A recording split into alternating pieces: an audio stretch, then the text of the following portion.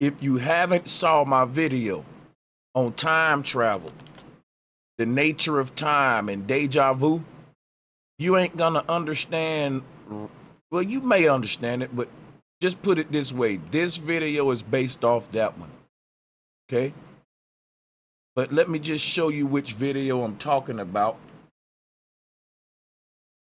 Do a little promotion here. This is the video. It was 5 days ago. They lied about deja vu, ancient secrets that prove time isn't linear. Now, a lot of people, right? Past experiences.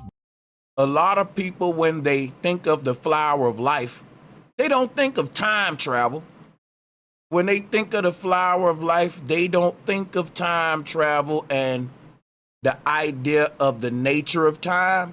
But today you're going to get a very advanced understanding of the flower of life. Okay.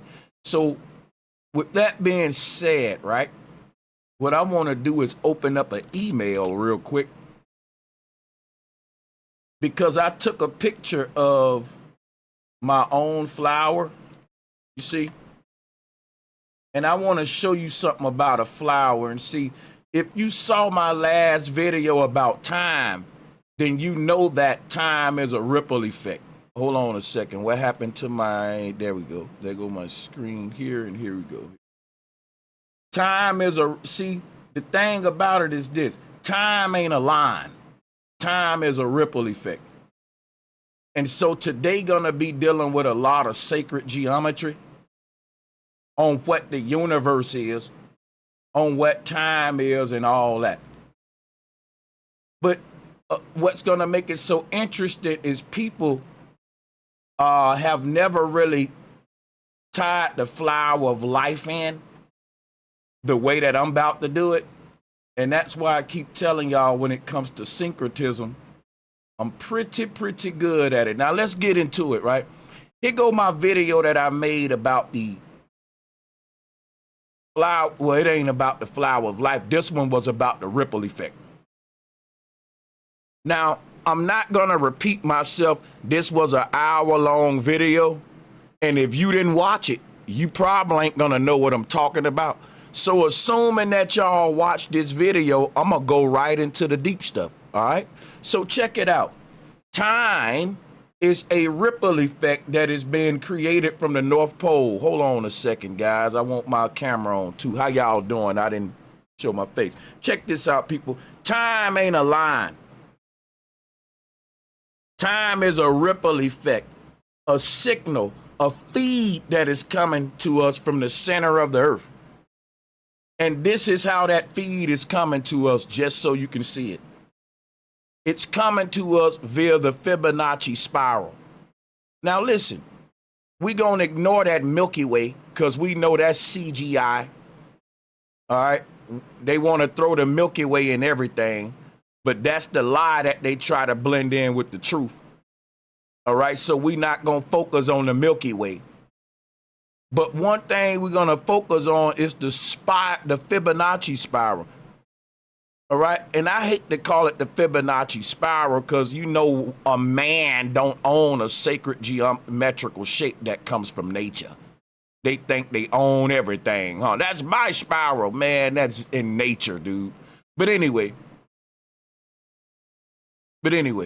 so what I want y'all to realize is that,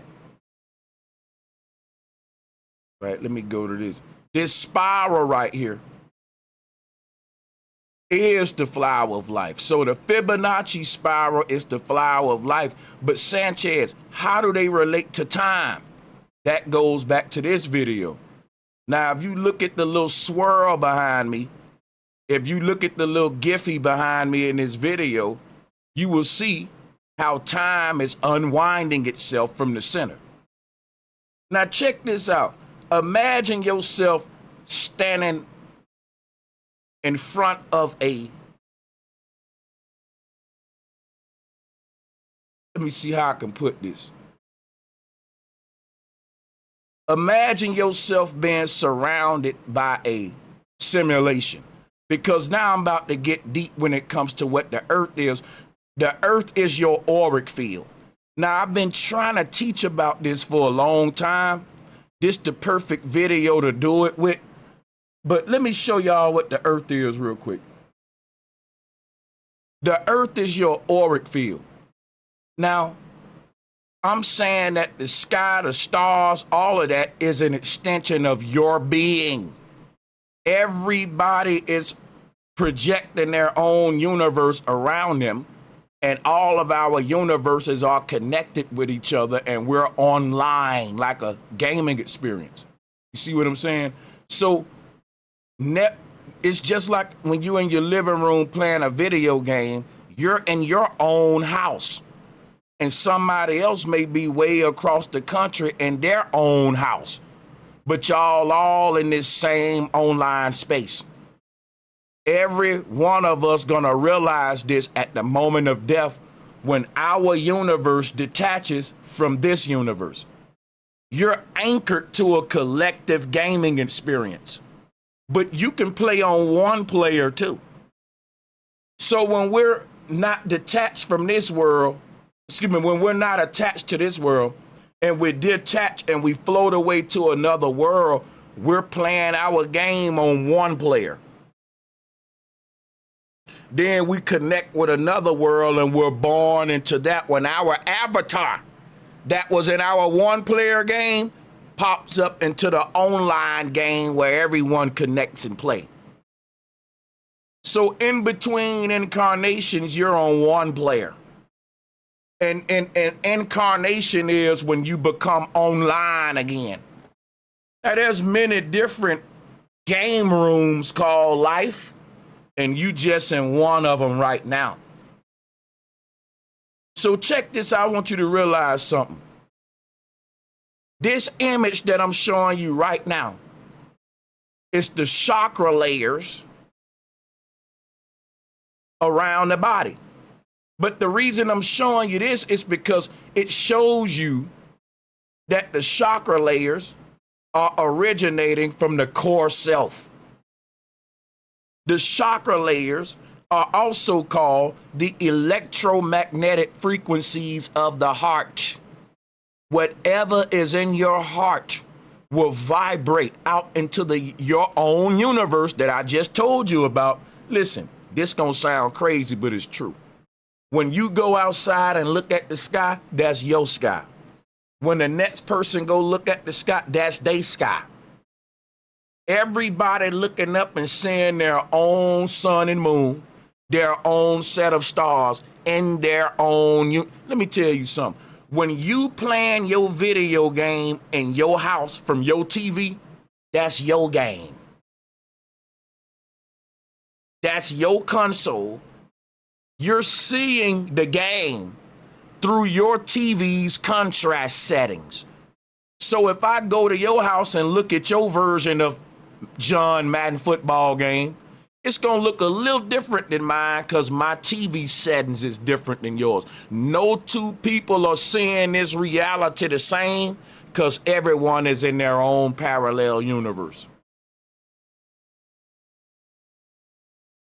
If 10 people right now look up at the sky and I give them a chart with 20 shades of blue, every 10 of them people will pick a different shade of blue to represent the sky because they're seeing the game through their own console. Now, just because we all collected and connected online, having a shared gaming experience, don't mean I'm not still connected through the online gaming experience through my very own personal game. So if I ask one of the people that's playing the game with me online, what color is my player's shirt? Some will say purple, some will say blue, because their TV settings ain't the same. Your body is your TV. It's the thing that's allowing you to view this episode called life. You're not the character inside the episode. You the one on the outside watching. You're your mind, not your body. You're the observer. And the thing about this is that the mind, which is the soul, the infinite part of you, It's projecting its own observer. Excuse me, it's projecting its own avatar into the game. And when the observer, when the player gets tired of playing the game, their avatar would disappear from the online community. Have you ever played video games online? When someone done playing, their avatar leave. Now, in this place, we call it death, but we don't realize we're in a game. Dolph Obama, thank you so much. How much time you spend in this game was already set by your soul. Your soul, listen, ain't nothing random here. Everything is written out. Now I'm about to share some with, because in order for you to understand the flower of life, you got to understand how it relates to time and your experience in time. So everything is already written out from beginning to end that you're going to do. And the only thing that's happening is each day that come your way is a flipping of a cosmic book, the pages of a cosmic book. You're a character in the book, and each day a page flips. Now, what the page flip look like is what I'm showing you now. Okay, so think of a ripple effect. Every day there's a new ripple being born from the center. And that ripple will age as it expands toward the outer part of the ripple effect. This is what's creating time. Think of tree rings, right? The middle of the tree rings represent where the seed dropped at. So that represent your beginning, the place where your life. So think about this, right? When a person died, they say, I saw my whole life flash before my eyes. That's because all of time have already been written out and played out. And you as the observer is just conscious of it right now. So what I mean is your avatar existed in this book of life before your soul showed up to read the book. So it's like a dream. Your soul show up in a parallel reality where one of your avatars is at. And it just start living that avatar's experience. It don't give it a new one. It just hops in the movie and start following the script. So this is proof that in every parallel reality, you have an avatar there running a pre-written script that you can't edit. The moment you assume that avatar, you assume its brain, its mind, its memories. So right now, if I go to sleep and dream that I'm a rapper in another world, I won't even know that I'm Bro Sanchez in this world, teaching this, having this YouTube channel. I won't know that till I wake up and, oh yeah, man, I was dreaming.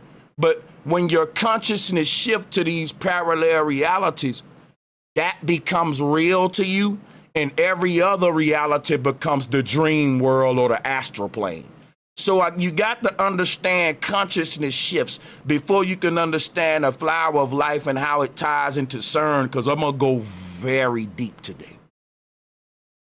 So let's talk about time real quick. So time is a ripple effect that's being created from the center outward, just like we see here in this little Giphy right here. Okay? And why I'm showing you this is because, like I said earlier, we're going to be dealing with sacred geometry a lot today. Now, here is you inside of time. You inside of time. It means that you are immersed in the release of your own energy. See, all of us are beings of infinite energy. And we're releasing that energy right now inside of the primordial sea or the primordial ocean. And that is causing a ripple effect around us that we call chakra layers. So if you look at these layers around the body, these are layers of time. Each layer represents a different parallel universe that you can shift to at any moment. But the reason I'm showing you the Giphy is to show you how these layers are emanating from the center outward and recycling themselves in and around the center of the torus field Just like I always show y'all with these electromagnetic energy fields. These right here, let's just pull one up. See, the middle of this energy field is the human body, or Vitruvian man, according to Da Vinci. Let's pull him up too. Vitruvian man is Da Vinci's way of trying to teach about the many yous that exist in the many parallel realities. This is why Da Vinci got a bunch of different versions of this man layered in a different shape on top of each other. Let me explain something to you guys. Every parallel reality is its own torus field, and it's expressing the same math, which is 360 degrees, the cipher of life, which is the flower of life. We finna work our way to that. Every parallel reality is a torus field that is embodying the 360 degrees. So in one reality is a circle. One reality that you in is a cube. One reality you in is a diamond. And it's so many different shapes, but they all will equal out to 360 degrees. So one version of this man is in a box. One of his versions is trapped in a cube. One of his versions is in a diamond universe. And there are many shapes, or the 5 platonic solids. You exist in each one of these different, and each shape is equivalent to a primary color. You got 7 of these. So for these 7 shapes, there are 7 colors. We exist in every bandwidth of the spectrum, which plays out that a version of you is trapped in every shape. There's a version of you in a torus field that's square, one that's a hamster on a wheel. That universe, it's circular. One that's diamond, you got these, and that's what Da Vinci's showing you with Vitruvian man. You take all of these different parallel realities, and each different shape represent a parallel reality, and they put a version of you in each shape, and they layered every one of these on each other, right? And this is what Vitruvian man represent. The layered is basically another way of Da Vinci showing us the chakra layers. It's his way of showing us. Let me show you this. It's Da Vinci's way. Hey, shout out to Terrell Johnson. Thank you, man.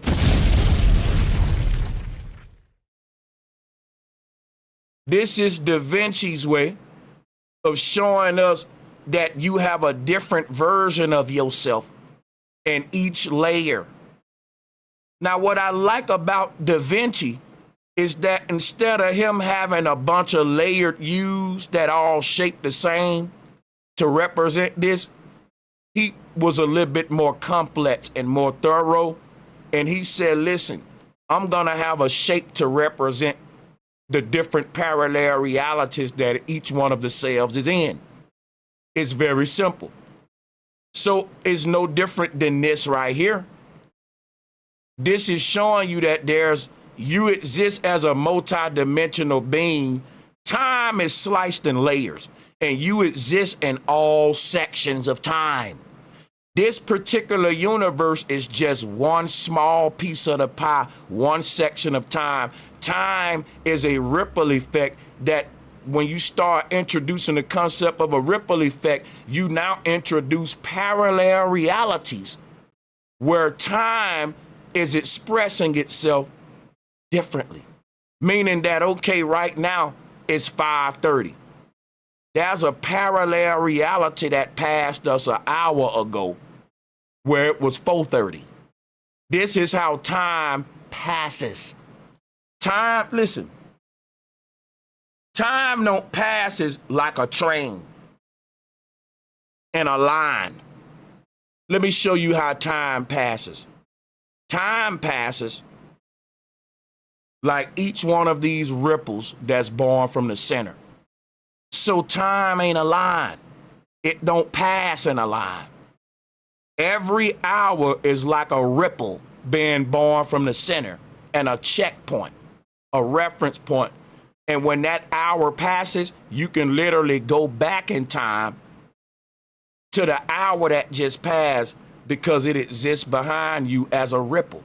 In other words, the ancestors said time is sliced up into sections, and these sections are being recycled in and around a torus field.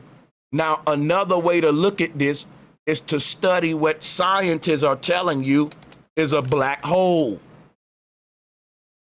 What you're looking at when you look at a black hole is the flat earth, but they don't want to tell you this is our universe.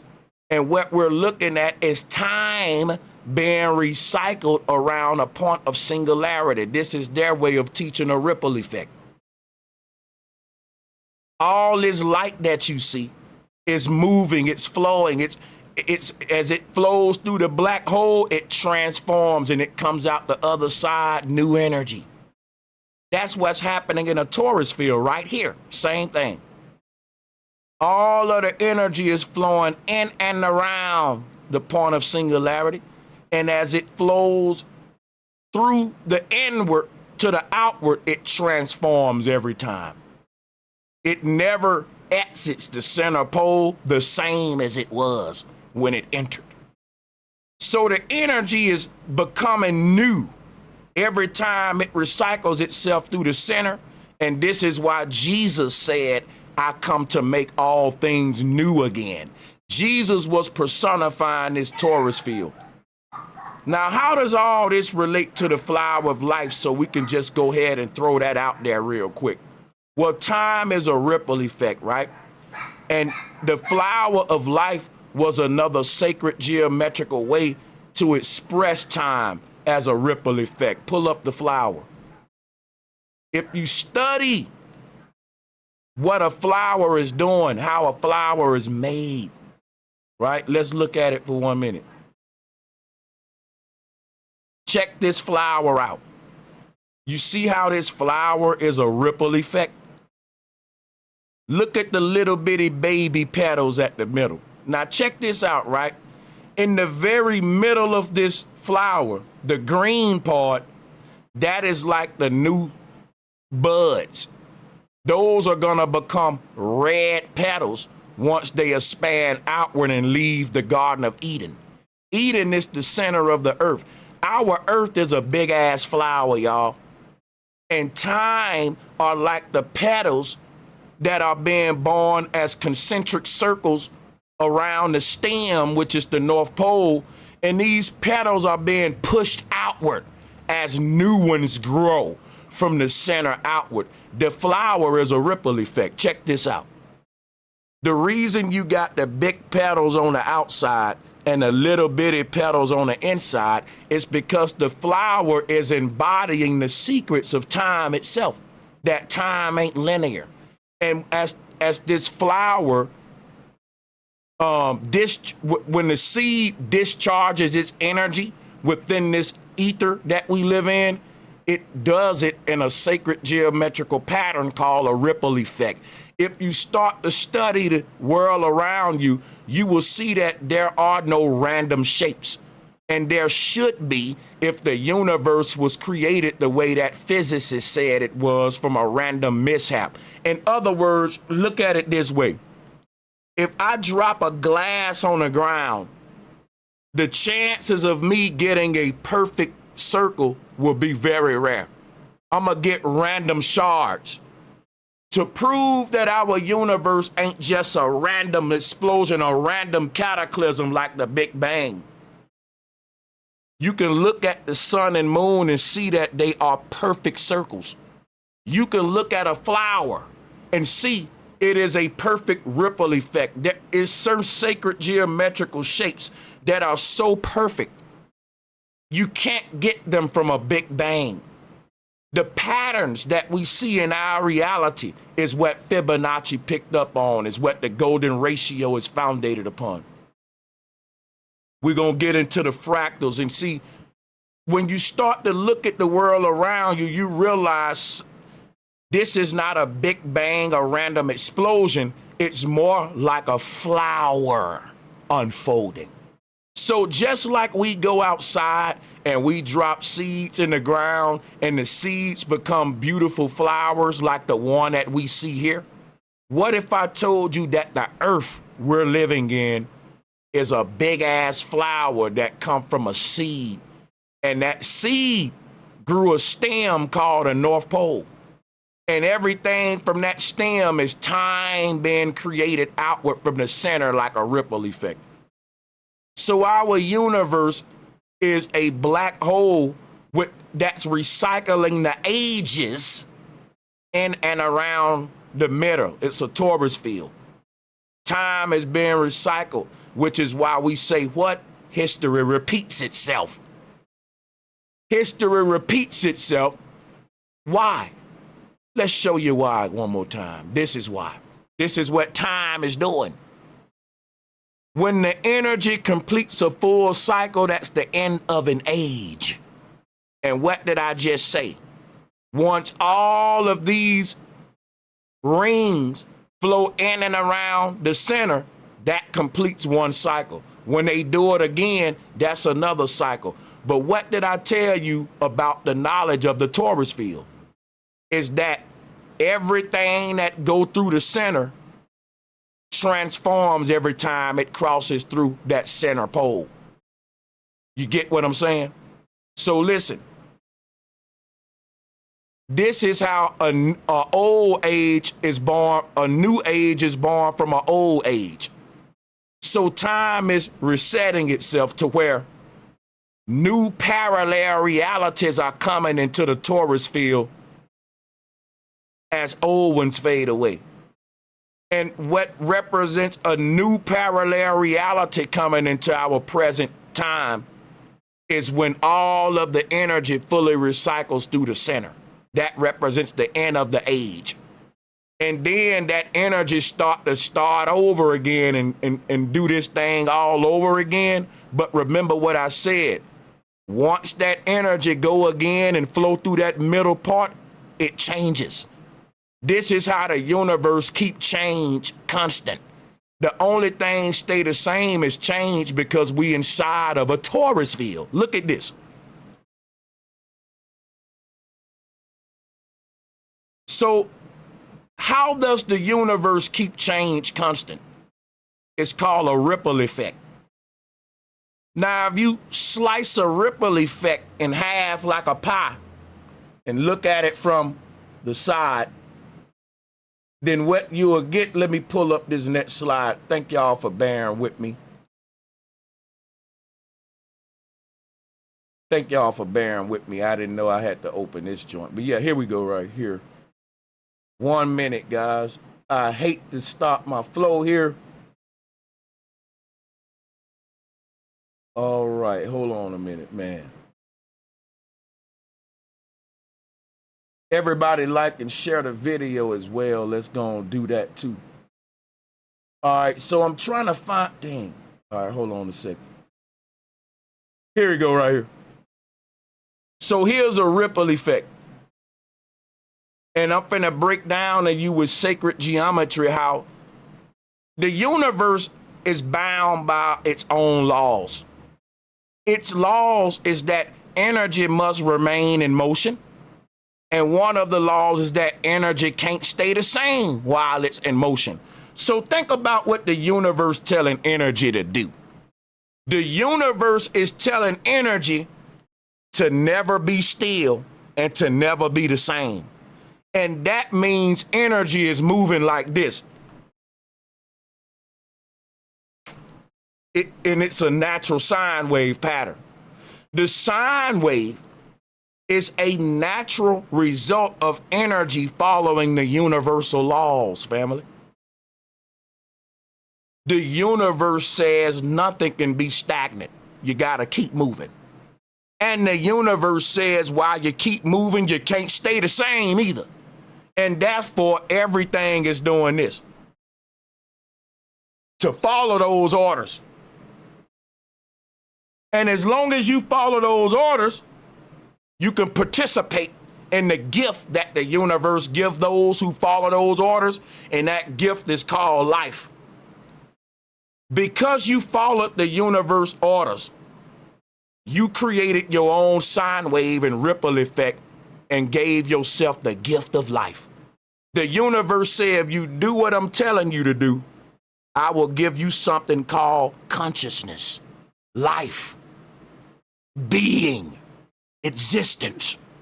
And the symbol of existence is the sine wave, the ripple effect. But why does it shape that way? I just told you. Energy got to follow the universal laws. You can't be still and you can't be the same.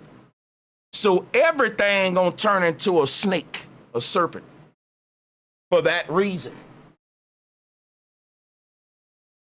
Everything will flow this way. So think about a sperm cell. How is a sperm cell moving?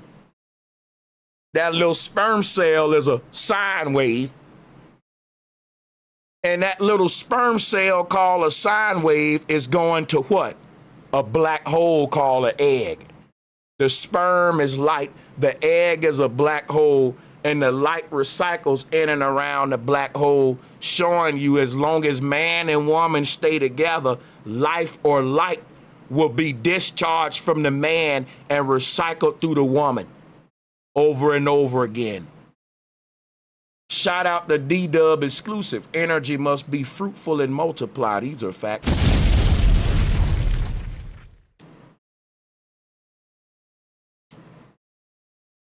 Let's tie all of this into the flower of life, because this flower of life presentation today is something that y'all love that I do, and that's sacred geometry.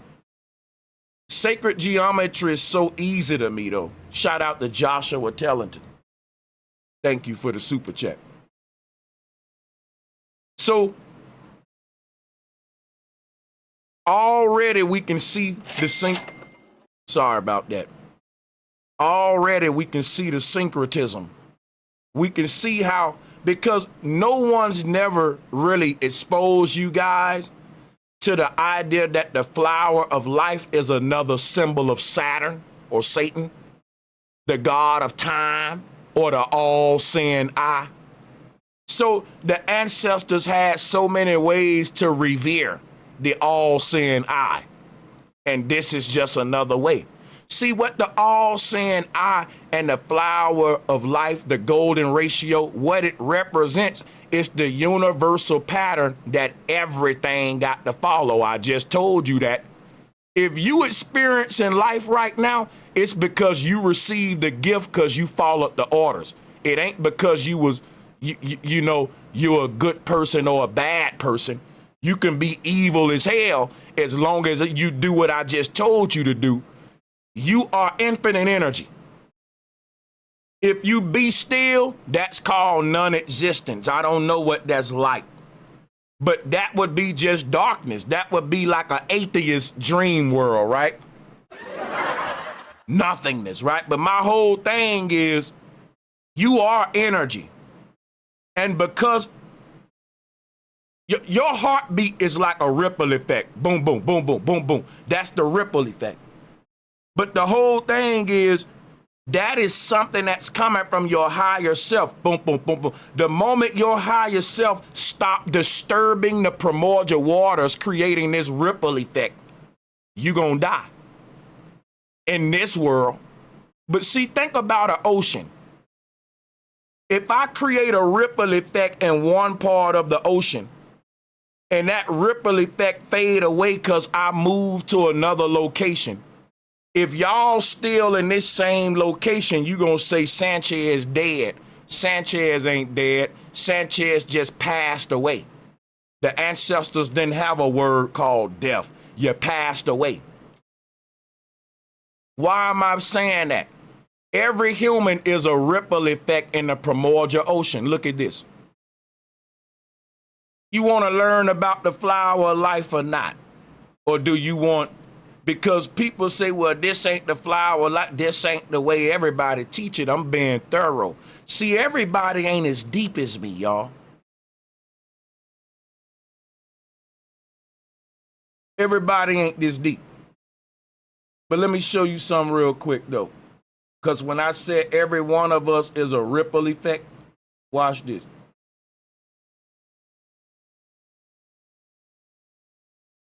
The shape of the human body is because you're a ripple effect. The shape of everything in this reality is based upon how its energy is disturbing the primordial waters.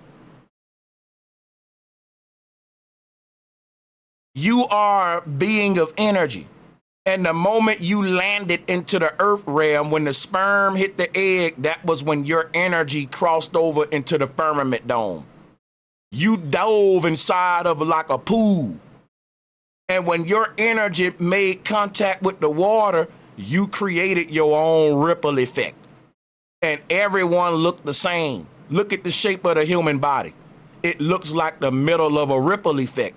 And your aura that's around your body are the waves in the water that you made when you dove in this bitch.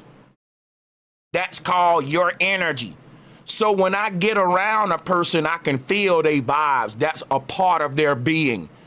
You aren't just your body. You are also a bubble that's around your body called your personal space and energy field bubble. And some people energy is so potent, you can feel they shit the moment they car is down the street, nigga. They don't even gotta walk up on you. You can feel some people energy is so powerful, you can feel their energy in the city the moment they plane land. So my whole thing is this right here, man. We all dove into like a primordial ocean as pure, invisible, energetic beings. But when our invisible energy impacted the water, then the invisible us became visible. Imagine if I drop what's those things? They got these little things that it's a futuristic concept, right? It don't shoot nothing out. You just aim it at something, it vibrate the area. It's invisible energy, sort of like EMP tech. So imagine me going to the ocean. I got this invisible energy that I'm putting through the ocean water. Everybody see this big old ripple effect happening, but they don't know where the energy coming from. And that's kind of like the secrets of how everyone see these human beings walking around, but they don't know that the human body is a result of the wave that disturbed the water, which is the invisible soul, which is why when that soul leaves that particular part of the primordial ocean, they body fade away. We don't die, we teleport. Listen to what I'm saying. You in this earth realm, first of all, let's go back to this about the flower of life. Show you something real quick. Let me show you something real quick. The flower of life is a symbol that shows how everything in the universe is interconnected. And it's made by overlapping a bunch of circles with each other. You ain't got to do nothing but just start drawing a bunch of circles, overlapping them, and you'll get this shape. It's not hard to make. It look hard, but it ain't hard. Because it's literally made by just overlapping circles. It's literally made by like the Olympics.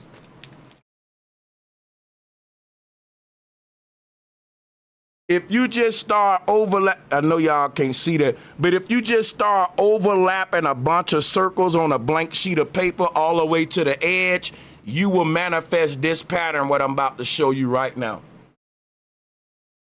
This right here. It looked like a complicated pattern, but you can do it right now. It's so simple. Why did I bring this up though? Because that's what life is. That's why it's called a flower of life. Every single human is one of these stars that you see inside of the circle, and that goes back to Vitruvian man. Everyone is connected to everybody. All of us are in our own little cosmic bubble, and everyone's bubble is tethered together like this. And it's a flower of life. You are asleep inside of your bubble, dreaming this experience. And because there are many versions of this experience, your bubble isn't just a bubble, it's a cube, a diamond, and it's your own little crystalline structure with so many versions of you to connect with so many versions of me throughout the multiverse. So this is what the cosmos really look like right here. But if you think about it, if we exist within a primordial sea and everyone is releasing their own energy, then what will eventually form is the flower of life. Because think of this right here. Every one of us is our own ripple effect. And our ripple effect is possible because us as energy exists in an ocean. Think about it. If this energy wasn't released in the water, it wouldn't have made a ripple effect. The energy bubble around your body is called an energy bubble for a reason. Where do bubbles exist at? Science have denied the ether for years, but the fact that they know we all have an auric field, you can't have an aura without the ether, just like you can't have a bubble without the ocean. If the bubble around my body is real, then the ether is real. If the ripple effect that expands from my core being is real, then you can't have a ripple effect without an ocean, without a water. All right, I'm gonna simplify this for y'all. So this ripple effect, right, is what some call the flower of life, because everything manifests this way, and this is the golden ratio. Nothing can escape it. I don't even care if you're evil. This ain't even got nothing to do with good and evil. This is just the natural law of how things manifest within the ether. This is everything starts from this, no matter if you negative or positive, good or bad, man or woman. Everyone start from this blank foundation. You see what I'm saying? So what I'm saying is this right here. Let me go to my slides, because I know y'all seen a lot of these kind of pictures with babies in a fetal or a baby plant growing or a baby in a fetal bag. Everything starts from this perfect shape. But guess what? Then it gets to decide what it want to be. And that's the universe saying, I'm not going to make nobody good. I'm not going to make nobody evil. I'm going to make everyone neutral, and they get to decide if they want to be an evil creature or good creature. The universe ain't going to make you evil by default. And the universe ain't going to make you good by default. The universe going to make you neutral. And this neutral form that everything start as can be seen as this golden ratio or the default. Look at it like this. If I ask someone, what is the code for resetting? Like if someone don't like what they are, if you've lived your life and you're 60, 70 and you looking in the mirror saying, I don't like what I've become, you can go back to the default template where you were neither negative or positive. If you're a good person and you at the end of your life and you saying, man, I wish I was evil, then you can go back to this default template and choose evil this time. But what the default template is in the middle to give you the choice. Like the universe ain't gonna make this choice for you. The universe is starting everything off with this golden ratio, this default template, and this is what allow us to have what we call choice. Meaning we get to choose the reality we want to manifest, we want to observe or be conscious of, because there are many realities playing out. And this plant that's growing from a plant to a tree, it already exists as a tree in a parallel universe. And it already exists as a seed in the ground that ain't even became a bud yet in a universe. It exists in all phases of time. But what's going on here is all these points of time is flowing through its parallel reality. And as it does that, it get to choose which versions of itself it want to become. When you think of yourself a certain way in your mind and you say, damn, okay, I'm this kind of person, but in my mind, I see myself as this kind of version of myself. The version of yourself you see in your mind ain't nothing that you waking up every day working toward to become. The fact that you're thinking about it every day, you're channeling that parallel reality to you. Ain't no such thing as an original thought. So the version of yourself you see in your mind is a real version of you that exists somewhere in a parallel universe. And if you like that version of yourself, all you got to do is keep it in your mind. And every day you see this version of yourself, you like, man, I want to be this version of me. You're actually summoning that particular parallel reality into this space and time, swapping versions. You're not becoming anything. You already everything you want to be in a parallel reality. All you doing is remembering that, yes, I am better than this. And you're channeling that reality to this one. Everything already happened. When a person say, man, I'm trying to learn how to paint, there's a universe where you already mastered painting.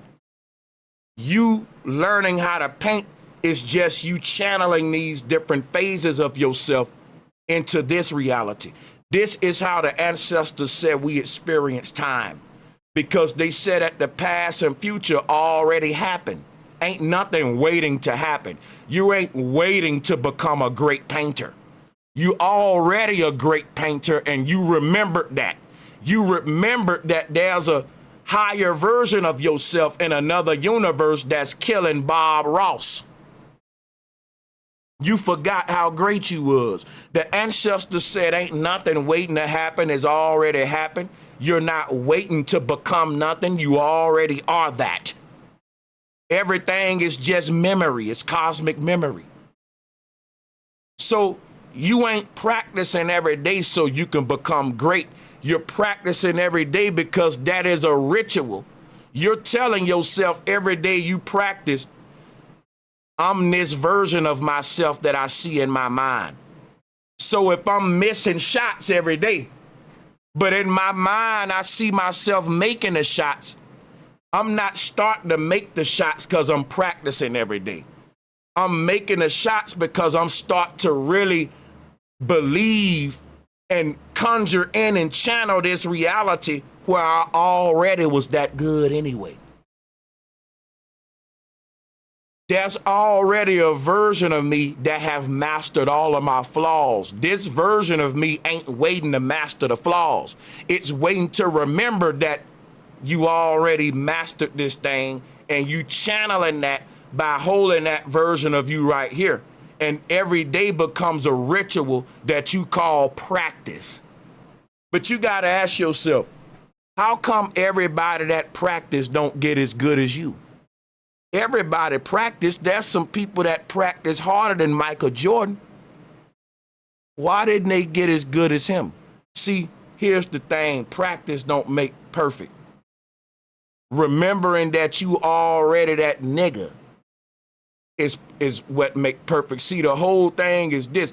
If a person practicing every day, but they don't see themselves as this great star in their mind, they're wasting their energy. They'll get good muscle memory from it, but you will never be a Jordan or a LeBron.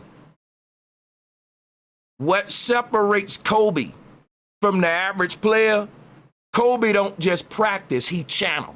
He channel his greatest version. Jordan don't just show up to practice. Jordan show up to channel his greatest version. It's so different, I promise you. Now, the person that's doing that, they gonna say, he always think he better than everybody. He just think he better than his last version. That's it. Not you. He ain't competing with you. He competing with his yesterday self. Don't get offended. Check this out, y'all.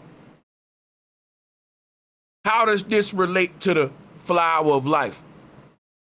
Well, I told you today is just me giving sacred geometry and dropping spiritual jewels on you that's related to the golden ratio and your spiritual journey. Here go the flower of life right here.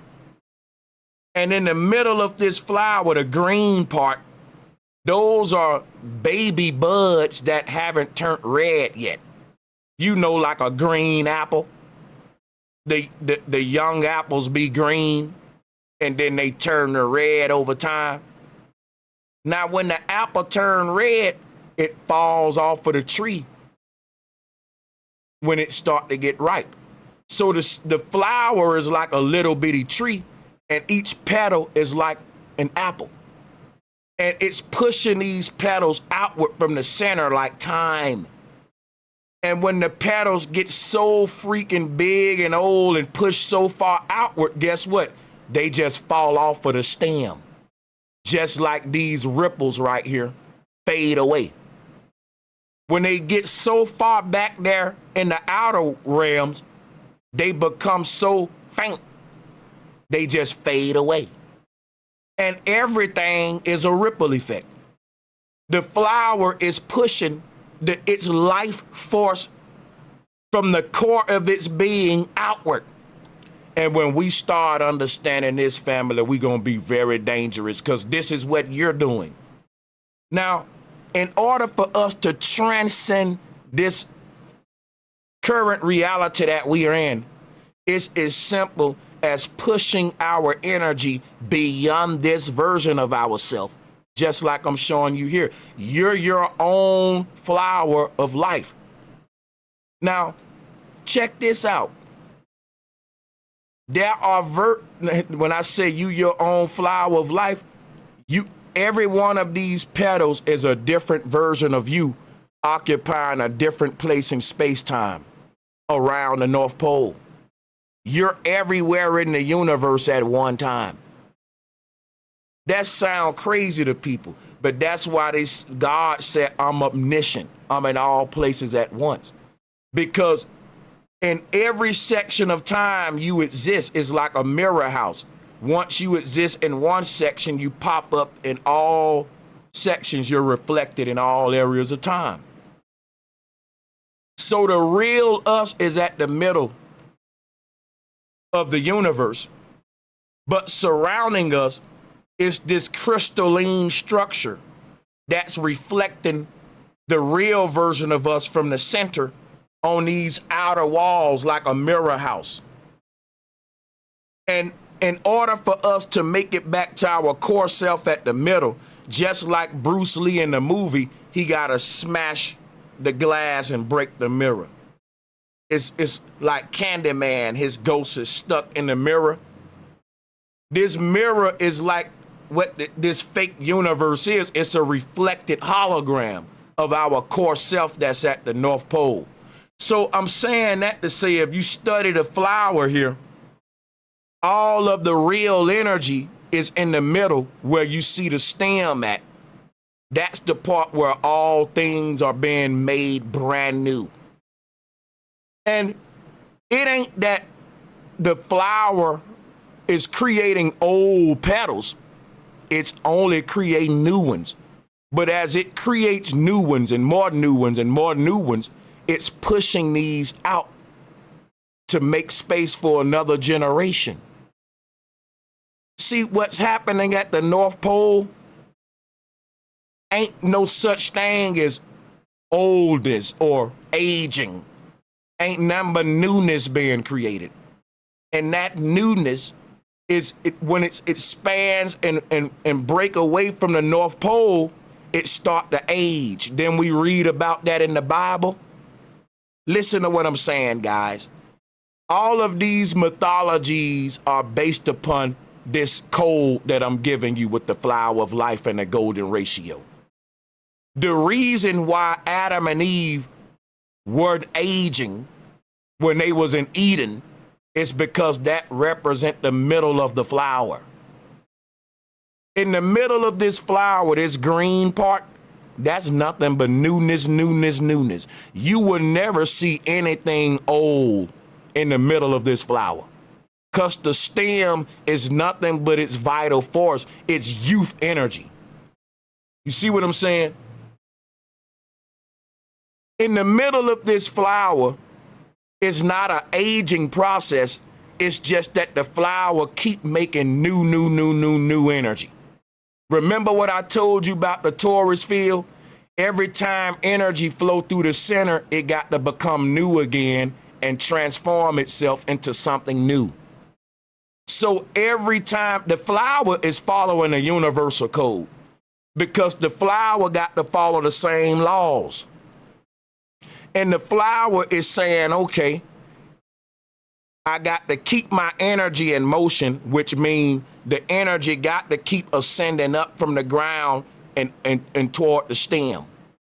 See, you like under the ground, you're like energy that's in the flower roots. And what you call going to heaven and making it out of the dark is when the flower sucks you up from the roots into the stem. You call it being recycled through the North Pole. Our earth is a flower. And when you get to the North Pole, you're like energy going into the stem. Once you get into the stem, it's gonna suck you up and make you into a brand new little green bud that's sprouting up into another realm. Oh, y'all don't hear me? You don't hear me? You're under the ground right now. When your soul go to the North Pole, it's gonna be following one of those magnetic ley lines. That's like a flower's roots under the ground. We ain't saw the real world above the surface yet. We in the underworld, we ain't saw the made. Heaven is this. Heaven is when we ascend and we're born again as one of these little green buds in this beautiful part up here where the flower at. We ain't in heaven yet. The part of the flower that we in looks like heaven, just like the roots look like the petals. Let me show you something about this thing. See, the roots look just like the branches, but you ain't made it up to the branches yet. We in the underworld. Let me show you something, right? We're in the earth realm down here in the bottom. We're like seeds. And let me show you the AE map. Hold on. These magnetic ley lines are like trunk or like roots to a tree. It looked like a spider web. But think of tree roots. You know how tree roots are going all around a tree trunk? In the North Pole is a tree trunk. But all of these lines going all around are roots. All of these roots lead back to the tree trunk. But check this out. When we die, our soul is going to go to one of these roots to find a tree trunk. Because it knows all I got to do is get on one. Just say you live in Africa, right? Let's go to Africa. And let's say you die right here. Your soul is going to go to the nearest root right here, which is this. These are like cosmic highways for spirits. When a person die, they're going to go to the nearest root, magnetic root that's near their area, and they're going to follow that back home to Eden, where we come from. No one got to teach them this. The moment you get out of your body, you're going to remember what the hell, what we are. You're going to remember it. So check this out. You're going to say, oh, yeah, I am a soul. I was never a human. Damn, you know, and you're going to get on the highway because just like we got highway systems on Earth, and your energy inside of a tree. You're going to go just like energy does in a plant. you're gonna get absorbed in the root, and you're gonna follow this root to the trunk, to the stem, and you're gonna beam up out of here, beam me up, Scotty. And when that happened, you're gonna be transformed, because what did I say? Whenever something go through the North Pole, it gotta transform. I told you that. So when the energy from the root finally get abducted and sucked up and transported into the stem, which is the North Pole, once it's gonna transform in from root energy, and it's gonna manifest itself as one of these little babies, these little green heads. Look at each one of these little green dots as a little petal waiting to be born. And look at these little red petals around it as spirits in heaven that already made it to heaven and ascended up there before you. You ain't saw heaven yet, which is this beautiful place. You only saw the ugly roots of this flower. That's what we in now, the underworld. All right? So in order for you to see heaven, you have to go through the transformational process to be born again in a higher plane. Because right now, you're just energy recycling itself through the roots. Death is when you travel the magnetic ley line, or your energy, like I said, that's in a flower called a universe. And as a unit of energy recycling through this flower, you will have a glorious transformational day one day. It's so beautiful, because what happens is root energy is sucked up into the stem, and that invisible energy is manifested as a beautiful petal. And that's when you say, I became an angel in heaven.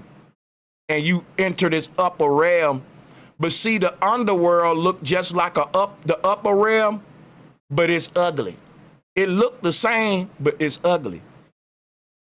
What do you mean, Sanchez? The roots of a tree shaped the same way that the branches shape, but the roots ain't as pretty as the branches. Everyone like the part of the tree that's above the surface, but the ugly roots that you don't see is what's making it all possible.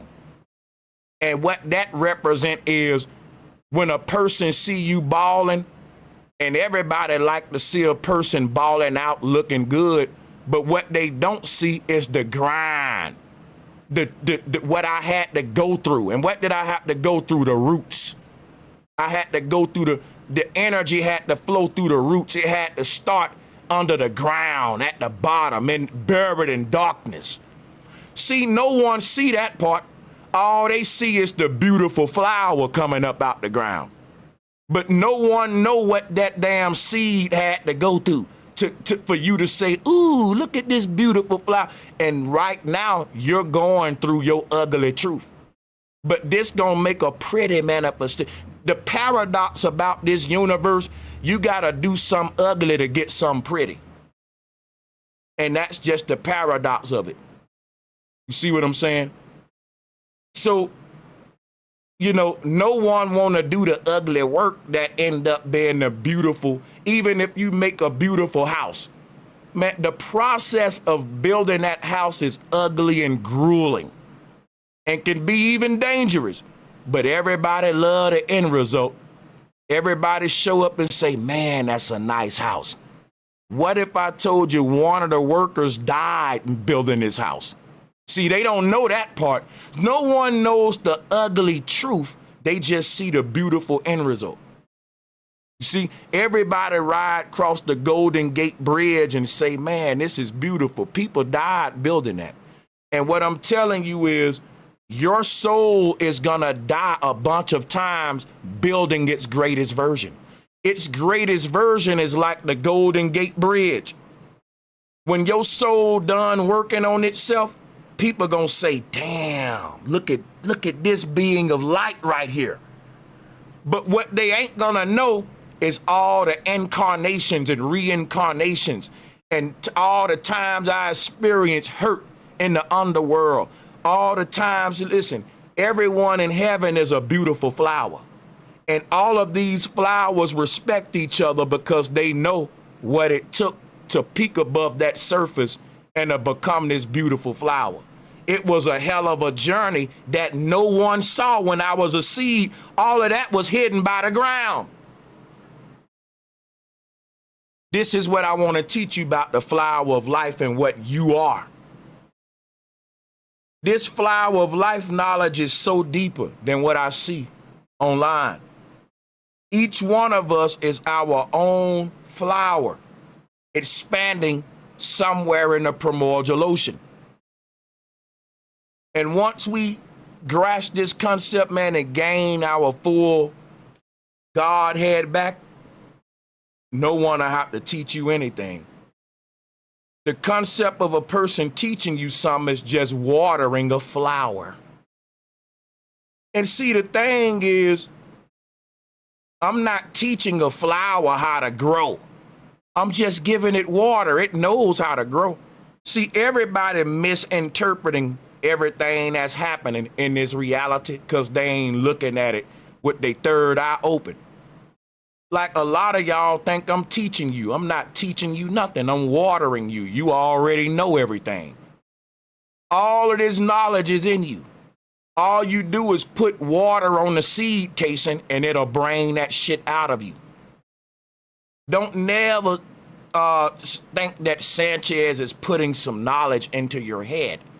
I'm putting some water on your seed and the knowledge gonna expand up out of you. That was all. I'm remembering something that all of y'all are gonna remember when I water you enough. The memory gonna, oh, I get what he said. Oh, yeah. That ain't me teaching you nothing. I'm awakening you to a memory. A aha moment ain't a lesson. That's a awakening. That, oh, I get it. That's something that was already in you that I activate. That's aha moments. That's beyond teaching somebody something. There's levels to it. Now, I can teach you how to change your tire. I can teach you how to change your transmission. Hey, I can teach you how to, make a YouTube video. I can't teach you about the knowledge of you being a God or a soul. That's buried in you. Now, I can help bring it out of you, and that's what I do with these videos, by watering you and germinating, as they call it, the seed.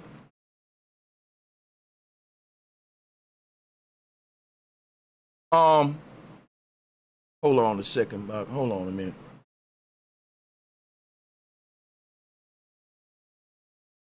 So right now we're gonna do a little sacred geometry real quick. And what the sacred geometry is gonna be is really like the god Saturn. People have a lot of spookism about this god, but he ties into the ripple effect. It ties into the flower of life. So let's pull that up real quick. And once again, I'll be having slides queued up and shut them by mistake. I can do it this way though.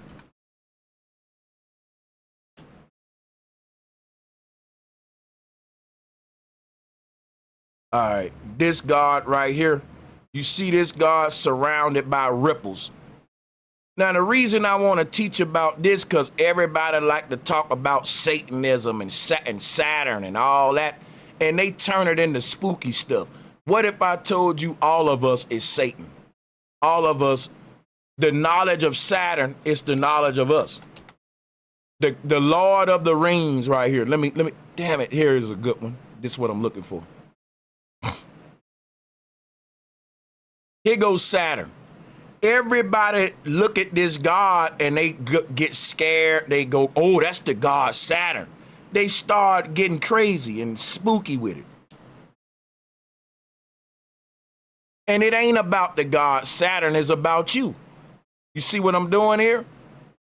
The god Saturn is just an ancient diagram to teach children about their electromagnetic energy in a form of mythology.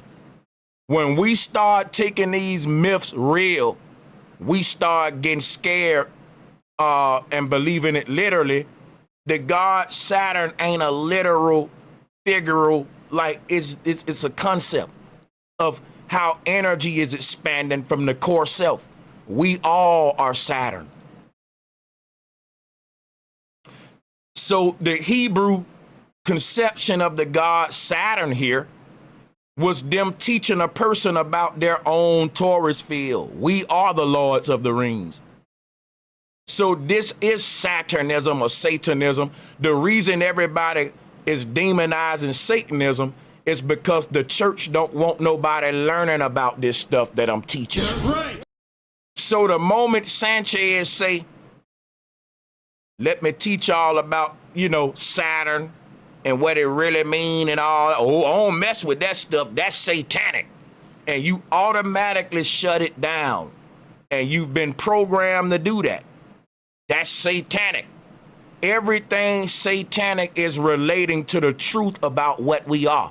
And if they don't want us to know the truth about what we are, you will see why they got everybody programmed to be little cowards like, ooh, that's satanic.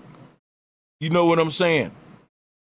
A grown ass people believing in boogeyman, scared and shit. Ooh, the boogeyman. Niggas the size of Shaquille O'Neal will run out the room if you say, hey man, let's talk about Satanism. Oh no, he'll get his big 300-pound ass up out of there. You tell me we ain't in trouble. That nigga will fight 10 niggas, but the moment you say, let's talk about this satanic shit, oh no, I gotta go. They got grown, strong men scared of boogeymen that don't even exist. And what you're running from is the truth. That shit be crazy to me.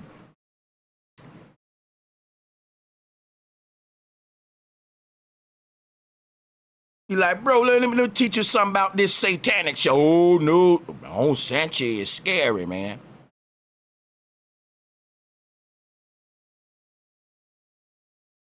Nigga treat you like you got the cooties. The cooties. So look, here is Saturn right here, man. Listen, check this out, right? The solar system is these different parallel realities that exist just beyond this layer of reality. You're in one particular layer of your own existence. And at any given moment, you can shift your consciousness in or out and explore other sections of the multiverse. And that's what this Giphy shows. These bubbles around this person shows different parallel realities that they can shift their consciousness into. We do it when we dream. All right?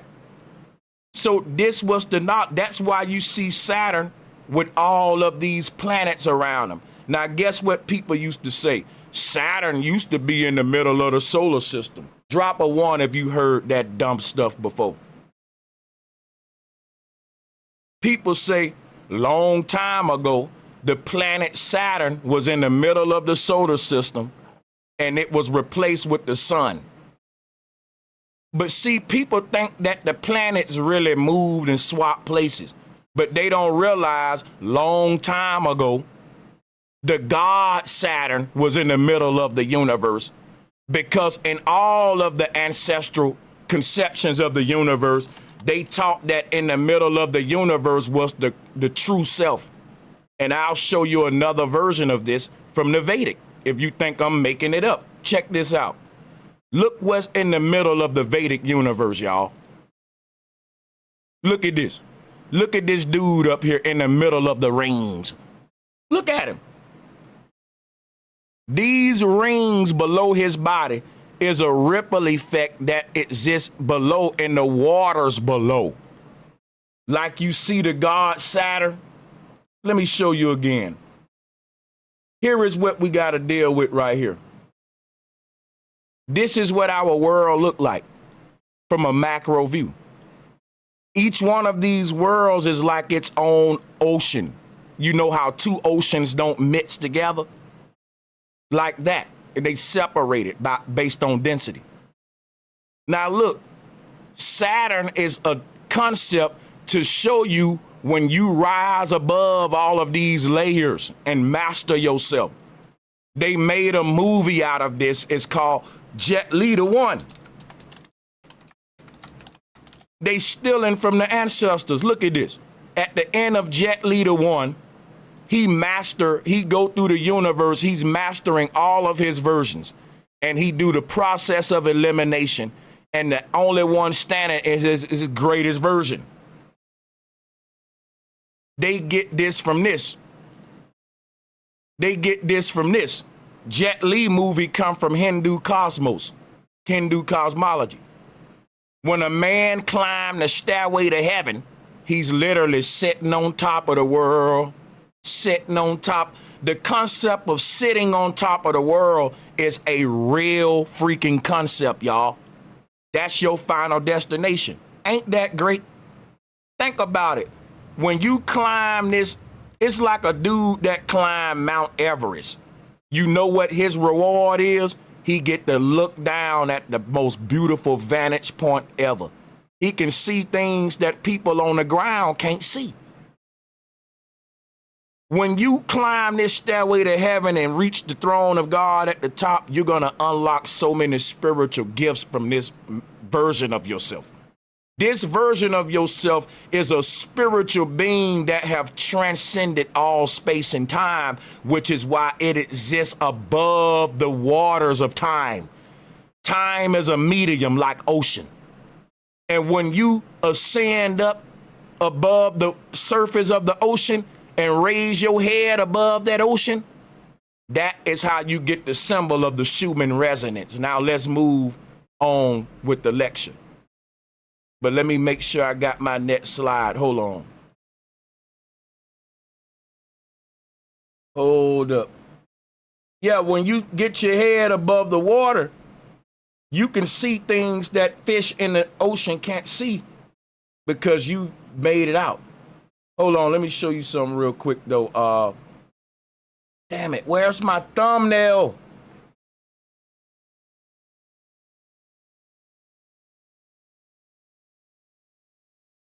Hold up, y'all. All right, so what I'm gonna do, I'm gonna just go back in YouTube and get my thumbnail that way. I don't want to keep people waiting. So here we go. We can boom, boom, here we go. I want you to look at this. What you're looking at is a person that's been baptized surfacing up from the earth realm. This, what you see on the left, is called the Schumann Resonance. Let me pull it up for you.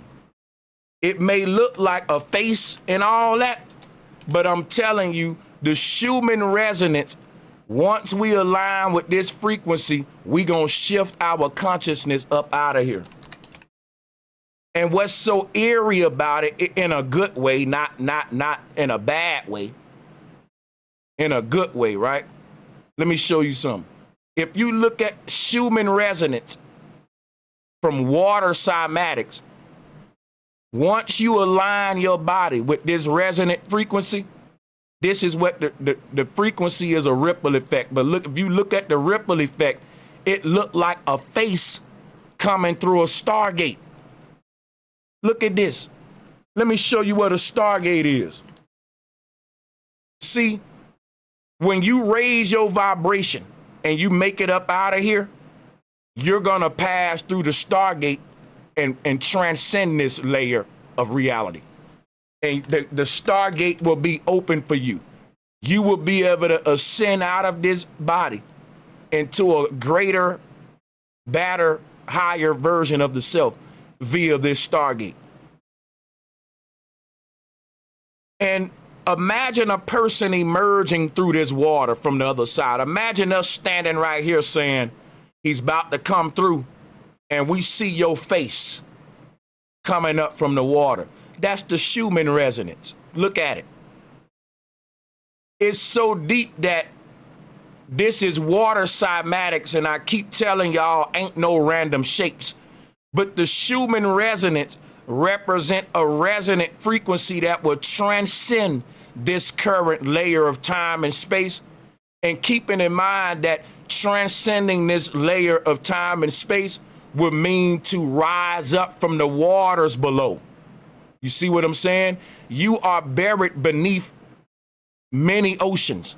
And these oceans won't mix with each other because the lower ones are more dense than the upper ones. Let me show you what I mean. You can go and see this in the real world. Oceans that are less dense or more dense than another ocean, they will not mix with each other. This is the law of density. This is how the ethereal barriers are separated. And you know what's so crazy about it?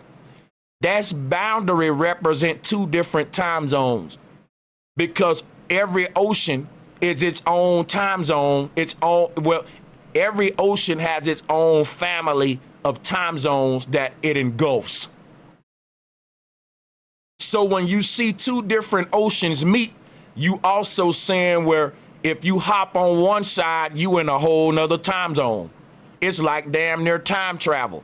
But this is happening in a macrocosmic way to where, yes, this concept of time travel that I just showed in a small level here, because listen, it is a micro little bitty taste of time travel right here.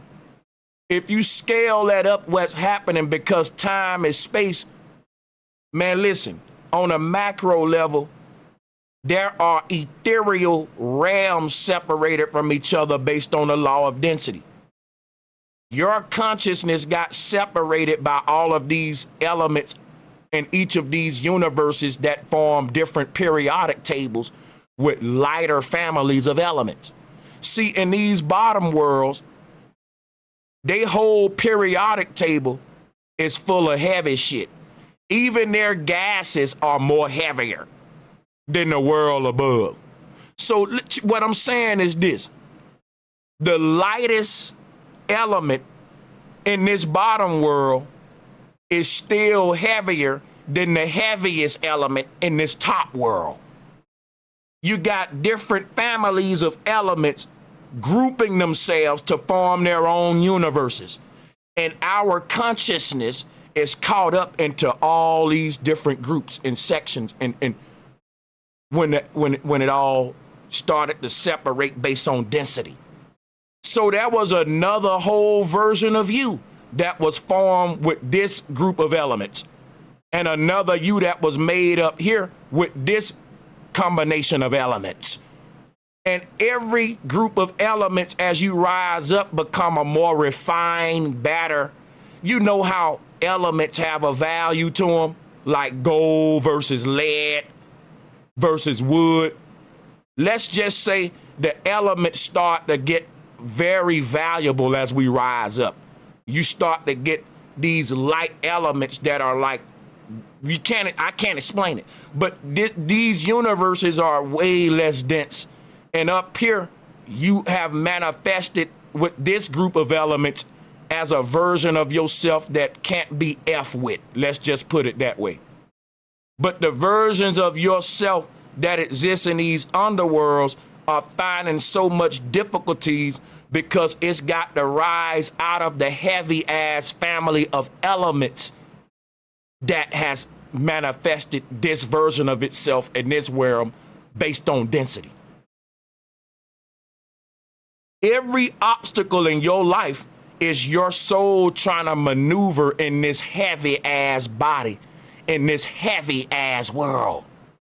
It's tiring because everything that manifests in these bottom worlds manifests made out of a heavy family of elements, and it gets lighter. They say the load get lighter as we move up, and now things can flow more smoothly. Things start to manifest in these upper realities the way you want them. When you say, man, I missed that job because I missed the bus, I was too tired. Or I missed the bus because somebody was in my way. There's a lag and a latency problem in these lower worlds because it's so dense. But because things are so sleek and light in these upper worlds, shit just flowing perfectly. Everything is perfect. It's like, you see what it's like every problem that exists in these underworlds are existing as a result, as the very nature of these worlds and how they're concocted with the family of elements. that have formed those worlds. But the reason I'm bringing this up in relation to the flower of life is because this is where when I say your energy that's buried under the ground, trying to work your way up through the root system to transform into one of these beautiful versions of yourself at the top of the flower. What do you mean, Sanchez? For every petal that you see manifesting as a petal at the top of this flower, it was a unit of energy that was absorbed in the roots at the bottom of the flower. You are a unit of energy that exists buried under water layers. You're like a seed that's germinating. And that's to release your contents. So think about this. You are a damn seed that's buried under this layer. And when your shell casing break open, they gonna call it RIP, you died. The moment your shell casing break open, it's gonna release a lighter version of you that rises to this realm, just like the plant does. See, the plant is lighter than the seed.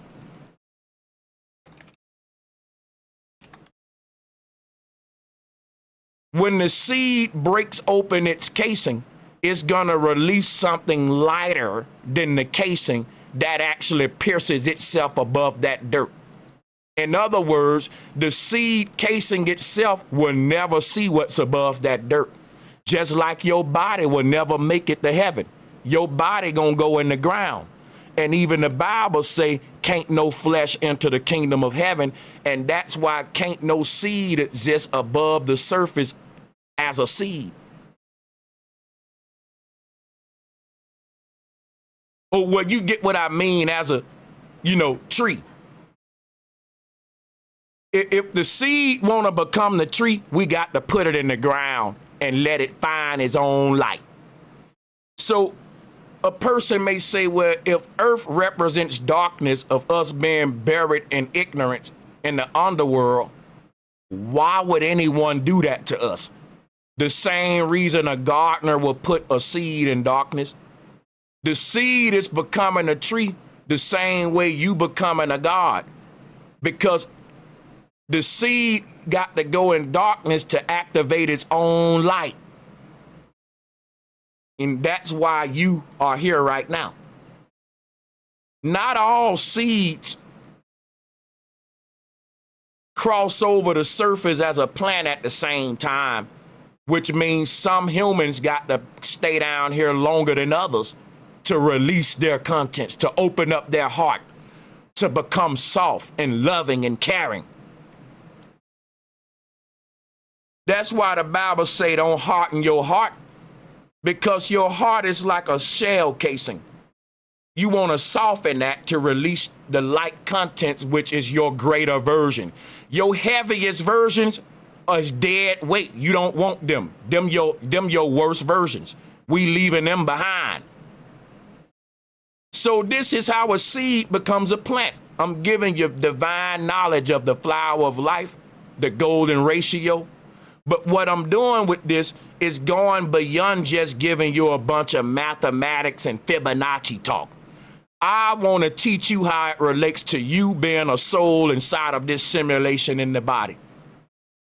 Because the whole golden ratio is basically a language that is telling the story of the soul transforming itself through the body. And it's going to do that through a spiraling process. And that spiraling process, some call it a spiritual process. That's why the word spiral is spiritual. Spiral ritual. That's the golden ratio. That's time. They said everything gets better with time. You don't got to do nothing, guys. Ain't nothing for people. Well, what do I got to? Nothing. You ain't shit you got to do. Enjoy the ride and live and learn. That's it. Time is going to do it for you. That's what happened. And when you put the seed in the ground, man, it's on autopilot. It's going to become a tree. That's what's so beautiful about our awakening process. Everybody got to become a God. If it's in you, well, not everybody. Some people that learn this, they anchor themselves in the underworld. They become a dud seed, condemned. But you get what I'm saying. What I mean by everybody, I'm saying, even if you don't know all of this knowledge I know, even if you're a Muslim or a Christian, or let's say, you know, there are some people out there that ain't deep at all. You know, they a regular consumer, right? Even they're gonna become a God. This is something we can't escape. It's our inheritance. It's like a seed is not supposed to stay a seed. It's supposed to become a tree. So even though if it take that seed long as hell, because if you ever planted some stuff, you know all seeds ain't treated equally. And it ain't that the universe picking on them. It's that every seed is a conscious being, and some seeds are stubborn, just like people. Everything is consciousness. Everything around us is intelligent. And when a person say, I wonder why this seed didn't grow as quick as that seed, everybody ain't as smart as the next one. Some people are dumb because they want to be dumb. They think they cute, they ego in the way. And it take them a little longer to graduate from school versus the kid that said, look, I'm coming here to get my lesson. I don't care about looking good and doing all that. Them the seeds that break over the surface and become trees before the other ones. The seed becoming a tree is a learning process of its known. What is the seed learning? If Sanchez say the seed can't become a tree until it learn, well, what does it got to learn, Sanchez? That is not a seed, it's a tree. How do a child become an adult? As they're developing, they realize at some point, I'm not no damn child. I'm a grown ass man. Your children will tell you that. Your children will start telling you at a certain age, Mommy, I'm not a baby no more. That's self-awareness. That's when a seed say, I'm not no damn seed, man. Quit calling me a seed. And when your children go to talking like that, it's time for them to pass on, get out the house, right? When the seed starts saying, I ain't no damn seed, I'm a tree. At that point, it's kicked up out the ground. At that point, Mother Earth says, get your grown ass up out of here then. But when the seed leaves the ground, it don't leaves it as a seed, it leaves it as a young adult. It leaves it as a baby tree. Now, it's no longer a seed. You now a young adult and you on your own. The ground ain't there to assist you in your development no more and cloak you and coddle you. Once the seed become a plant, it can fall, it can lean. If it ain't upright, that's on it. See, think about it. When the seed is in the ground, it's got dirt all around it, coddling it, making sure that it goes straight up and straight down. But the moment the seed breaks the horizon line and becomes its own little baby plant, the earth ain't there to support your growth no more. The seed got to have its own support now as a plant, as a tree, because now you got legs of your own. Mama can't carry you. You know how to walk.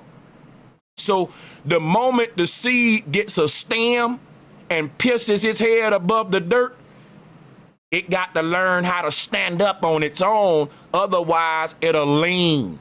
It'll lean to one side. It'll be a leaning tree. But see, the seed didn't have to worry about not leaning when it was coddled by the dirt. And this is a child becoming an adult. Y'all, this story of the flower of life is playing out on all aspects. That's why I decided to give you that parable. That's right.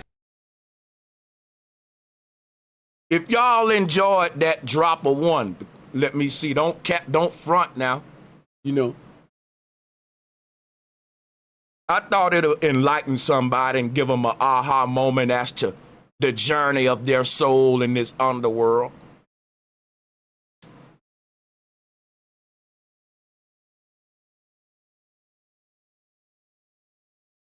You know, when we deal with the flower of life, I start to put my mind into flower mode, seed mode, plant mode, and I start giving you spiritual parables from a plant, a flower perspective. So I'm hoping y'all enjoying what I'm doing, because this is all part of the golden ratio.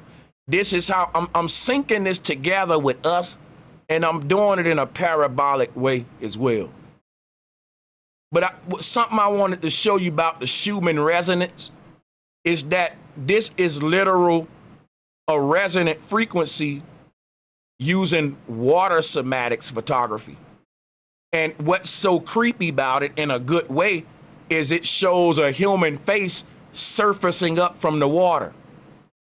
Come on, man. Tell me that ain't deep. I'm gonna show you another form of this right here. Watch this. There was a god, right, in Mesoamerica. His name was Camazotz. But I want to show you something about Camazotz real quick. Hold on.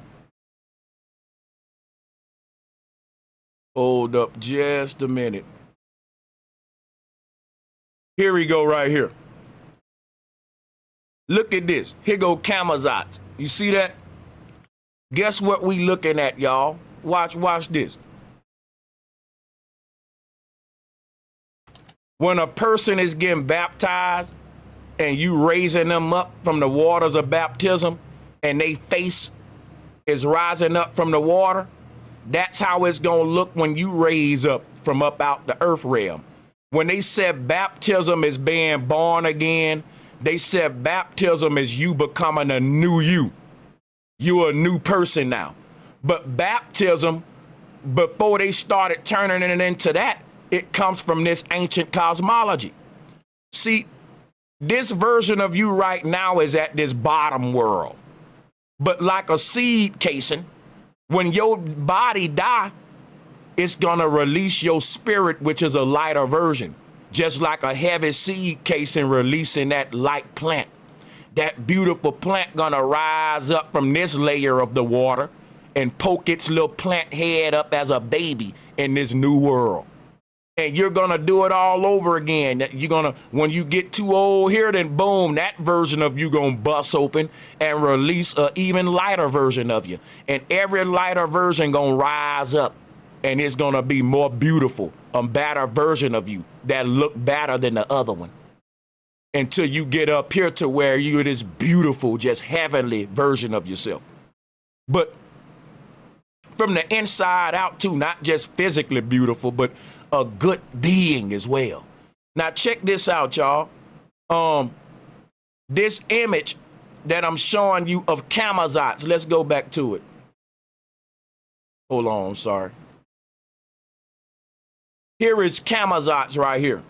This is a Mesoamerican god, and what the god is showing us is a person being born again, rising up from the earth realm. All of these gods represent resurrection and ascension, no different than Jesus. Every mythological story is the story of your soul ascending up from the earth realm out to death to resurface in this higher plane. But the thing, just like a seed, once the seed breaks its head over the surface, it won't be the same thing anymore. Think about this transformational process right here. As the seed is ascending, it's transforming too.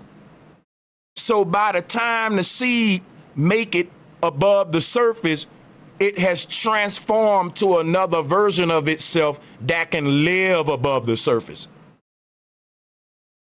See, the seed don't have a life on the surface of the earth as a seed. Its life force energy is locked inside of the shell casing. So what am I telling you? We've been taught that we live and then we die, but that's backwards.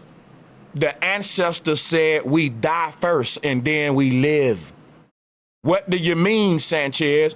When you put that seed in the ground, you having a funeral, man. The moment God fell into this earth realm, God died in heaven. Why did God have to die in the upper realm for God to really rise up to be a God in heaven? God wasn't a God. God was a baby God. That's why. God was a seed, but locked inside of that seed was this thing called God. But God didn't exist as a energetic being, a big ball of energy.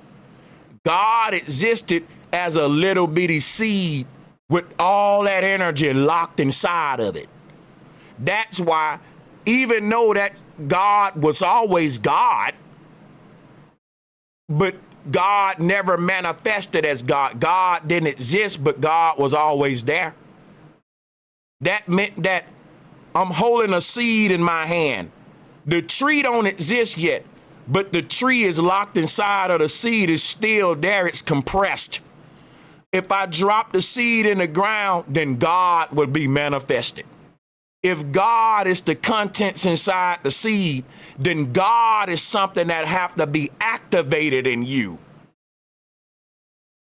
It ain't something that you just be because, hey, I'm a God, you're a God. It's something you transform into. You can't show me a God that didn't go through this transformative process that I'm showing you here. Just like you can't show me a tree that wasn't a seed under the ground. Every God in heaven had an earth existence that they rose up out of. And it wasn't easy. If you can see what it looked like in a fast time-lapse video of this seed becoming a plant, it looked like a person in a straitjacket trying to make it out. It literally looked like a person trapped saying, let me out. If you look at this video in time-lapse of this seed becoming a plant, it'll look like Neo trying to break out of that pod. Everything is just awakening, people. This is what the seed is. Look. This is what you are, a seed. And if you can look at your body in the real world, this is what you're doing inside of your pod right now. See, the people that made the Matrix movie, they should have let me help them make it. They slipped on this part. Because if people is moving around doing stuff in the Matrix, then their little pod body need to be moved like, because the whole thing I'm pointing out is this, right? It's like a dream. The more you realize you dreaming, the more you want to wake up. The only way they can keep you in a dream is for you to not know it's a dream, just like Neo in the Matrix. The moment you realize you dreaming, you feel trapped. Wait a minute, I gotta get out. Now listen, when you're trying to get out of this dream, this is what you look like in your pod. You are disturbing your pod. What happens is, the more violent you get, you wake your own self up. You ever done that before? You ever had a bad dream and you was moving so violently in your own bed that you woke yourself up with your own violent actions? Some people are moving so much in their nightmare that they fall out the bed and just wake up. Oh shit, I was dreaming. You feel me? And what I'm telling you is, we can't see what our real self is doing in a base reality. But all actions are tied together. When you start asking questions like, what the earth is, how do I get out? Your higher version self start moving real It's like a pregnant woman.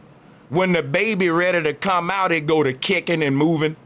And everybody know that the woman is getting close to give birth because the baby is causing her so much pain. He moving a lot, kicking a lot. And it's just awakening. Like a caterpillar inside of a cocoon is having a bad dream. And as it moves and moves and moves in this nightmare, it busts out of the cocoon as a butterfly. It wakes up and say, oh shit, I was dreaming. And it flies away. The caterpillar goes in a cocoon and have a nightmare. When it awakes from the nightmare, it experiences heaven. What am I saying here? The universe is saving the best for last. If you want to see what heaven like, you got to go through hell. That's right. The universe said, you got to live your worst nightmares before you live your greatest fantasies, your greatest dreams. Life is but a dream, and to many, it's a nightmare. You know why? The universe saving the best for last. You got to live out your nightmares before you live out your dreams. That means you got to work out your darkness before you activate your light. You got to give some before you take something. So the caterpillar goes into a nightmare and it's rewarded with heaven. Now listen what's so deep about this. The caterpillar's nightmare is fake, but its heavenly experience when it busts out the cocoon as a butterfly, that's real. That's right. What if I told you this experience that you call life is fake? But when you wake up out of here, this fake experience is gonna be to transform you into a real God. Woo, buddy, let me tell you something now.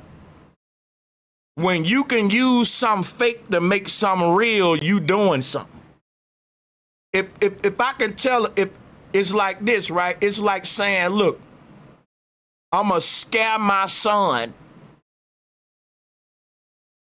Like, you know, you play this cold trick on your son. Let's say your son, right? Oh no.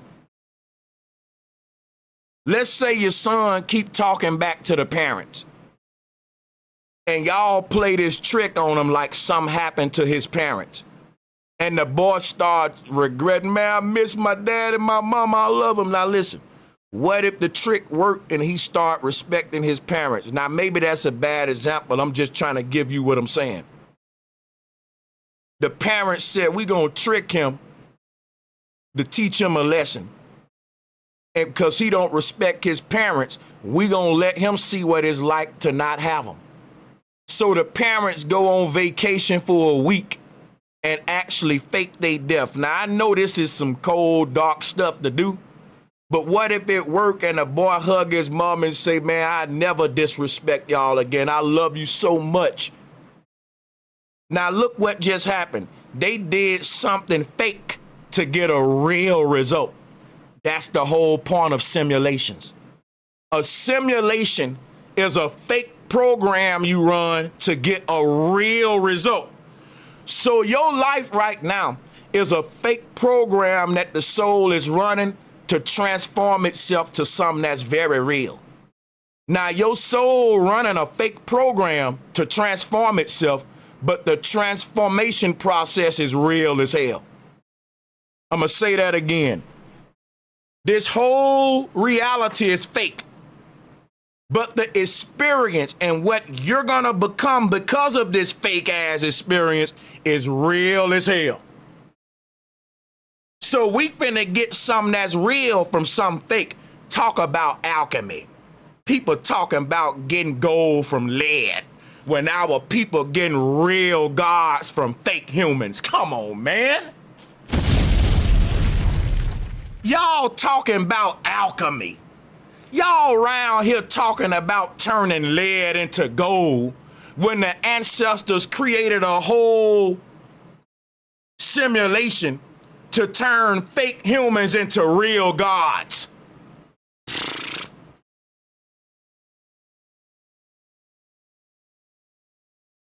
I bet you when our ancestors learned how to turn lead to gold, they said an ultimate alchemy will be turning seeds to trees. That's the alchemy that life is founded on.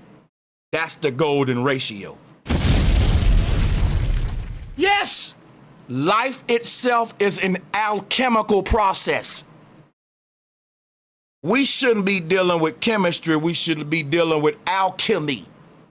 The ancestors weren't chemists. They were alchemists. Put the al in front of it, that's the name of God. See, they weren't trying to get something from nothing when it comes to turning wood into a diamond. They was beyond that type shit. They was saying, how can we use alchemy to turn a dumbass into a guru? And the answer to that was put the motherfucker in a simulation. You know why? For you to turn lead into a diamond, do you know how much pressure you gotta put the lead under? It's just pressure. For you to turn fake ass humans into real ass gods, woo, that's gonna take a lot of pressure, nigga. So whenever you feel like life is getting hard and there's just so much pressure, yes, you're being transformed. Enjoy the pain. It hurts so good. No pain, no gain, no pain. Looking ass. No pain. See, you was born in your mother's pain, but you gonna die in your own.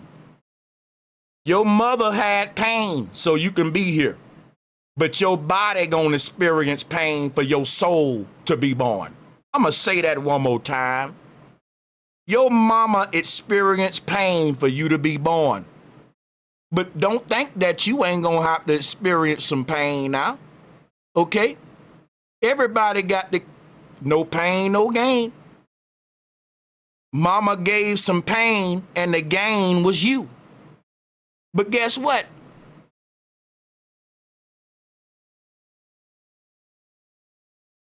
Just like your mama experienced pain to bring your body here, your body gonna experience pain to get your soul to the next point. That's called death. Now, what if I told you that your heartbeat is literally your pod at the North Pole? Sanchez ain't reaching. If you think of your heartbeat right now, if you think of a beating heart look like a person trying to break out of their damn matrix pod. Tell me I'm lying. Watch this right quick. If you look at the beating heart, like right here, if they got one, this right here, what this looks like, hold up. So people don't think I'm tripping here. I like to be visual. Now, if you look at a beating heart, what the beating heart look like is a person trying to break out of the damn pod. Imagine somebody kicking on this thing, pushing on it, beating on it, and just, trying to get out of this thing, right?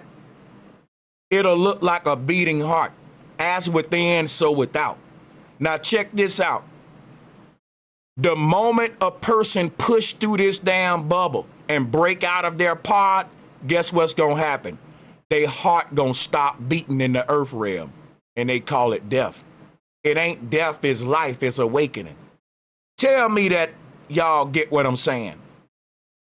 Right now, everybody is asleep, and they all are trying to break out their pod in the base reality. And the people that ain't really questioning nothing, They heart ain't really beating that fast. But the people who vibrating high and on our level, every day we getting up, our heart is working, because to process this information, it's stimulating. It's dopamine. We're getting drugged up. We're doing a drug that's making our heart beat irregularly. Before you had this knowledge, your heart didn't even beat the way that it beat now. And this is to say that it is, the frequency is the vibration is getting more hyperbolic, right? What's happening is you're moving around in your pod more violently. See, the people on the other side, they walking around. It's people that already woke up in our base reality, and they're walking around these pods, and they saying, you know what, we got one about to wake up right here. And they can tell who about to wake up next, because that person is damaging their pod from the inside out. That person is really causing, they shaking that thing, they pressing and pushing. And the moment that person's hand busts out of their pod and they damage their pod in the base reality, their heart is going to stop here and be in their life here. Because the beating heart is in direct relation to the sleeping God. And when the God awakened, the heart stopped beating, because your heart in your chest, your heart basically is your higher version of you in heaven, which is why Jesus said a kingdom of heaven is within. Jesus said, I knock on the heart. Why is Jesus knocking on the heart? Because if you think about it, Jesus is saying what I'm saying. Jesus is trying to push his way out of his own pod. Think about this, right? The concept of I'm knocking on your heart, let me in, is Jesus in the heavenly realm saying, look, man, I'm outside of your damn pod, and you about to wake up. Imagine a baby see, on earth, we all stand around a mama when she giving birth, and we see the baby that's about to be born. But in the heavenly realm, guess what? You're coming out of your cocoon as a butterfly. And when they see that your cocoon got damages to it, like if you ever saw a cocoon, if you see, like when I was young, I lived in Bama, you go up in the woods, you can see cocoons and stuff.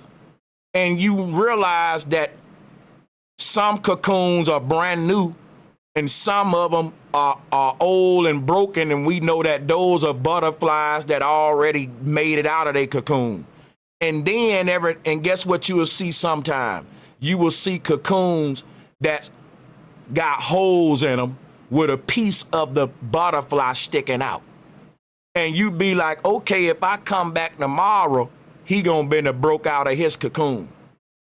You see, it's like a plant breaking out of its shell casing to become a plant, a seed. The butterfly, the caterpillar look like a damn baby plant, y'all. Think about what I'm saying. Everything is everything. You look like a caterpillar too when you a sperm. You look like this. If you look at the embryonic stages of a human, it look just like a plant. How are you different than a plant? How?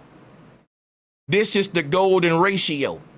Everything is a spiral, or what? A spirit, or a vortex, a vortex of energy.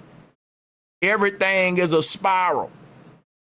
So look at the plant. It look just like a fetus of a baby right here. Look at this. And the baby become an adult. That's when you become a tree and you able to spread your arms, spread your legs, and do jumping jacks like grown folks.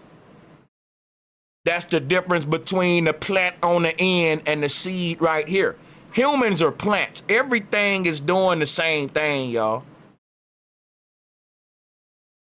So the word spirit is the word spiral. But why? Because we are all a vortex of energy. And just like a tornado, the tornado will magnetically pick up anything in its path. So if the tornado happens over water, it'll be a water tornado. If it happened in a desert, it'll clothe itself with dirt. The tornado, if it happens at a high school, it'll have a bunch of desks for a body.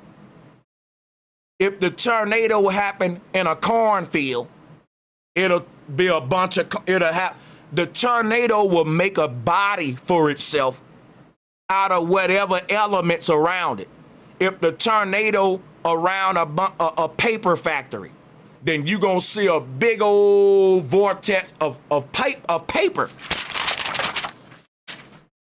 The vortex is invisible, but when it pick up the elements around it, it make a body.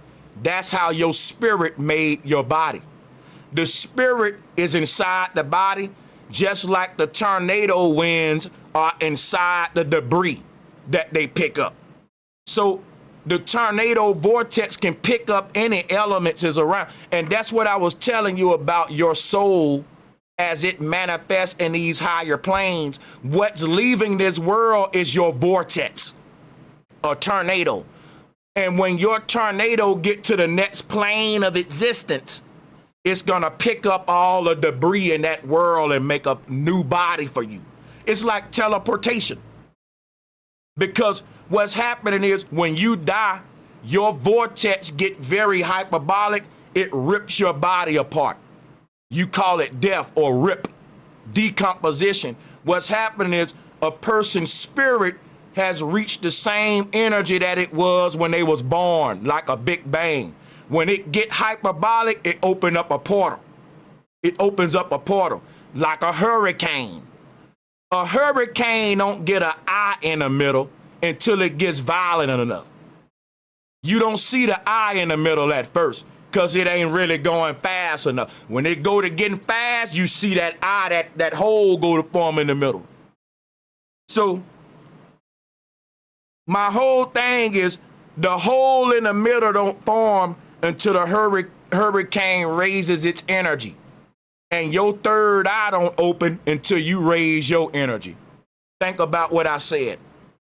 A hurricane don't get the little eye in the middle until it speed up. And you don't get your little hole, your third eye won't open up either until your vortex energy speed up. So, I want to smoke, so I'm going to go off camera too. I'm going to break it down a lot of stuff though. Listen. You're a tornado. You're not your body, just like a tornado ain't none of the debris that it pick up to make a body with. Listen, you are a vortex. When you entered this realm, when you entered your mama fetal bag, you were like a tornado or a hurricane in your mama's fetal bag. All of the elements of life to build your body and brain and bones and all that, that was in a liquid concoction in the fetal bag. But what brought that concoction and put everything together was your spirit entering the mama. Now, doctors are telling you that the mama body is making your body. That ain't true. When the spirit enters the fetal bag, it starts to form a body around the spirit, just like a tornado makes a body around itself.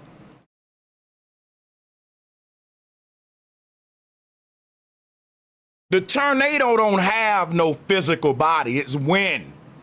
What's giving the tornado a physical body that can touch you is the debris that it picked up. So if the tornado is got a bunch of sand and it start coming at you, that sand is gonna act like sandpaper and it's gonna rip your skin off. A sand tornado will rip, it'll be like me rubbing you with sandpaper. It'll turn you pink. So if the tornado didn't have no sand, the wind could have probably turned you around and moved you, but it couldn't have physically touched you. What I mean is this. The tornado is a vortex, an invisible vortex of wind. Wherever it go, it will build a body for itself out of what's available there. Your spirit is just a spiral. It's a vortex. And wherever it goes, it makes a body around the spiral, around the spirit. It closes itself into and there you are. Now listen, you will look the same on every layer and dimension. You just will be put together with better elements. So it's like saying, look, I'm gonna make a wooden sculpture of Sanchez. And somebody say, well, you know what? I'm gonna make a more expensive one. I'm gonna make a steel structure of him. And somebody say, okay, I'm gonna make a golden one. You know, and the dude with his silver Sanchez is saying, man, he balling, he got a gold one. And some guy like, you know what?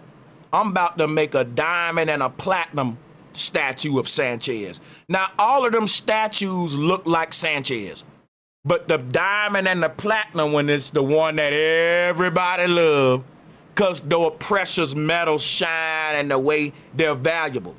So listen, in every realm, you look like you're you, but you're just manifesting as a more refined version. Let's say this is your dirt body, wood body. Heaven would be your diamond version. It's still you just now concocted out of more valuable things. So that's how you can look at it, like a tornado. When your spirit leaves this world and it gets to the next world, it's gonna land, it's gonna touch down in the bag, in its mama's fetal bag, and it's gonna touch down just like a tornado. Your spirit is just a vortex of energy. Your spirit is just a vortex of energy. And wherever it touches down, it builds a body around the vortex just like a tornado.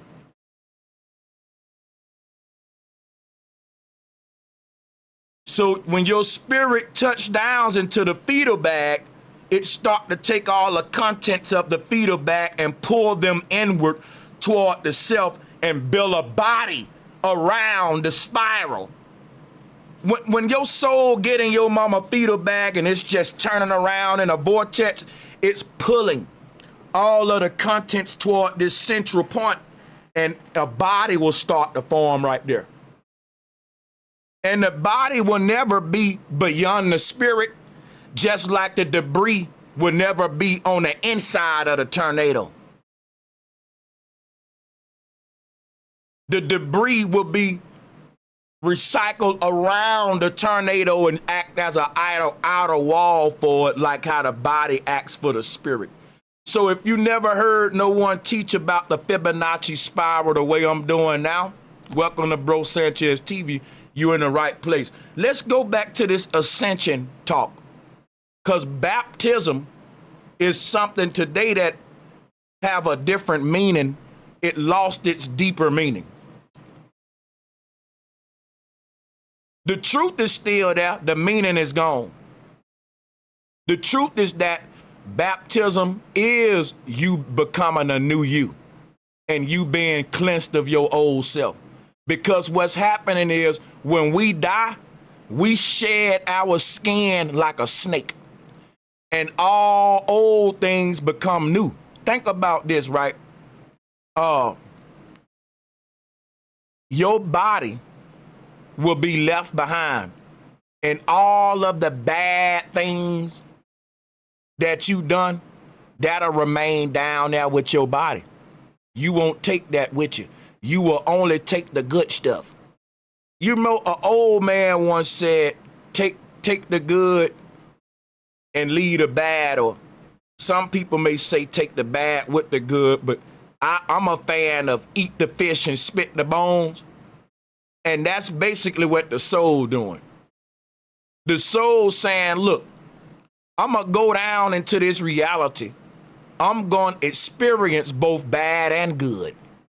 But it ain't like the soul ain't going to learn from its bad experience. It's that I'm teaching you about alchemy now.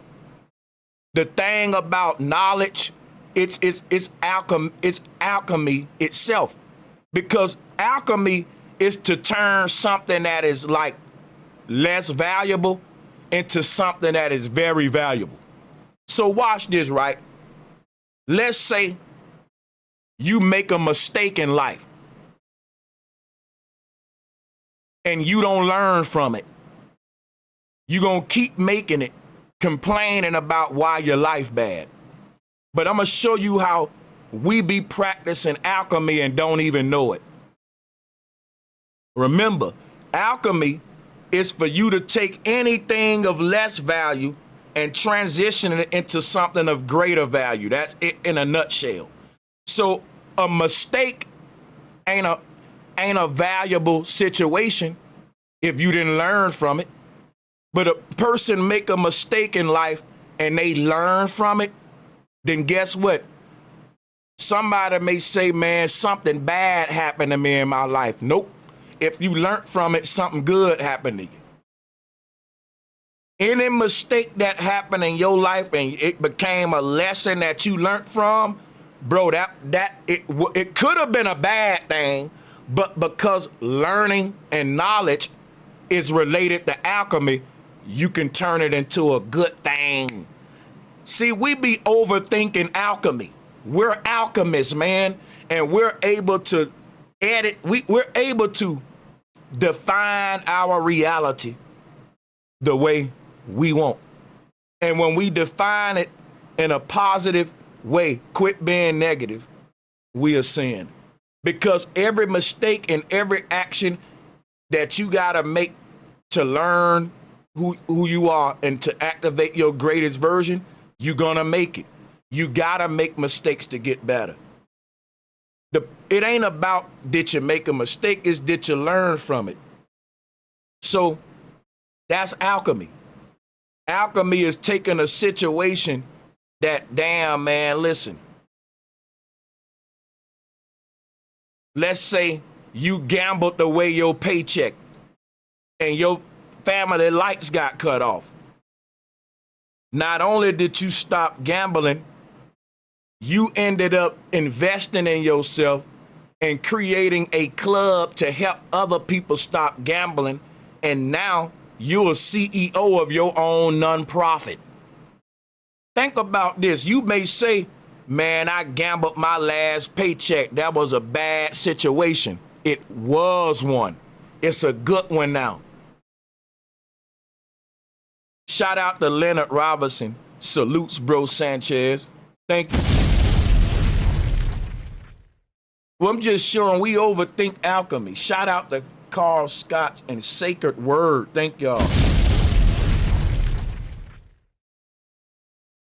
So, L's aren't losses, they're lessons. But check this out, right? Alchemy is so simple that a person may, but I mean, it's just, I just want to show you how we're alchemists. And we practice alchemy all the time and don't even know it because we think it's so deep.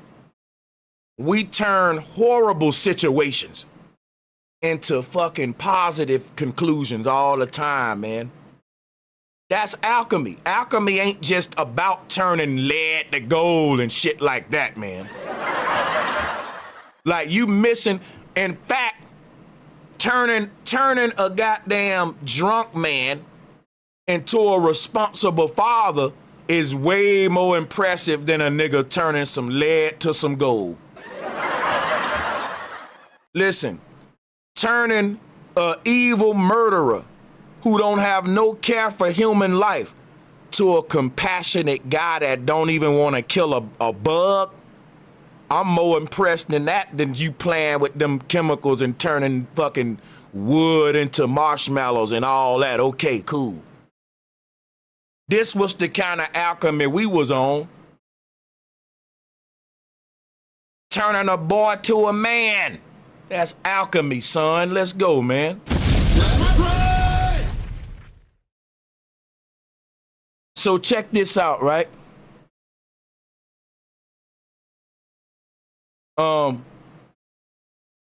This image right here is a person being baptized.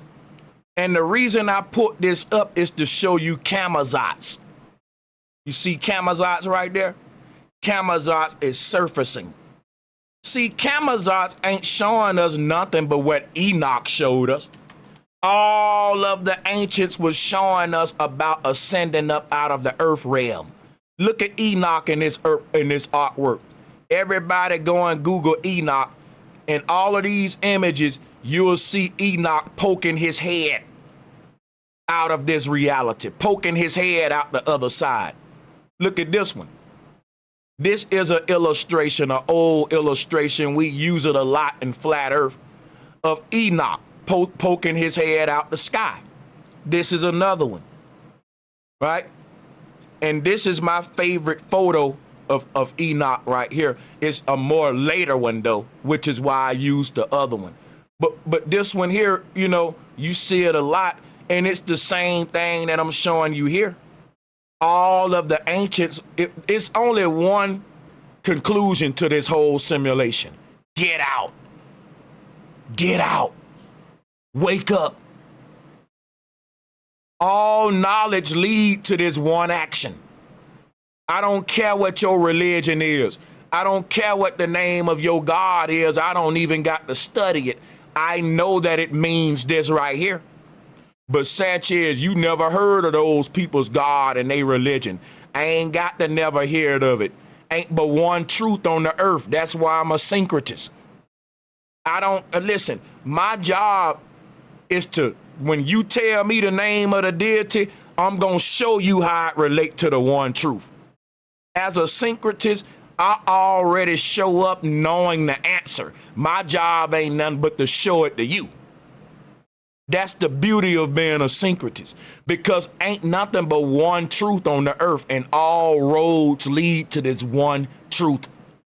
So when a person show up and say, we got a new God for you, Sanchez, to sync up, I just go to looking for the same parallels. People breaking up out the earth, because I know that's the one truth that everybody was talking about on the earth before they silenced it. Let me show you what I mean right here. If you think I'm playing with this, let me show you another one. Here go another one. Look at, somebody may say, Sanchez, but what about this God? Look at him. Same thing, leaving the earth realm, busting up out the earth realm, busting your head out the firmament. Syncretism is an easy job. People think it's hard.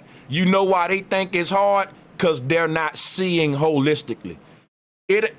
Syncretism ain't really a job. It's an ability to see the one truth in all things. But in order for you to see that, you got to know what that one truth is, so you know what you're looking for. So let me see. It's another version of this God too that'll go even more descriptive than what I'm showing here. Here he is, right? Everybody got a God that's busting their head up out. They either ascending towards some portal in the sky. Let me show you another one if you think I'm playing. And this is what the flower of life represent, because that little crack that you see in the sky, that's like when a seed is, before it pierces its head through the ground to become a plant, it see a little bright light.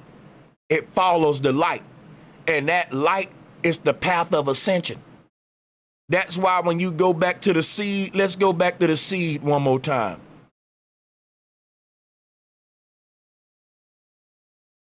When people die, they say, I saw a white light, Sanchez. Think about what I'm telling you now.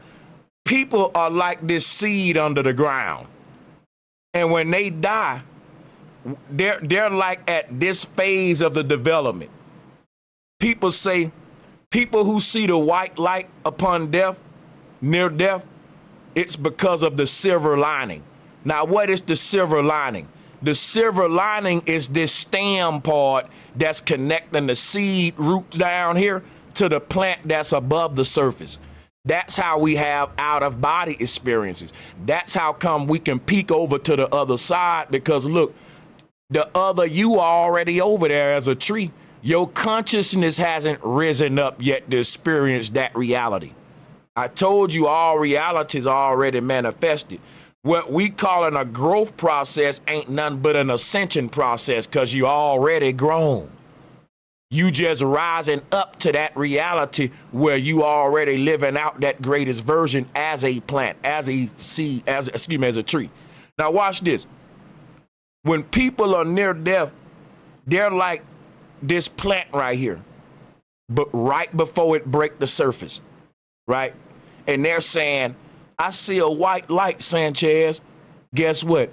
The moment they start traveling toward that white light, they're going to start transforming into a higher version of themselves. And by the time they make it out of the earth realm, which is represented by the dirt right here, and they bust out the other side, they won't be the version of them that was in the earth realm. They will be a new refined God version. As they travel toward the light, more and more memory is going to come to them that they're not this earthly version. They're a higher version in a higher realm that fell asleep. Just like when you're dreaming, you realize when you wake up from the dream, oh snap, I wasn't that version of myself. You detach from it, and you automatically become the version of you that wakes up, and you go to telling us, yeah, I was dreaming that I was a nigga in front of the store every day begging for change, but you know I'm a boss though. Check this out, y'all. I'm just saying there's a better version of you in the awakening process. So like, that's what's happening. When you just say you in a bad dream and you know you dreaming, you are remembering your real self in this world right here. So let's say you a rich person in this world, but in your dream you poor. You live in a horrible life, right? But you start lucid dreaming like, wait a minute, I'm dreaming. You close your eyes and you project yourself back into your other body where you're rich at. And closing your eyes, projecting yourself into your other body is what death is. It's simple, y'all. You don't got to die to leave the earth. And death is just leaving the earth. If you ever been in a dream and realize you're dreaming, and you close your eyes and woke back up in your bed body, that's all death is. It's you closing your eyes and waking back up on the other side, and the moment you go toward the light, you're remembering, oh shit, I'm in my bed for real. See, you had a higher reality before you fell into this one. Because the mini version, think about what I'm showing you here, right? Oh, I want to really get on the board for real. I want to get on the board for real. Hold on.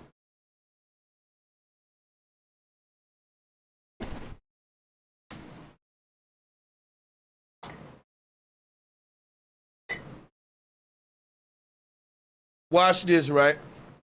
Hold up a second, man. Oh, okay. Here we go. Here we go. This board dirty, man. Hold up, y'all.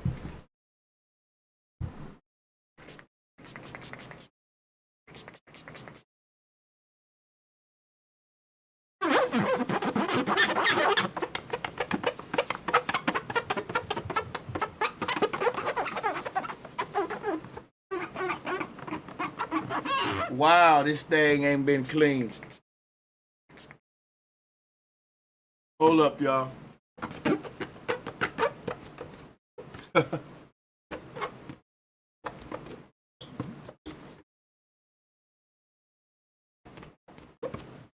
Wow. Don't want to come out, but I'm about to write on it anyway. So check me out.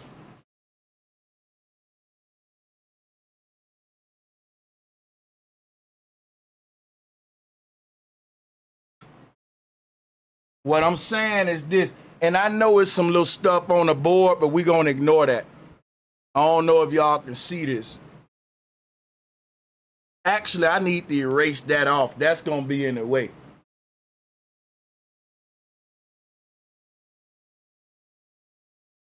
Hold up, man. I got a clean board over here.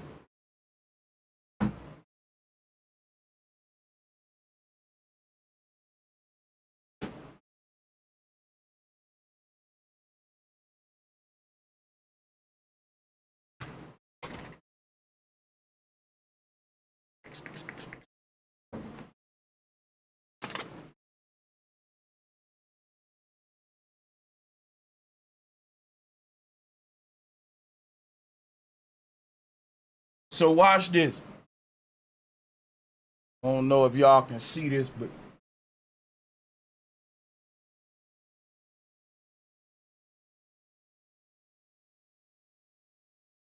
all right, so listen. All of these are the earth planes. Let me go to my split screen. These are the earth planes.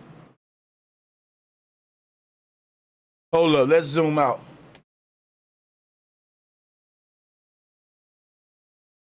Watch this.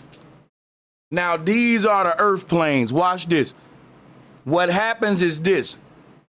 Your father and mother met up here. And when they met up here and gave birth to you, you were reflected into all of these worlds. Now, here's the thing. You will experience your bottom reality first and your top reality last. The Bible said the first shall be last, the last shall be first. What happens is this. Your father and mother up here, your father, let's say this, right? I know what they teach you. They say your daddy had like billions of sperms and they raced to the egg and only one of the sperm made it to the egg. Delete all of that out of your head and listen to what I'm about to say. Your daddy had 7 sperms and your mama had 7 eggs. But your mama's 7 eggs are 7 gateways that connect you to 7 versions of your mama that exist in 7 parallel realities. Check it out now. When your mom and daddy met up here, your daddy shot a different sperm cell in every world. Every sperm went in its own egg and it was born in its own universe as a parallel version of you. When you dream, you go to other worlds where you were born in other worlds. And when you get there, you got a whole nother childhood memory. You was born at a whole nother hospital. You got a whole nother series of events and teenage years. You went to another high school and you don't question it. But when you get back to this world, you got your own memories here too. So you got all these different versions of yourself living out reality. You were born, is more than one version of you living out reality right now. So just as you listening to me right now, there's another you right now doing something in another universe, and you can shift to it at any time. And when you shift there, you'll forget that we even had this conversation. The moment your consciousness shift there, if you shift right now, you'll forget that I even told you this, because that version of you in that world never even met Bro Sanchez. The moment your consciousness shift from here to another world, that becomes your reality, memories, and it ain't like you're gonna get there and be like, man, Sanchez just said I was gonna be here, because the version of you that I'm talking to is the you that's here. If your consciousness shift to the you that's there, I never taught flat earth to the you that's there. The you that's there probably don't even know the earth flat. The you that's there probably ignorant as hell. It ain't till you wake up like, man, Sanchez, I was dreaming, man. In this dream, man, I was a rapper. Did you know the earth flat? Well, I wasn't a flat earther in that unit. Yes, that's how it is. When I dream, I'm not always this version of me. We're shifting realities. And this is what the flower of life is all about. You ascending up from one layer of reality to the next one, which is why I'm showing you this image of Kamazats ascending up. And how does this relate to the flower of life? It resembles a flower, people. All right? Why do you think they call it the flower of life? Because imagine that when you raise up from one world, you look like a flower. You look just like this flower, because check this out, right? This is what's happening. You like a flower that's doing like this. You're a seed in the ground. When your spirit rise up, boom, and it's going to blossom as a flower in this world. Boom. Then when you die, it's going to raise up to this world and become a whole nother little flower, which is a human body, ain't nothing but a little tree. Let me draw it. There you go. You're a flower. Our body shaped just, let me show you something, man. I got to simplify it because people will think I don't want to look stupid. Sacred geometry is simple. All right, so let me see here. Something like this, right? A plant, right? Now you look at this plant right here, for example. That is the human body. That's the human body. You're a plant base. You're just saying, like, if I'm standing up, if I'm drawing a human body, you know what I'm saying? Let's do it over here, maybe right here. We'll keep him there just so you can know we on the flower of life. So this is a little tree with branches. You're the human. And you start as a seed planted inside the womb. Listen, and what's happening is this, right? You're a seed, you grow a stem. That's when you die. When you die and they place your body in the ground, the stem is your path of ascension. That's your path of ascension. The soul shoots up out of here, path of ascension. Then it manifests in this higher realm as a tree again. As a tree again. Then guess what? The tree dies. And the tree goes back to be a seed again, because what exits your body is a white ball of light. When they put your body in the ground, a funeral, it's like planting a seed to grow another tree. On each of these realms, your funeral is going to be them growing another tree that pierces up to the highest reality above it. You're like a tree that keep getting planted, and you growing your way out of each of these planes. You becoming a prettier tree every time, and a lighter tree, because it's about density, right? You got to remember this density. I want to redo this.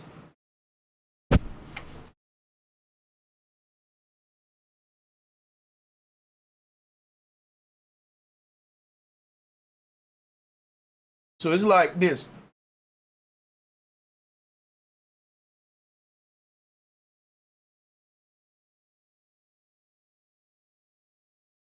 See what I'm saying? Like, you're a seed. Like when after your life is done and they put you in the ground, it's like a ball of light that takes off. You see how it's like a seed in the ground, the path of ascension. It's the stem, like the stem. Now, boom, the moment the stem get to this next reality, it's halted. Just like a tree coming above the ground, and guess what happens to it? It becomes a human. So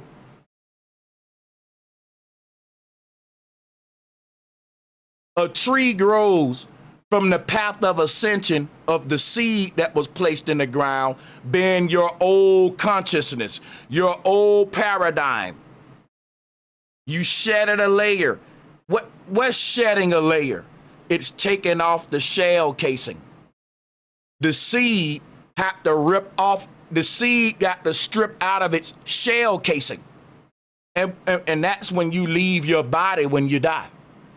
See, listen, funeral, when we bury our loved ones in the ground, it's because it's a ritual of planting a tree. Because check this out, right? What they're putting in the ground is your ball of light. See, your soul is still anchored to your body when you're dead. And you're in your own mind living like a dream type reality. Why this is it. You can see everything playing out. But just hear me out though. Your ball of light is still in your body that's in the ground. And guess what happens?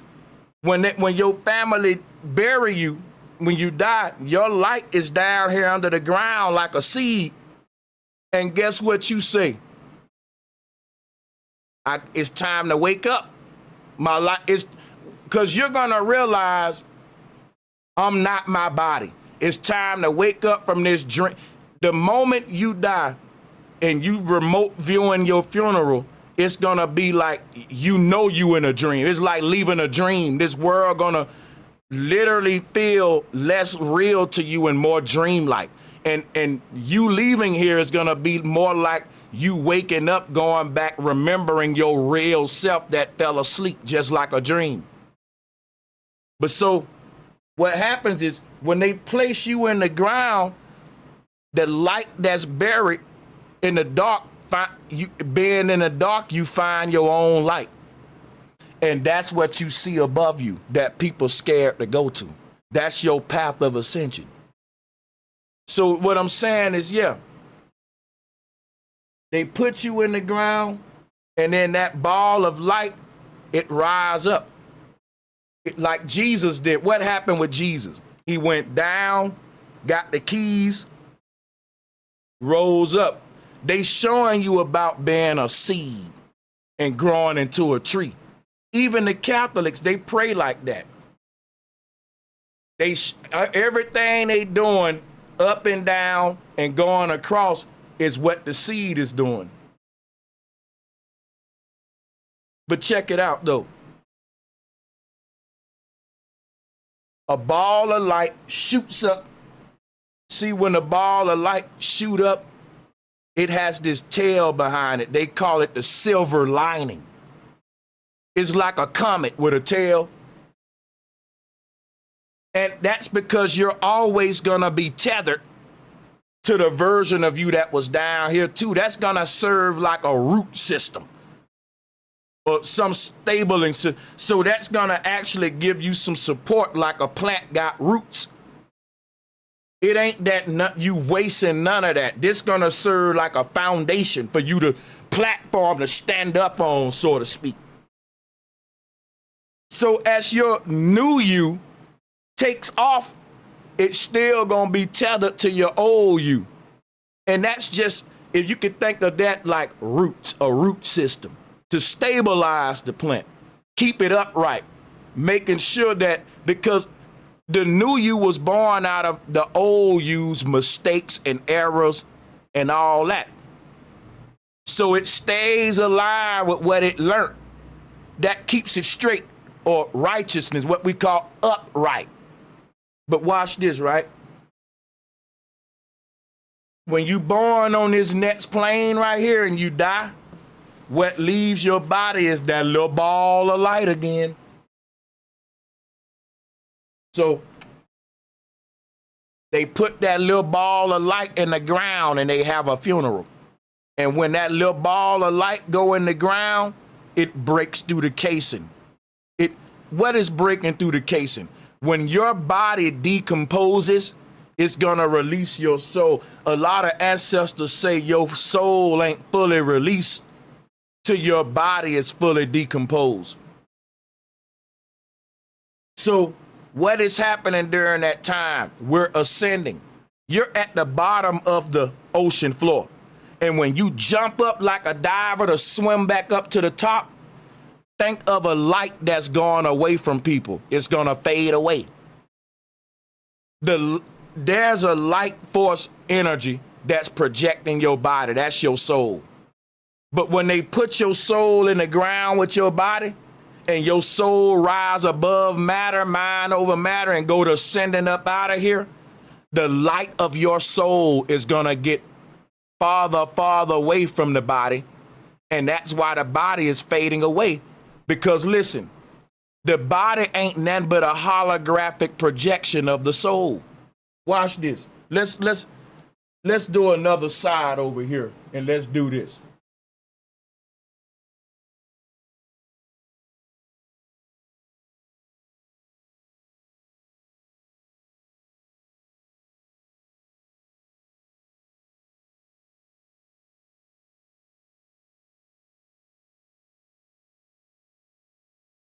Now look at here.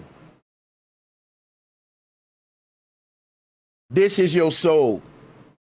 Your soul is the light that's projecting your body. Your body is a hologram. When they put your soul in the ground, your soul is going to leave the darkness. When they put it in the dark, that's going to activate your soul and let it know, oh shit, I'm dead. I need to leave this world. I've been kicked out of this world.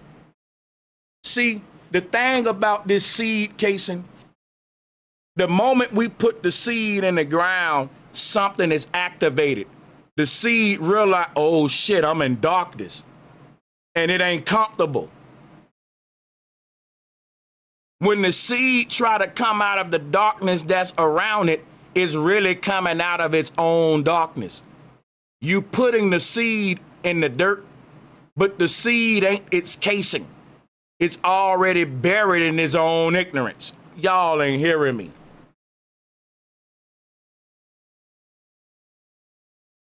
What's inside the shell casing can't be released until we put it in the dirt. The seed is already in darkness in its casing, but it don't know it. How do you make it out of darkness if you don't know you in darkness? And in this case, they put the seed down into the ground, which is another layer of darkness. So just say that you in a dark room. It ain't that dark though, but you don't even know you in darkness.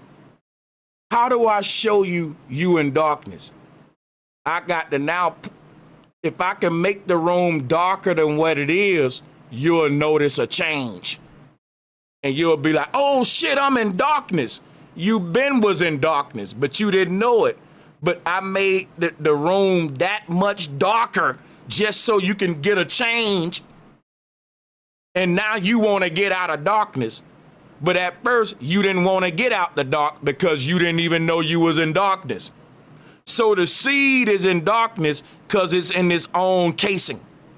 But it ain't gonna never become a tree because it don't know it's in darkness. You drop the shit in the ground, and that's a whole nother layer of darkness. And the seed starts saying, oh shit, I'm in the dark, let me get out, and becomes a tree. That's what your funeral is. They put you in the ground. The soul is activated and realizes I've been ejected from my body. But why don't the soul leave and detach from the body? Because it's still tethered to it. Why don't the seed detach from the plant? Because it's one thing. Think about what happened to the seed casing and the shell. It become the root system. Everything is transforming.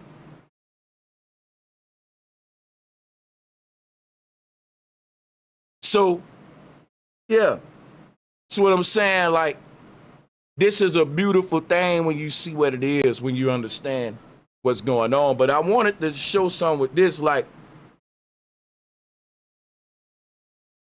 as your soul is leaving away, let's say your body is dead, is in the ground right here. As your soul up here, watch this, Hey, shout out to Von Hall. Said, stream is on fire. Mind-blowing knowledge. I need it. Thank you so much. Thank you, bro. Thank you, bro. So somebody said, what if you get cremated? I believe that cremation speeds the process up. Because what's happening is, until your body is fully decomposed, you ain't fully detached from it. You know what I'm saying? You can't fully ascend.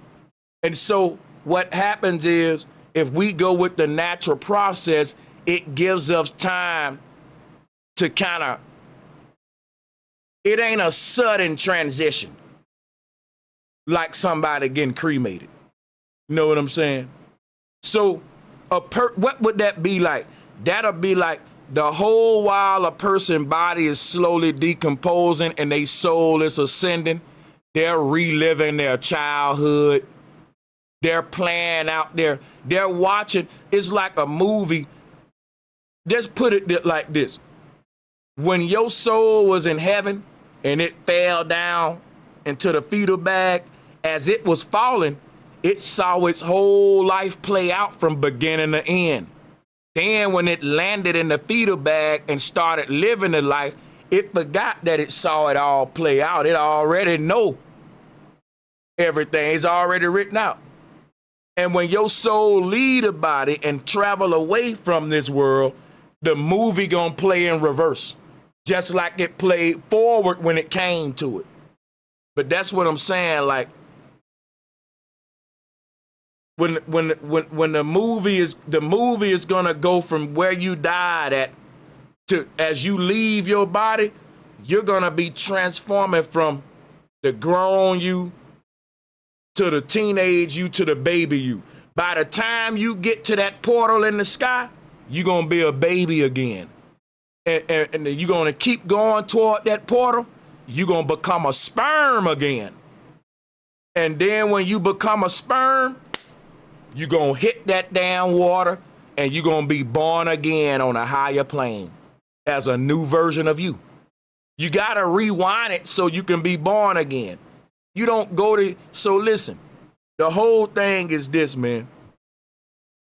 I believe when we leaving this earth, we're reliving our whole life so that we can be the judge and decide if we want to try it again in this world. And it's two things happening at once. Our old life is being rewinded while we're seeing our new better life play out. And what's happening is the soul is going to decide, okay, I see myself in this higher realm living out this beautiful life, but I'm also reliving my whole life that I just lived in the earth, and you're going to have to weigh out like the scales of Ma'at. And if you got more regret in this world, you may say, yeah, I see myself up here living good, doing all that, and it's a better reality. But the hurt, and if you done more bad in this world than good, that will be like an anchor. Just say if we all at the bottom of the ocean, and I say, everybody shoot up, let's swim up to the surface. The people that's holding the most shit in their hand might not be able to surface it. Everybody gonna stop. A lot of people gonna stop before we ever make it to the surface, because some people holding too much stuff. Some people got so much stuff weighing them down. When I say jump up, let's swim to the surface, they ain't gonna even move nowhere. Some people gonna go up a little bit, then they gonna float, drop right back down with all that stuff they holding. But the people that have let go of everything in this world, when it's time for them to resurface and jump up from this ocean floor and surface back up to the surface, ain't nothing gonna be stopping them. So you're gonna see two versions of things playing out when you're transitioning. You're gonna see your future life that's awaiting you, but you also gonna replay this one to judge it. So it ain't gonna be an outside force judging you to see if you can go to your next reality. Your own regret gonna hold you back. Your own hurt. You thought you was hurting people and getting over in this world, but when we die, our heart softened.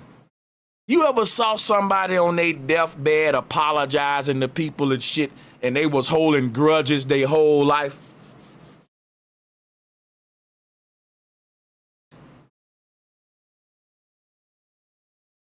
I came up with a proverb. Y'all know I'm a poet, right? I said, the richest man on earth ain't the man that live with the most money. It's the man that die with the fewest regrets. That's right. That's Bro Sanchez right there. Oh yeah. You know I'm a syncretist and a poet now. But that's the kind of poetry, right? Of course it's poetic. It flows, but it's a proverb, like it's a lesson, you know what I mean? Because it's true. Money is a anchoring device, which is why the Buddhas and monks, they strip to the bare necessities to make it out of here, man. That's why I already told y'all most of us gonna have to do a couple cycles because we still like this shit a little bit. And you can lie all you want to, but the universe, you see, anybody that's saying, I ain't coming back, I'm tired of this, you can say that all you want, bro, but it's what you feel in your heart, not what you say with your mouth.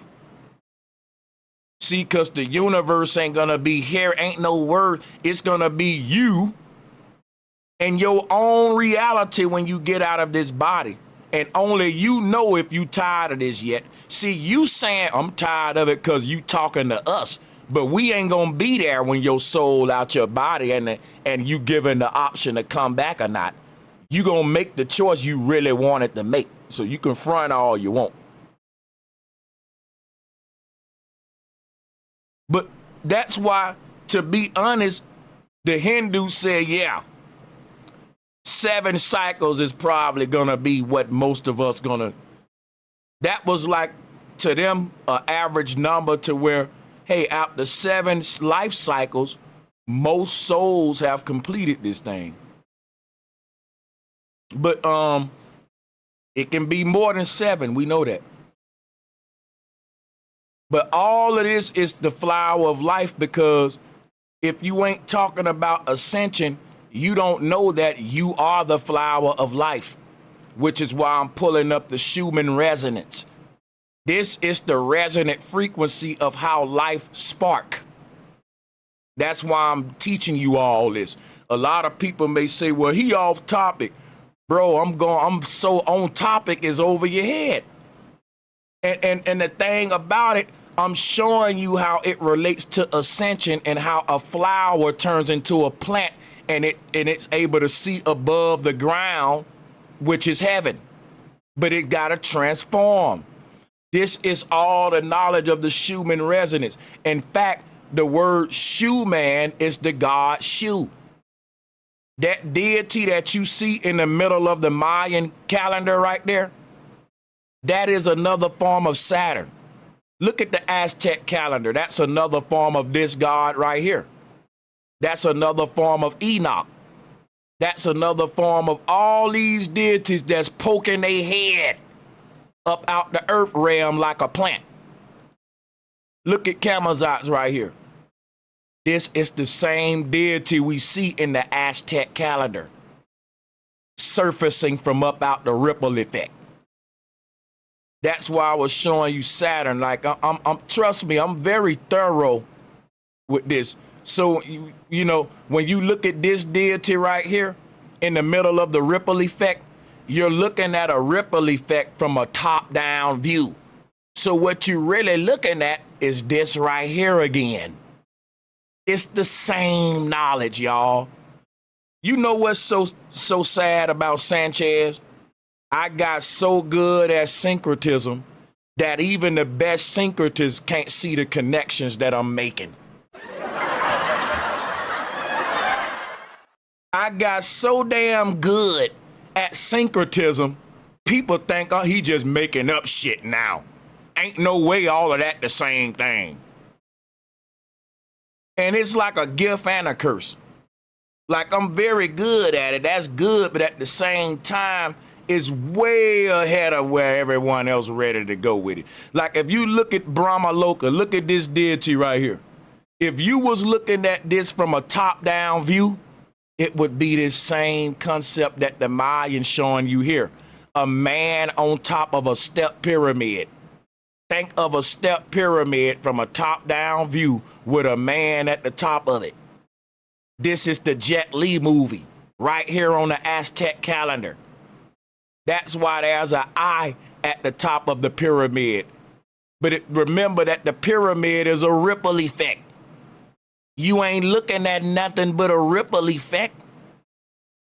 The earth is a ripple effect. It's a vibration interacting with the primordial waters, man. Our earth is a Babel Tower, a huge ripple effect. And it was born when the waters above and below was vibrated. And they said, well, that's the Big Bang. That's when the ripple formed in the ocean. But they want to turn it to something else. But here go your Babel Tower. And they said God knocked the tower down because God is the ball at the top of the ripple, but they're going to put the earth up there. Let me move that. That's a lovely picture, but they had to put that globe on it, didn't it? Thank y'all, let me stop a minute and say, man, listen, I really thank y'all for hitting that super chat and supporting my time and work. I've been going hard lately, and I ain't gonna lie, at one point, I was feeling really underappreciated, taking my teachings for granted, babe.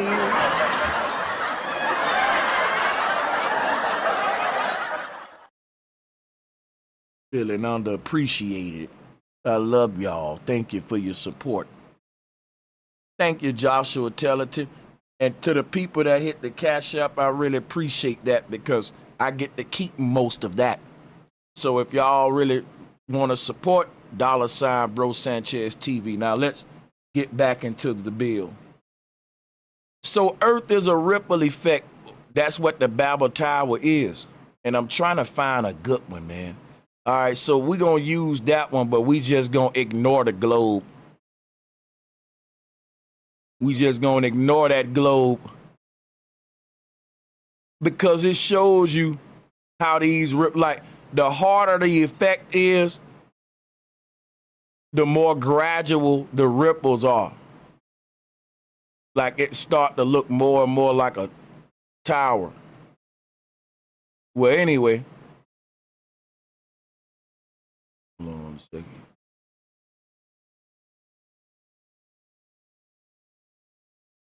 Dang, we had a good one. I should have kept it. But it's all good. Y'all get the point. Let's pull up the Babel Tower. It's a ripple effect. This is what the earth is. You're inside of this thing.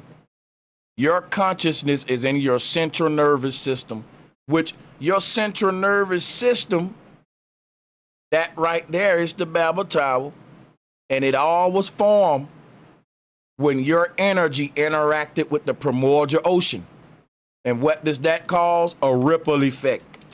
When energy impact with water, you form the human body. Look what's in the middle of the ripple effect.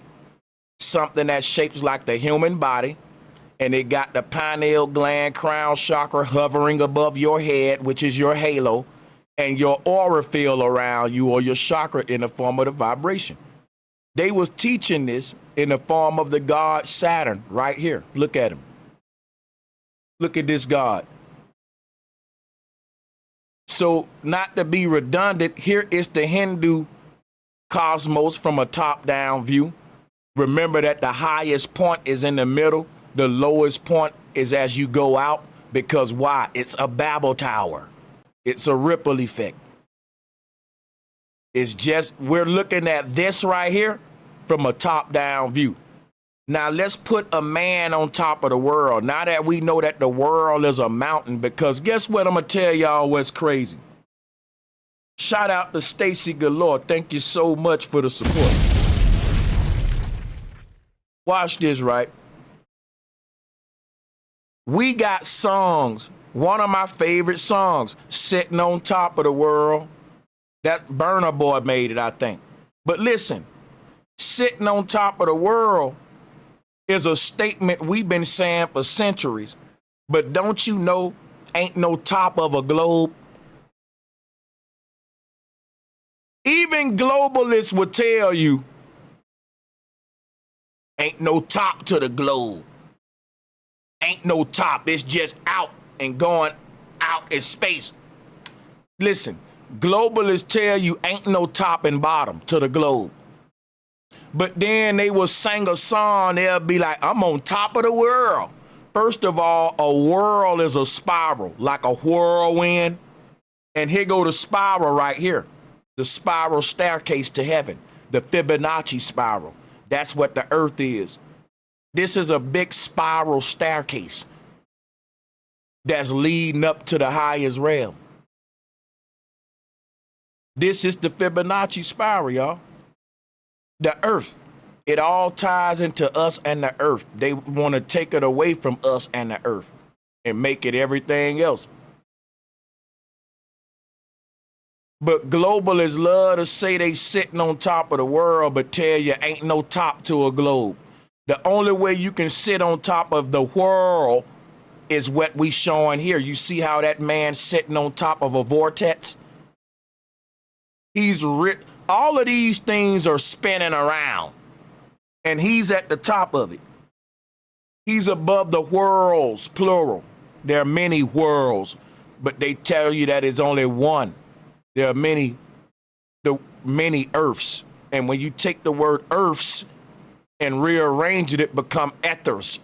There are many ethers or earths, ethers. There are many worlds because one of these is spinning. So it's like whirl is a vortex. How do you sit on top of that?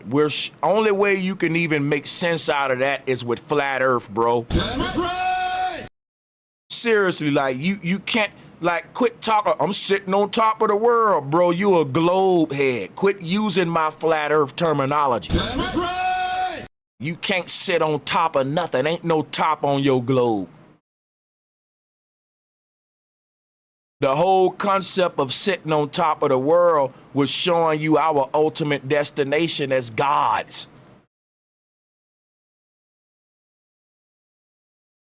So again, I'm gonna show you about the Schumann Resonance and the flower life. You see a human face in the middle of a ripple effect. The ancestors looked at this and they named it the god Saturn. So I told y'all we was gonna be dealing with this stuff and taking the spookism away from it. You know how many people they got something bad to say about this God that I'm showing right now? Everybody and their mama got something bad to say about El.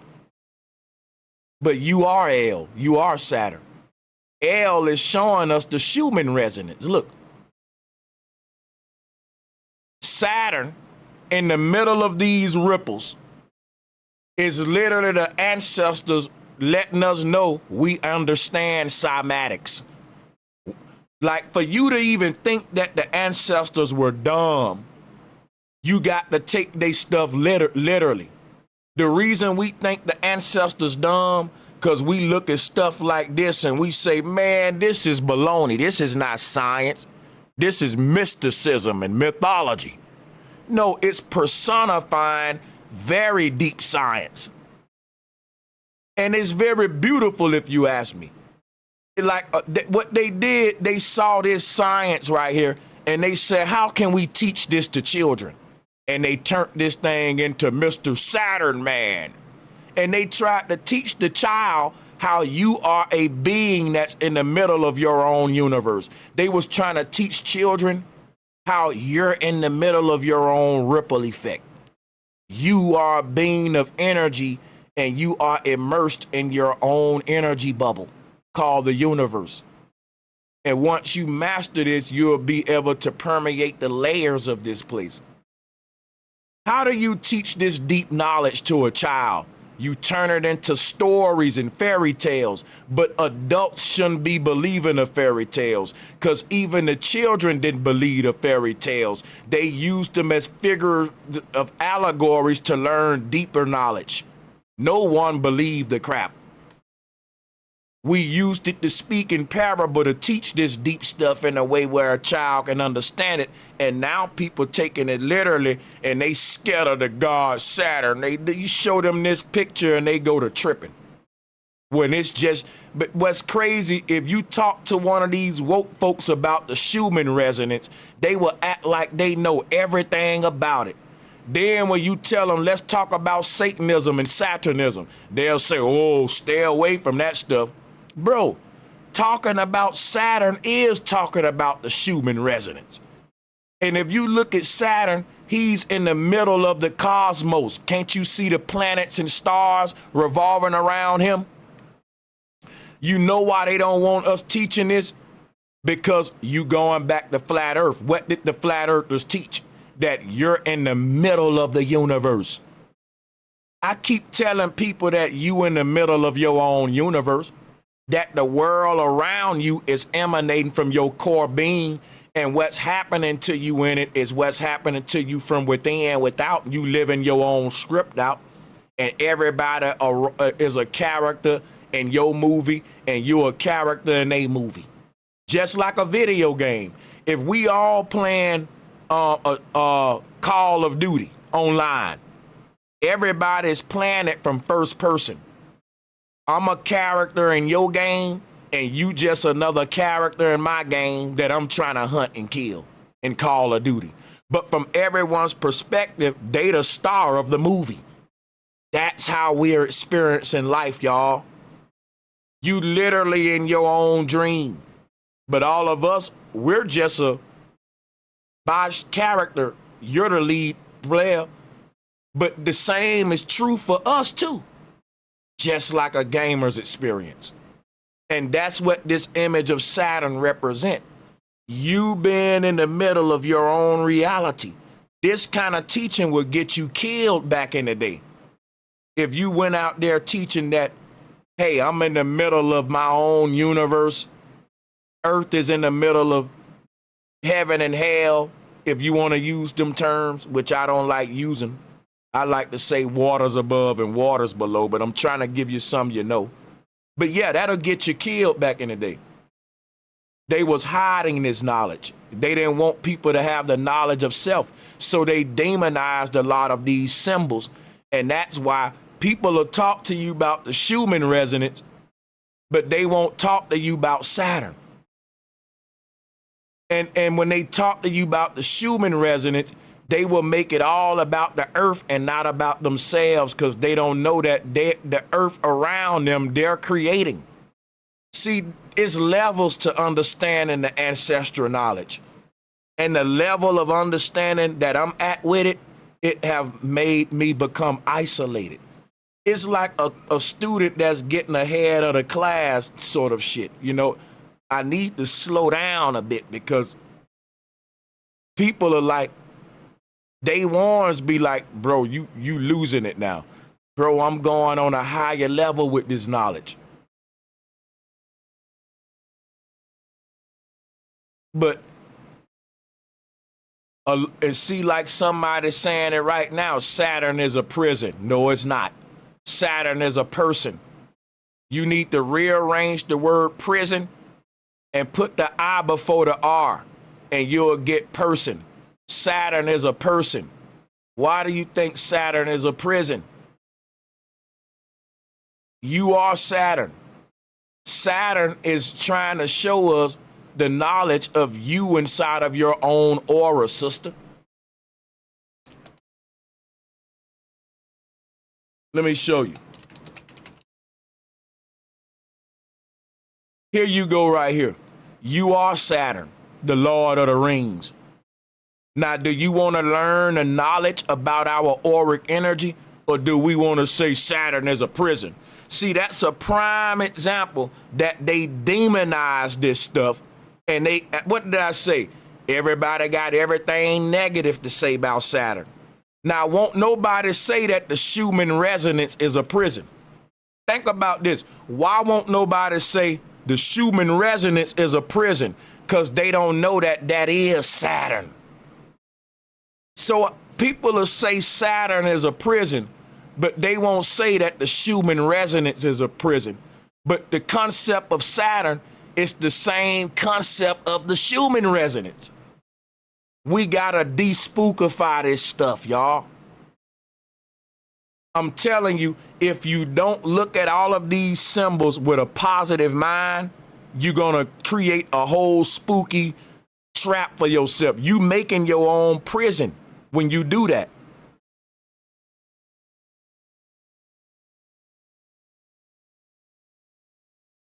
Yeah, I'm telling y'all, that was a good example of what I was saying about this knowledge. And it's most of the time people saying what they heard. But if you look at this too, what the earth is based upon something called the CERN effect. Shout out to the brother that sent me this, because I didn't know about this and I looked into it. The brother said, Sanchez, you should get into the CERN stuff. And when I saw this, I immediately knew what he was talking about, how our earth is created. Here go the firmament dome with the North Pole in the middle. The dude that created this device, he must have knew about flat earth. And so many people reverse engineering flat earth into technology. So this is CERN technology, and this is a perpetual motion device, or what's called a free energy device. And it's based upon what the earth is, with the firmament dome being a magnetic bubble that's emanated from a magnet. Yeah. And the flower of life in the middle, look at the North Pole vortex. And this is called a CERN generator. This is real technology. Like I said, people don't want us to know the shape of the earth because you can reverse engineer it into free energy devices. The question is, why don't nobody know about the CERN effect generator? Because they know, look what it say, anti-gravity. But anti-gravity is just a word that they use for electromagnetism. It defies the laws of gravity. Ain't no such thing as anti-gravity because ain't no such thing as gravity. When people say anti-gravity because they don't want to say this debunks gravity or defies gravity.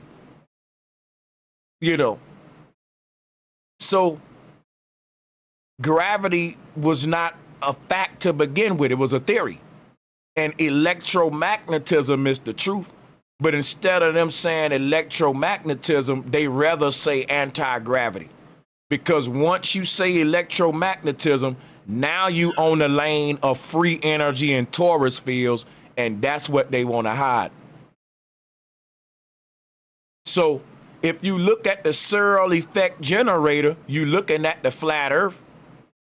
You looking at everything, and you got to ask yourself, how do all of these worlds power themselves? Because motion is energy. And the sun and moon are in motion. The sky is in motion.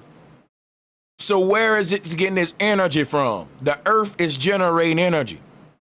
And you can't take a rock and if they saying that the earth is a rock that's in water flowing through space, how that's gonna generate energy, man? How the hell I'm gonna give you a rock right now and we gonna wet it with water and whirl it around.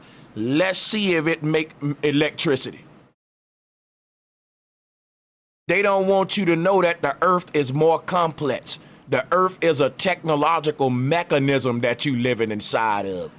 You're literally living in a CERN effect generator. You're in one of these machines. The earth is a machine. And if they told everybody that, people will freak out. Yeah, you're a ghost in a machine. They rather have you think that you're in a natural world floating around on a rock with water on it in space. That's more comfortable. But the truth is that ain't nothing natural about it. The natural world is a computer program. That's what Morpheus was trying to tell Neo in the Matrix. Earth is a machine. It's a mechanical device. And that's how it's able to generate its energy. Through CERN technology, as you see here. And that's what the Earth is, a huge ass Tesla coil, aka a CERN effect generator, because a CERN effect generator ain't nothing but a Tesla coil. It's the same basic principles. It's the same basic principles.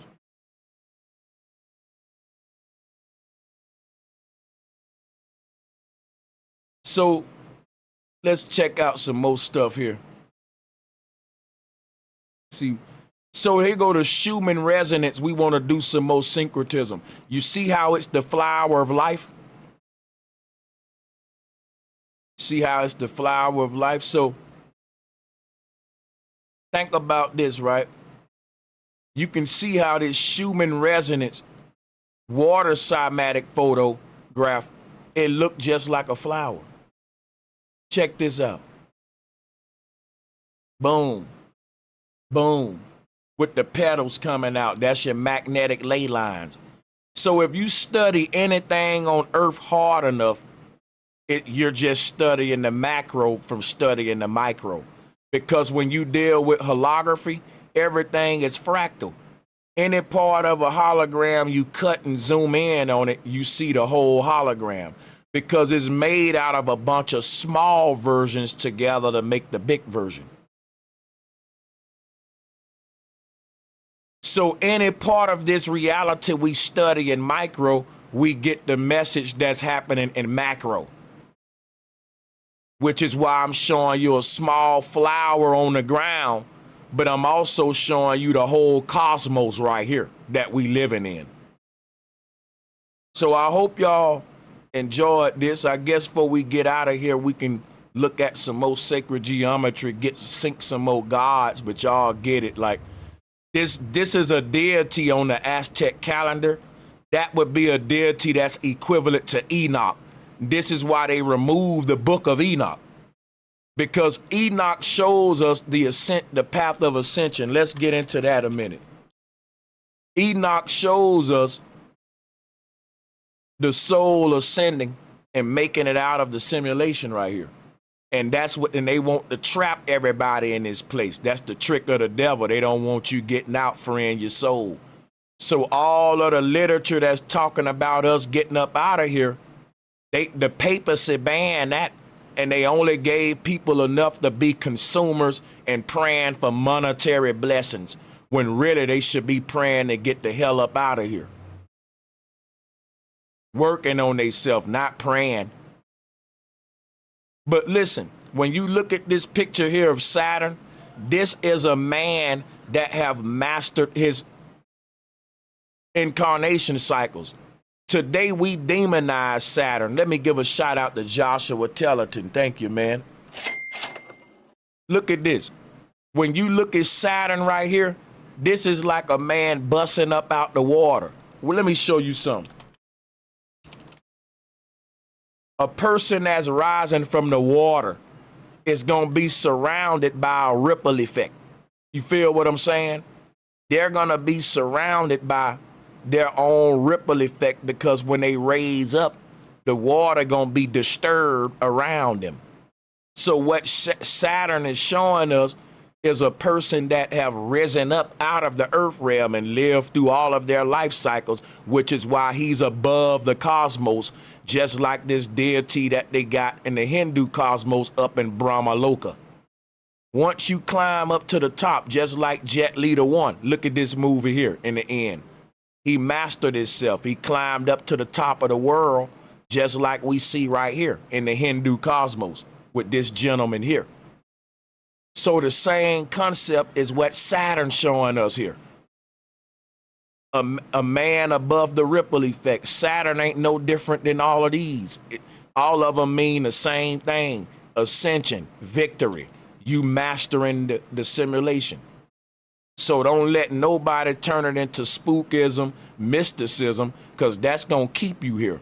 And whenever somebody show you anything, Look for the one truth in all things. Look for that one truth that I'm telling you about. Ain't no mysteries, y'all. There's only one truth to this place. And I'm showing it to you now. So whenever someone come up to you with some spook god, some mythology, always try to translate it and hear to it, because most of the time, like even the story of Jack in the Box, you know, they got this thing where you turn the wheel and Jack pop out the box. Well, that's you leaving the cube. That's you leaving the simulation. This is Jack popping out the box. See, everything we do leads to this one truth. Ain't no mysteries. And when people go to telling you, oh, you think you know everything? But guess what these people will say? These people, guess what? Let me tell you some real spill now. I've had Christians come up to me and say, you think you know everything. Now watch this now. They said that they full of the Spirit of God. Now God is the all-knowing, right? Now they full of a spirit that's the all-knowing, but they don't know nothing. They got to look at the news and all that. Then when you let them know you do know, they said, well, you think you know everything? Obviously, you think the government know everything. Obviously, you think the experts know everything. And the moment I act like I know something, is, you see what I'm saying? If people would tell to the powers that be, my whole thing is this, man. You got a spirit in you that's all knowing, but you're a believer. What's the point of having the Spirit of God in you, but you don't have none of the perks that it come with? Who really has the Spirit of God on earth? What is the Spirit of God? That's because God is a savior. God has the knowledge to see beyond the veil and the lies. The average person in the church or in the mosque don't. But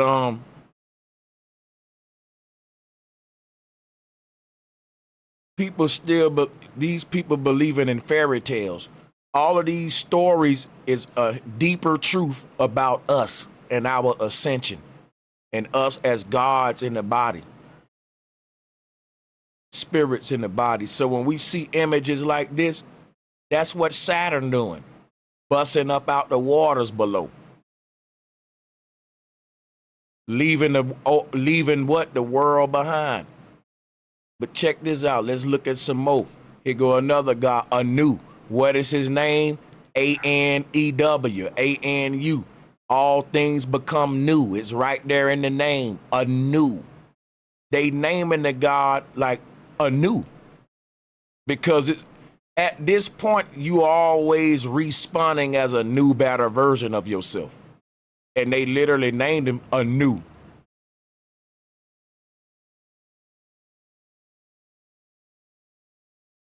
All things become new. So you see all of these images, like again, the Mesoamerican god Camazotz busting up out the water, coming up out that water. Baptism, becoming a new version of himself. And Saturn ain't no different, busting up out the water. Like I said, all of this ties into the flower of life, and it shows you what the Bible meant by Jacob's ladder, because this is what's going on. You start as a seed right here, and then you grow, the silver card, path of ascension. Boom, you born here. You born right here. Then your seed, your soul leave the body again as a ball of light. It's thrown in the ground, and it shoots up again, and it creates another body for itself up here. The soul is a ball of light. When it gets to its next world, it spans its light rays and project a body, an avatar for itself. That's what I'm saying. So when the soul leaves, it takes that light, it takes his light with it, and the body fades away in the wake of the soul.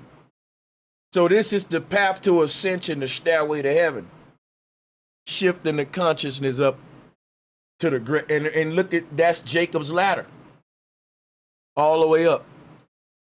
That's the flower of life. Because in each of these worlds is like a flower breaking its head into another reality and transforming to something else. Let me show you something. Take this image right here and let's put it on steroids now.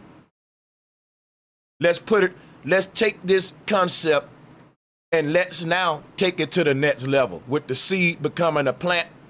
Let's just say when the seed becomes a plant and it grows into a tree and it's above the surface, it got to keep growing above the sky.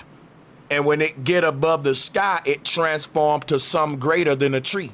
And that's gonna grow above another sky that's gonna poke its head above that layer and transform to something else. And it's gonna keep transforming as it grow up this stairway to it transform to its greatest version at the top. So it's like a seed becoming a tree, becoming another kind of tree that pierces through that layer of soil. All of these are like different grounds. So the seed don't just got one ground to break through in our case. And every time we break through a ground, we become a more beautiful type of plant than we was before, if that make any sense. And so when we get way to the top, that's when we finally spread our last pair branches or wings, and those won't have to pierce through any more layers. And so at the top of this whole thing, the tree that you see at the top of the mountain, that became the eagle at the top of the totem pole. See, everybody got a way of showing this. In Mesoamerica, they'll give you a totem pole and they'll show you different animals. And then when you get to the top, you got the bird like this. Every animal represents a different version of you in a different world. The Babel Tower is the totem pole. And at the top, there's a bird. But that represents the soul being free from the cage. This is the bird cage. And what they doing, they putting the bird at the top to show that he made it out the cage. Or that's why Noah released the bird out of the ark. That's why Noah released the bird out of the ark.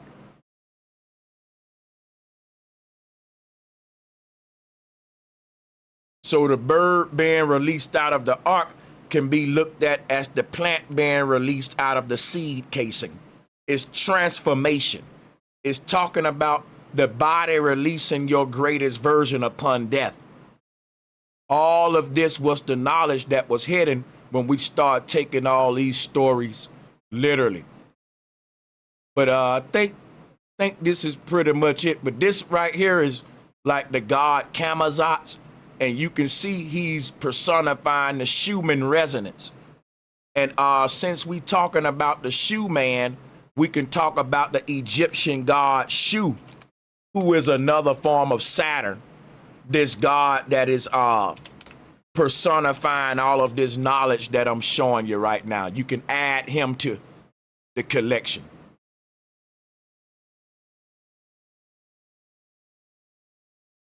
So here you go right here.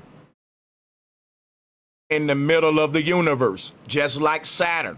And what is Shu holding up? Shu is holding up the heavens. And what is Saturn holding up? Let me go back to Saturn. Y'all think I don't know what I'm talking about, huh? Saturn holding up a zodiac wheel. Look at what Saturn holding. Saturn is holding the sky in his hand.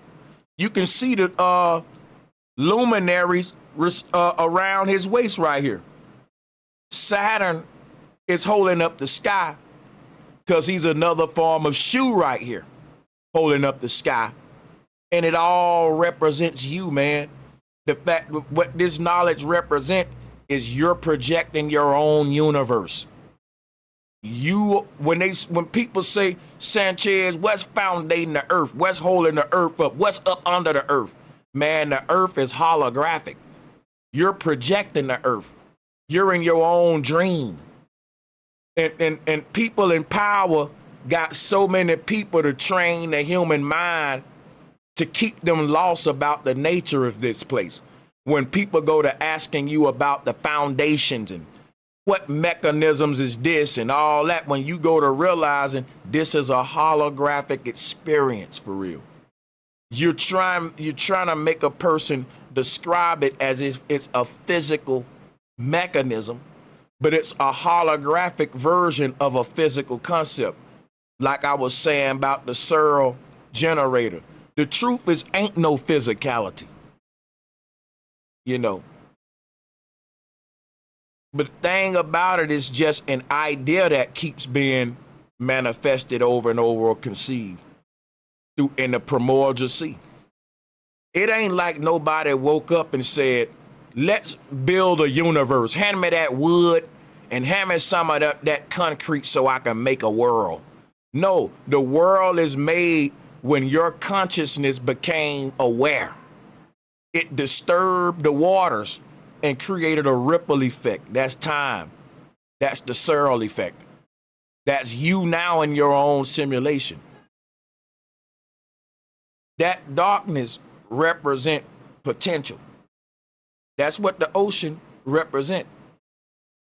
And what potential mean is that it's susceptible to receive energy. And what happens when it receives that energy, it will structure it in the what we call the physical realm. You know what I'm saying? Energy don't have a form. So when you agree to give your energy a form by creating this place and projecting yourself in it, how do you do that? You simply become aware and awaken to it, and that disturbs the waters. And when the waters is disturbed, they create a ripple effect. Every single one of us is a disturbance in the ether. You're a disturbance pattern in the ocean, AKA a ripple effect. Every single human. Which is why I'm showing you this electromagnetic energy field around your body right here. You're what I like to call a lovely disturbance. I know you don't like the word disturbance, but that's literally a proper term for what we are.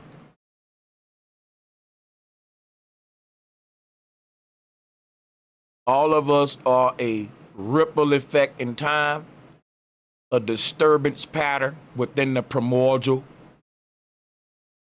sea. You're one of these drips in the ocean. And when you start dropping enough drips in the ocean, some crazy happens. They all become interconnected. And when they all become interconnected, then guess what? You get this pattern that people call in the flower of life. Because there are many ways they express the flower of life. And the flower of life is the spiral of life, the Fibonacci spiral. I just showed you how it's a ripple effect. But another variation is when you go to connecting all of these ripple effects together in macro and just zooming out, looking at what's going on. This is what's going on. A tethering system. Everyone connected to everybody. It's like the internet. I can access your computer right now through hacking. Because why? We all connected. You can be way in Portugal. See, I'm in Vegas. Let's say you in China. I can access your computer right now if I'm a good hacker. Because we all connected. All I gotta do is just pierce through your firewall. And what is a firewall? Your auric field. You got a wall of fire around you called an aura. That's your own protection. That's your electromagnetic energy field. That's to protect your energy so you can remain an individual, separate drip in the ocean. That maintains your individual, unique frequency, this bubble. And once some pierce that, you lose your individuality and become a drone, a Borg tether. You lose your soul essence. You use the shit that make you you.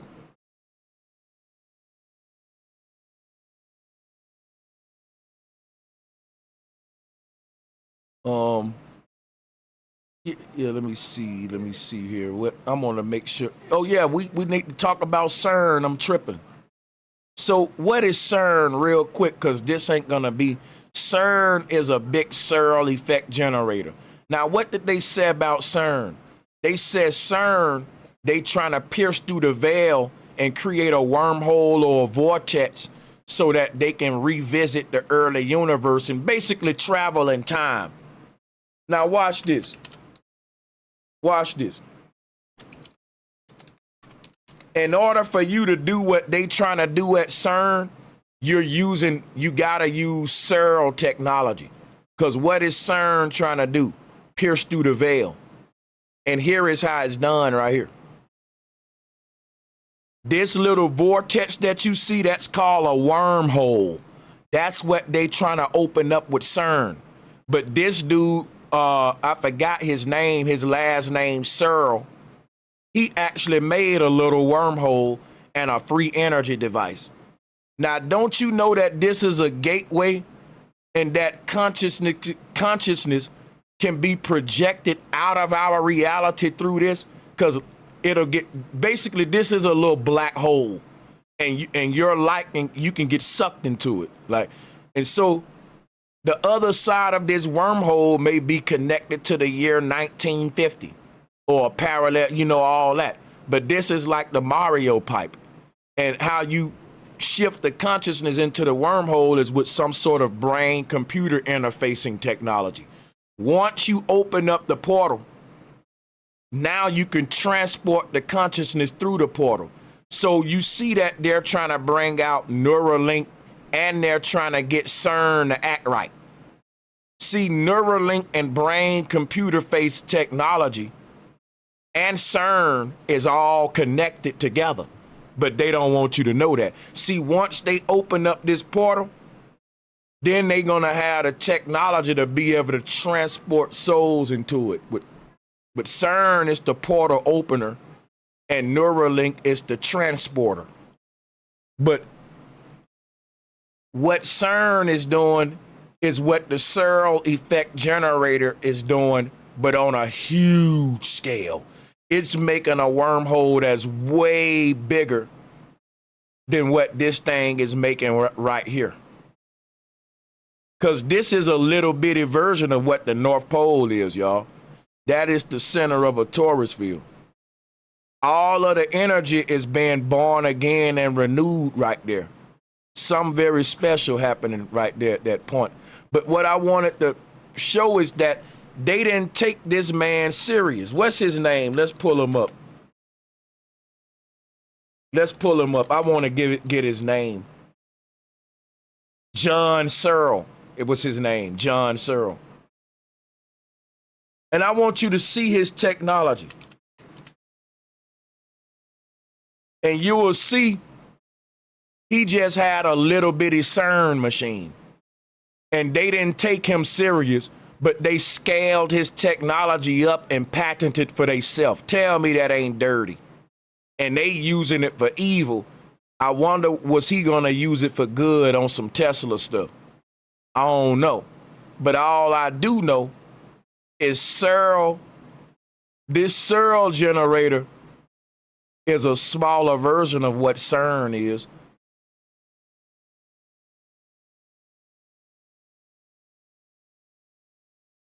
It is.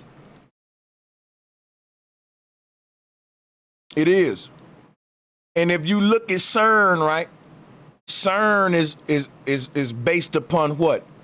The golden ratio, the flower of life, a ripple effect, People may, you know, people say 666 is the number for Saturn.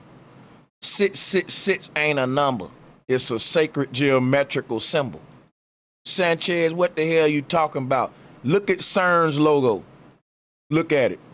But what really is 666? It's the spiral of life. Look at it right here. 369. See, those were the Tesla numbers, 369. Now, I don't know if y'all ever saw this before, but watch this. Let me show you some shit I learned.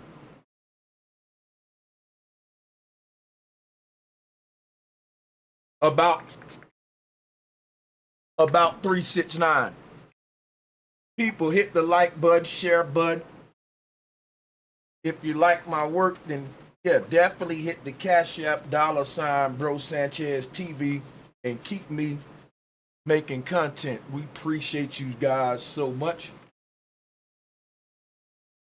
Real talk. Watch this.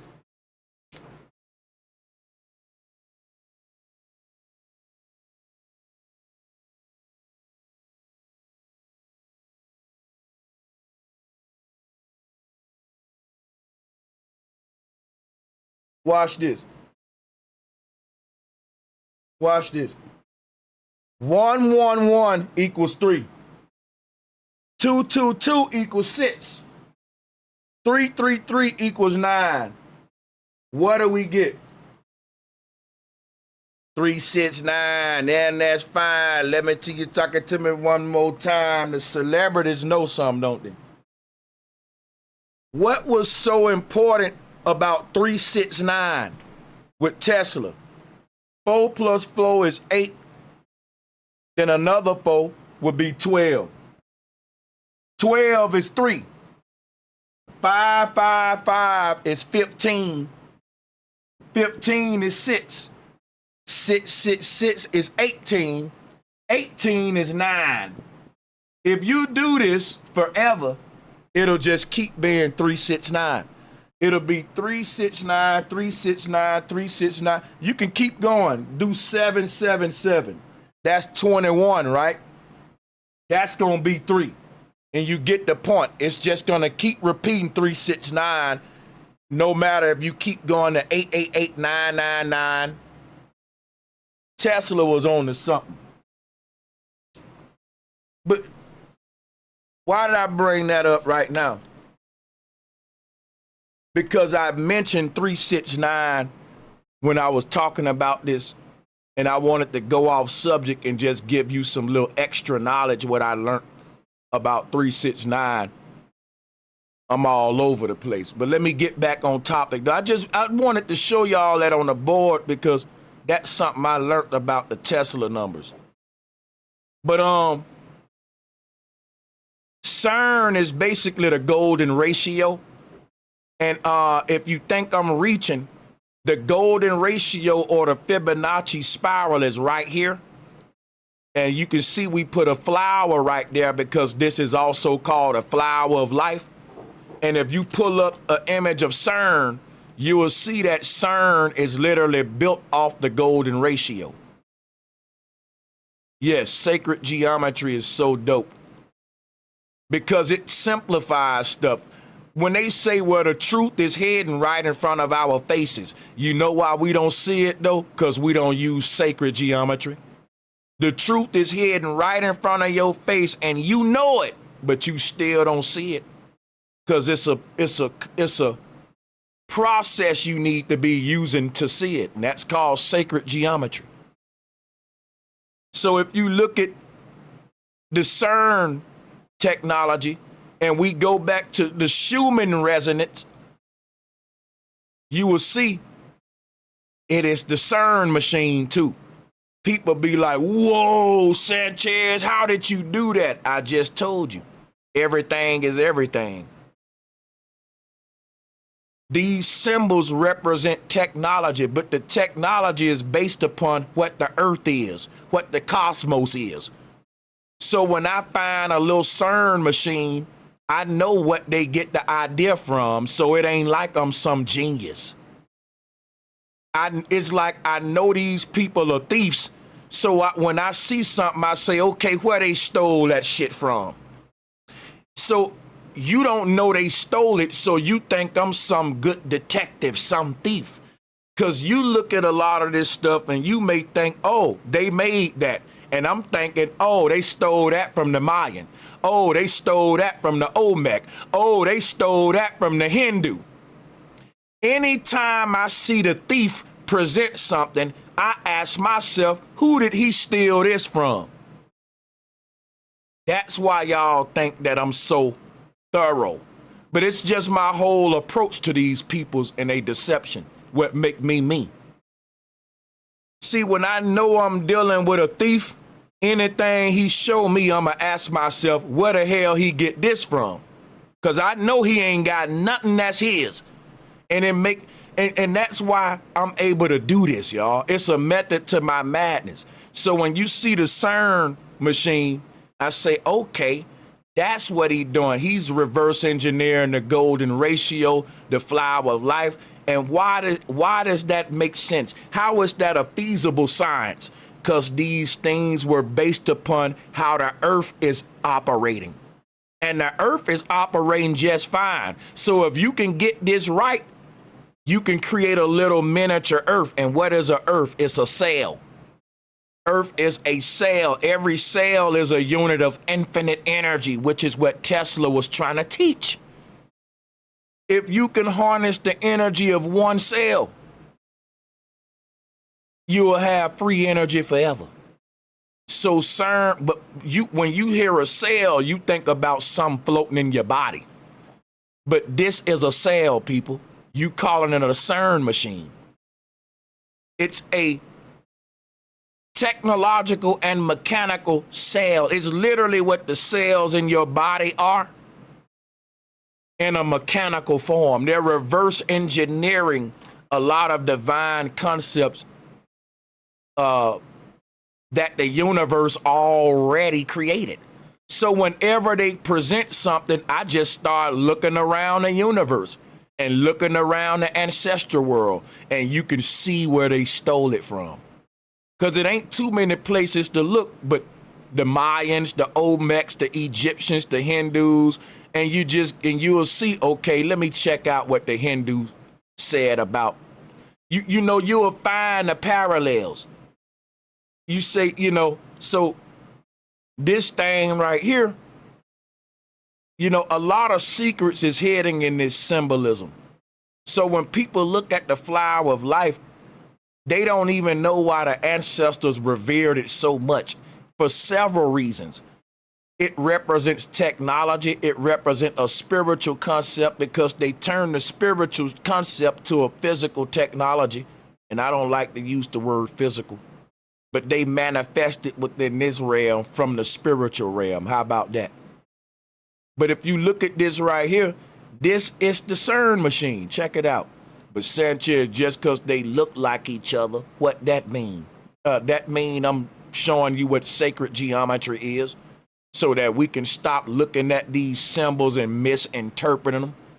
You need to realize that when you're studying the golden ratio, you're also studying CERN. You're studying the technology behind creating wormholes in the fabric of time-space. That's happening at the North Pole. That's a Searle effect. So if we never start to see the technological implementations behind these symbols, we just gonna stay in mythological land, fairy tale land, comic book land, Superman land. People are, when they talk about Camazotz, only thing they talk about is Batman. Camazotz is the first Batman. Yeah, that's what they say. Let me pull him up. Because they say, look, he's spreading his cape out. They show you this, right? And they say, look at Camazotz, he the first Batman. Camazotz is deeper than Batman. Camazotz was them teaching you about the electromagnetic energy field around your body. It ain't no doggone Superman cape if you don't know that. See, listen, people. These little layers that you see around this body, this called the human frequencies. you can dial into other frequencies, which are parallel realities with another you in them. This is how we fly and travel the heavens.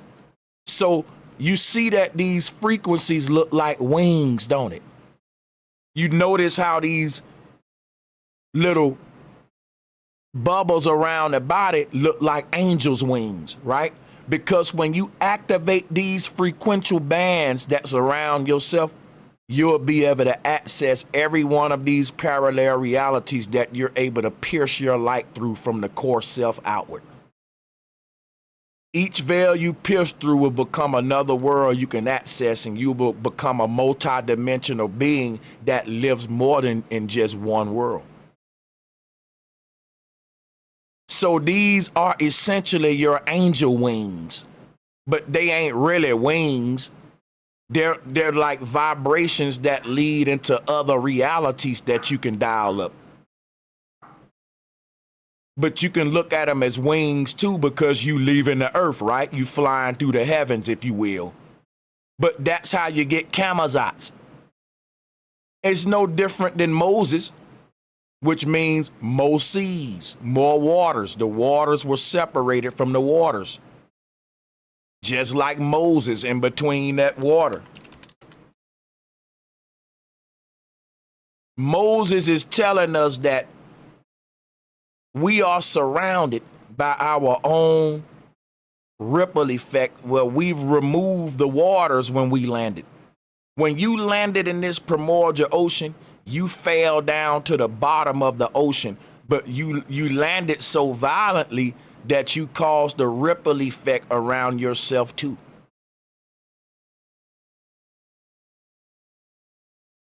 So this is what kamazats represent, what Moses represent. When Moses is breaking the 10 Commandments in half, that's the left and right brain becoming split from the third eye. And they said, thou shalt not, thou shalt not. No. On one side is a list of do's, on one side is a list of don'ts.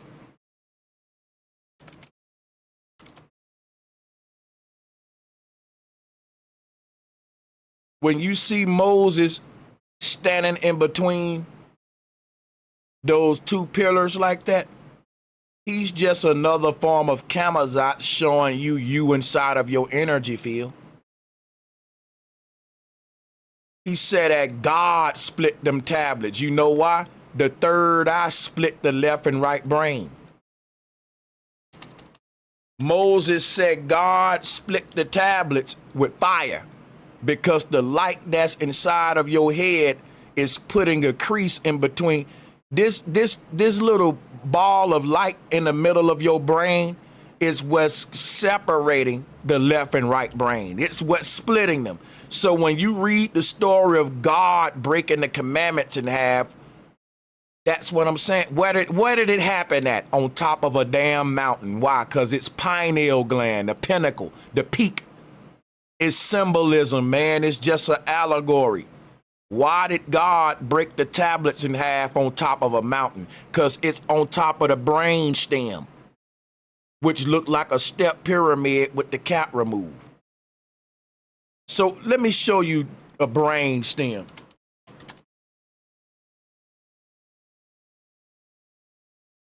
Here it is right here. And it's a step pyramid. Look at it. It's called the pons. This right here is like a step pyramid. And on top of this step pyramid is a ball of light. And they turned that to the pyramid with the light at the top. That's the brain stem. On top of that, boom, there go your light, your all-seeing eye on top of the pyramid right here. All of this was talking about consciousness. It's a part of your brain, right?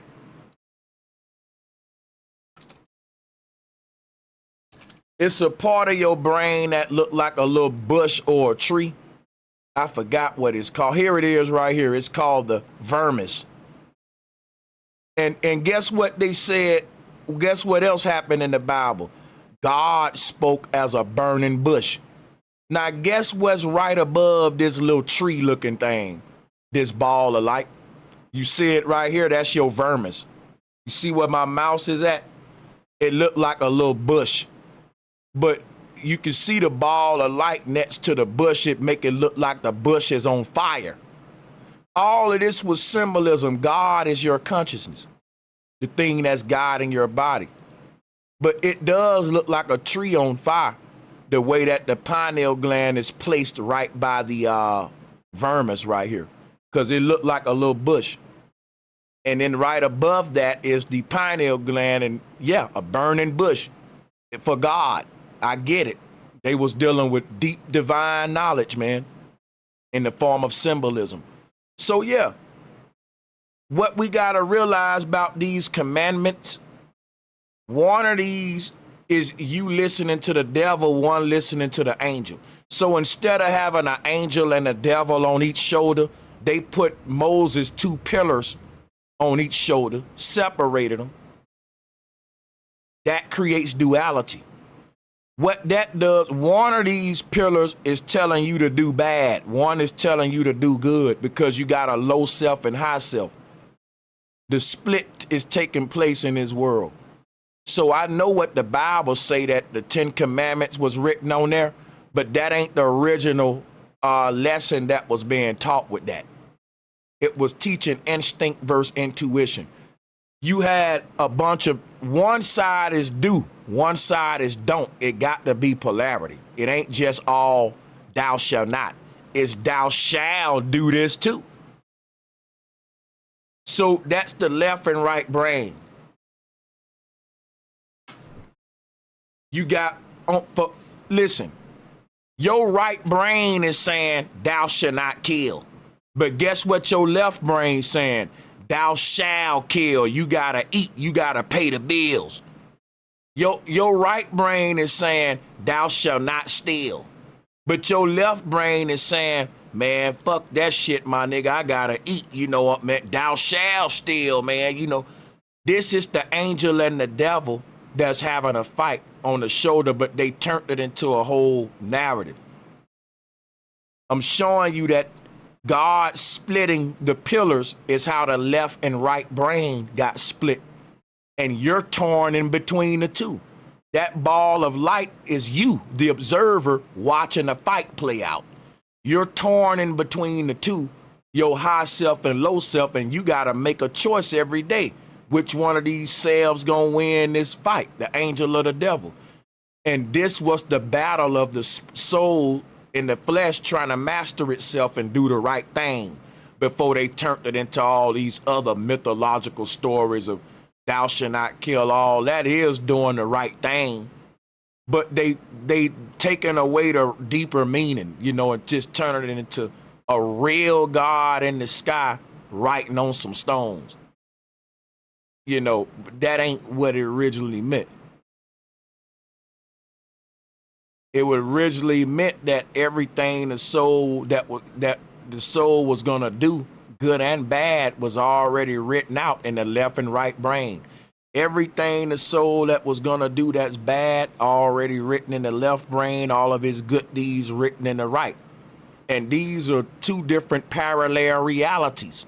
So whenever you confront it with a choice, you get to channel in which parallel reality you choosing at that moment. With every choice we making, we introduce a new chain of events that can unfold. We're constantly shifting through parallel realities.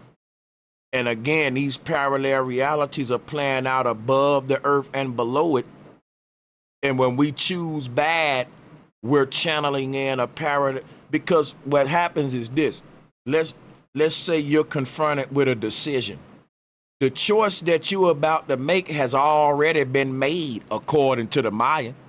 The Mayan saying there's a universe out there where you already chose wrong. Let's say there's an old lady. She need $50 and you got $5,000. The universe testing your greed. You can do good and give her some money, or you can be stingy and not. Now, guess what the truth is? You already gave her that money in a parallel reality, and your highest heaven in a heavenly reality. You've already made all choices in time have already been made, and you selecting them, choosing these parallel realities. This is a way of viewing reality most people can't comprehend. So, what you confronted with a decision. You didn't choose to give her the money. You chose to manifest that reality that already existed where you gave her the money. If that make any sense. The universe said there's a heaven out there. Just say you confronted with that choice. The Mayans is saying you already chose to give her that money in a future parallel reality in heaven. And in a hell reality in the future, you chose to not give her nothing. And whichever one you choose, you just shift it to that reality. So the Mayan was saying, with every choice we make within this fabric of time, space, it is basically us cycling through parallel realities every second with every choice playing out. It could have played out a different way. So imagine how much computing power this simulation would need for that to be true. That's amazing.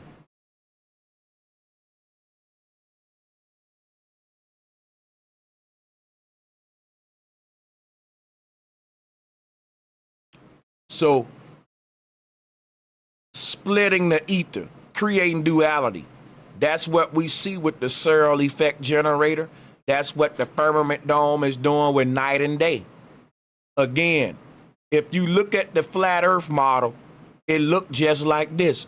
And one side is night, one side is day, in the middle is the North Pole. Who's splitting reality? Your higher self, which is represented by Kamazats, which is represented by Moses, which is represented by the ball of light in between the left and right brain. And here it is again right here with the Schumann Resonance. And again, all of it is the same thing. Oh, let me see here. Here it is, another version here. L in the middle of the universe. And what is on his left? Night. And what's on his right? Day. He's splitting the universe. They want to say in the middle of our universe is a black hole. Man, check it out. Your higher self is there. But watch this, right? L, Kamazat, Saturn, all of them is showing you how duality was created when you fell in between the brain split. You inside of your mind in the middle of your left and right brain is represented by your body in the middle of the earth cosmos. It's a fractal code playing out as a continuum from micro to macro and vice versa. So the mind and the body is the human in the earth. And just like your mind is inside of your body is inside of your own universe. This earth is a cell that is an extension of your being. Yes, when you look at the stars, the sky, the sun, these are external organs that is extending from your body, which is why I said earlier, everyone is creating their own sky. So that's what all of these deities are showing us. But these kind of concepts will get you laughed at. I mean, they're just way too advanced for the average person, which why if an ancestor was to come to the world today, the ancestor would probably shut their mouth, be silent, and keep this to themselves and just master themselves and make it out. That's probably what they probably would do. But you see what else here? We tied it into CERN. Sits. That's connected to the 369 paradigm. They got y'all scatter Saturn. They got you scatter sits. When sits ain't none but the spiral of life. Listen, man, here goes sits right here. That's the Schumann resonance. You see this golden ratio on the left? People are act like they know everything about that. And then they'll demonize this logo. You see how lost people are online? They're faking like they know the truth. Everybody don't really know the truth. A lot of people know how to fake like they really deep. But you will have people that'll say 666 is evil because they've been programmed and told what is evil and what is good. When 666 it's an angel number that is tied to the Schumann Resonance itself. It ain't even a number for real. It's more like a representation of a vortex.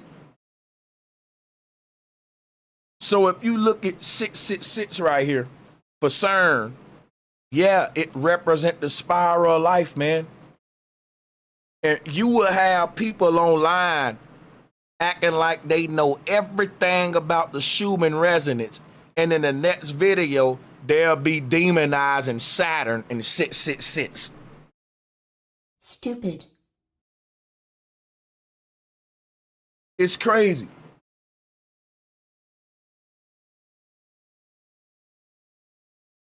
So if you look at CERN, you can see CERN is a ripple effect.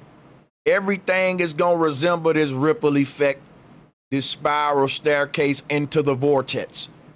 Because that's the path that the energy got to take to get its acceleration to a point where it can pierce through the veil.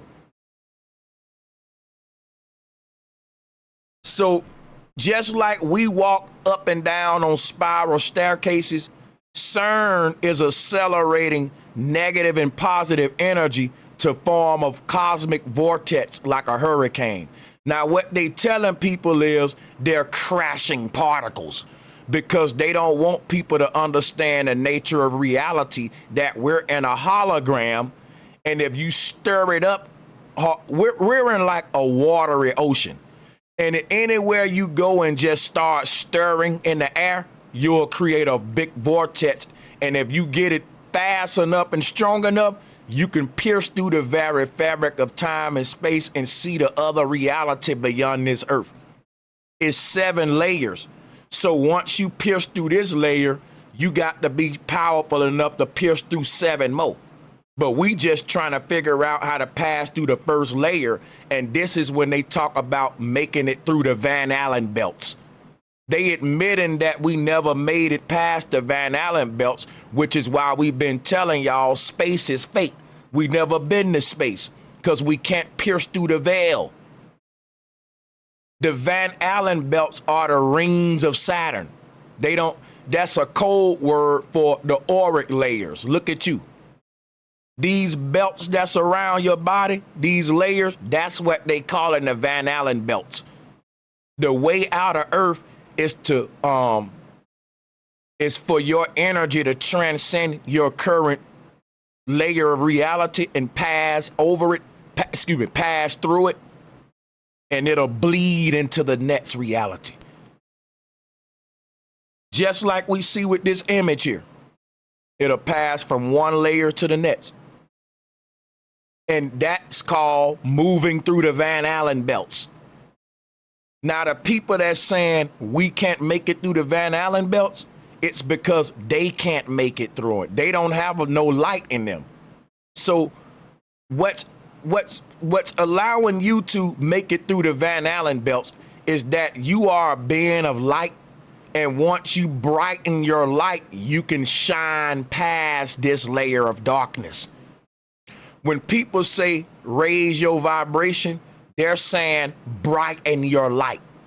We are cavemen, and you got a light on your helmet. You can see further if you brighten the light. Let me show you something. In a dark ass cave, you can't see that far. If your light ain't that bright, you ain't gonna be able to see that far. But if you brighten your light, you can pierce through the darkness and see further of what's in the cave. Think of being in a big cave. right? And you got this thing on your head. That's the third eye. That light right there, that's your third eye. Once you open up your third eye wider and wider, you can see more beyond the veil in this dark cave. Even Plato told this story of the cave. So opening the third eye is literally brightening your light so that you can pierce through these layers of darkness and see parallel realities that are greater than this one, that are beyond this reality. And all you gotta do is know this knowledge. Knowledge is power. This is the power to pierce through the veil. That's why when you start talking like this, everybody in your dream gonna start saying, man, you stupid, you sound dumb. You know why? Go watch the Truman Show. When Jim Carrey in the Truman Show start talking about getting the hell up out of there, everybody in his simulation start acting like he's stupid and going crazy. When he was really waking up, realizing, wait a minute, man, something crazy about this place. You people around you gonna start, man, you tripping, you overthinking, man, hit the blunt, man, let's go get some draws. They gonna try to snatch you back into physicality and out of this whole curious mentality you got. Remember that the root word of curious is cure. We're sick. We're ill with ignorance and stupidity. And the cure is curiosity. Ain't nobody curious. Don't nobody wanna know shit. People don't have fun learning. They don't wonder about nothing. They're not in awe about the stars. They don't care about the spiritual shit. That's boring to them, man. We gotta talk about this deep shit. But remember, curiosity is y'all's cure. It's a reason why that root word is cure there. The moment you start getting curious, you start healing your soul to make it out of here. People gonna try to make you sick again. They gonna try to make you think something wrong with you when something wrong with the world, y'all. Something wrong with everybody else in the world. And the Bible can back me up. If the Bible say the whole damn world going to hell, and the moment you start waking up, people start telling you, man, you think you better than everybody. No, everybody just don't think much about their own self in this damn world. It ain't that you think you better than everybody. People don't even think they good at all. They got low self-esteem. Instead of them saying, look at this brother and how he feel confident about himself, let me do that and get that energy with myself. Everybody in this world want to keep you down, feeling like shit, feeling like you ain't nothing, like you ain't a god. But something in you knows, I'm fucking God, nigga. I'm a soul inside this body, a being of infinite energy. But you can't talk like that got Jesus killed. See, it's gonna always be some people to come humble you and let you know you just a human flesh and bone, man, and put you back in your place because they don't want you to awake from this shit.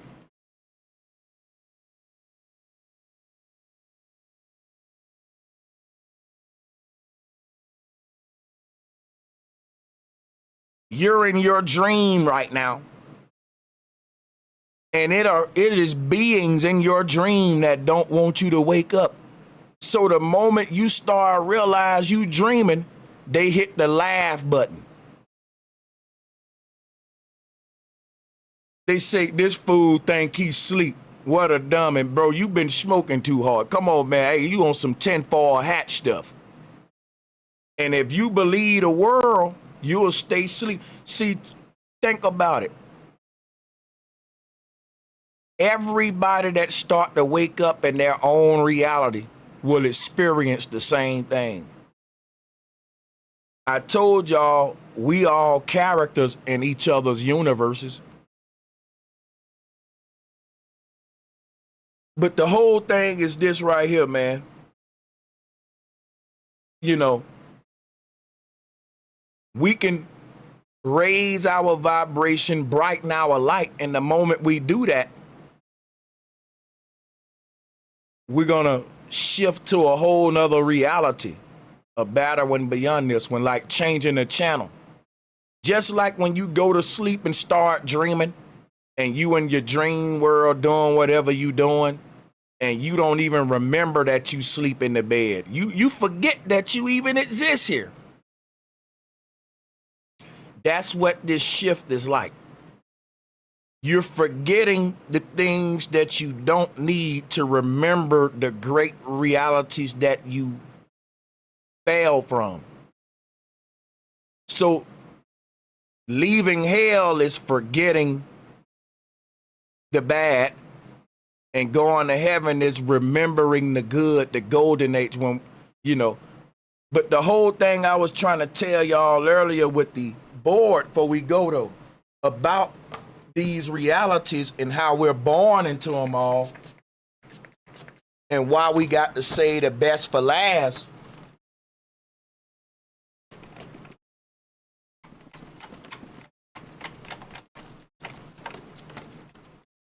Watch this. Let's do this. Boom, boom, boom. Now watch this. Your daddy had, let's just say 1, 2, 3, 4, 5, 6. There was seven chakras, 7 heavens.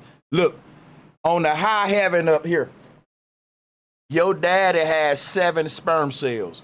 Watch this. Your daddy discharged 7 sperm cells. Each of these 7 worlds are the layers of your mama egg from this world. I hope that don't lose you. I hope I don't confuse you, because we about to go deep. Let me go back to this screen share. The female egg is a layered stargate. Let me show you what the woman's egg is, man. It's a portal that has already pierced. Let me show you this real quick. Watch this. Here go a stargate. You walking in the stargate is the sperm going in the egg. That's how we are born. Now look here. Here go the female egg. Look at the texture of it. Tell me this ain't a stargate. How does a sperm enter an egg, and it's no longer in the female, it's in the earth realm, transform into a human? This is a stargate. This is a gateway portal. I told you, when something enter a black hole, they can't come out the other side the same. The sperm entered a sperm and came out a human, just like the caterpillar in a cocoon, but it didn't come out in the same place in space-time. You're transitioning from one realm to another through a stargate portal. If you look at the texture of the egg, you will see that it's just an opening in the ether. It's not a physical thing. The female egg is not an egg. It is an edge. It is an event horizon, a gateway portal that lead from one dimension to another. The female egg is not some egg in the sense that you think it is. It is a cosmic opening in the primordial sea that allows a sperm to enter the gateway into the earth. It ain't the kind of egg you're thinking. As the sperm crosses the event horizon, it has to transform to a human. Once it gets to the other side, is in the earth realm. Coming out the earth realm is being born again, resurfacing through the waters of your mama, which is why your life gonna play out again in reverse. Because you got to walk back through this stargate. What was the point? To transform. Now, once you transform, you can come back out, just like a caterpillar leaving a cocoon. It served its purpose. It was just to transform you.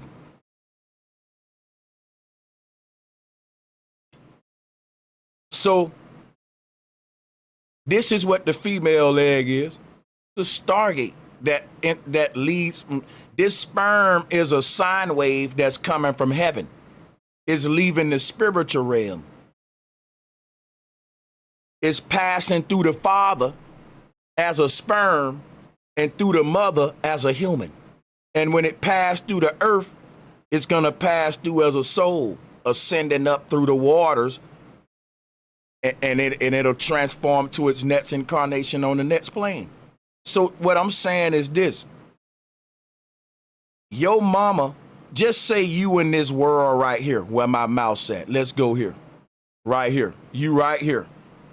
When you die and become a ball of light, the light that you see in the heavens is your mama's egg in this world.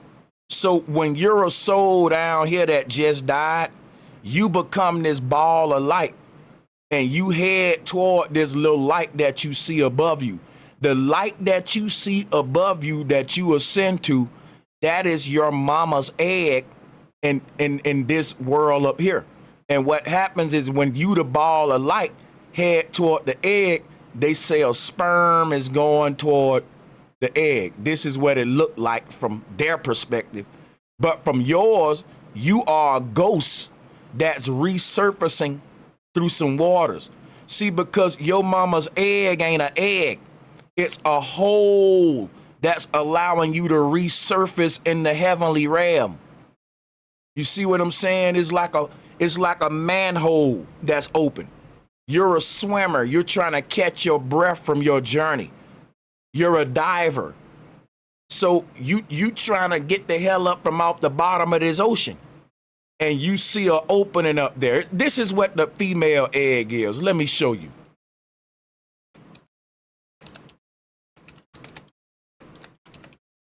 If you ever saw one of these, when people be in these frozen lakes and they dive up under there and they go way to the dark bottom, it's dark as hell at the bottom of that lake because the sunlight can't penetrate in them depths. So when they get down in the darkness, they know they way out because there's a little light up there shining. You see what I'm saying? If this diver go to the bottom of the lake, he gonna be in dark. You know how dark it is down there? Now when he look up, he gonna see this little bitty light up there. That's the hole that allowed him to surface in and out the water. He know when he ready to go back from the darkness, from the bottom of the lake, he ain't never lost, even though he in darkness. And when a soul die and it's standing at the bottom of this dark ass ocean, it ain't lost. You're lost if you don't go toward the light like these dummies telling you. They the blind leading the blind. So when a person die and they see the light, yes, you out of your scuba diver suit, right? So you now feeling them waters on you now. Your body gone, you surrounded by the, and now you see this white light above you. And bro, you head toward that. That's the way out. That's how you're gonna resurface up out of there. That's what this egg is to the sperm. See, because this sperm, look here. Let me show you something. It is a soul that just died in this reality right here. And it's a ball of light that's traveling. And when a ball of light travels, it develops a tail. That's why the sperm look this way. The sperm don't really got a real tail for real. It develops one in its trajectory, just like what they telling you a comet is doing. The sperm don't really shape like this. It's just a ball of light. But once it take off, that's when it get its tail. So this is what we are. And so the sperm is heading toward it to its next mama, to the egg of its. There's a greater version of you on a higher plane because there's a greater version of your mama and daddy. It ain't just a greater you. All of your family is up there on that plane too. And it's a better version of them. And they only get better and better as we climb. Everybody get better, not just you.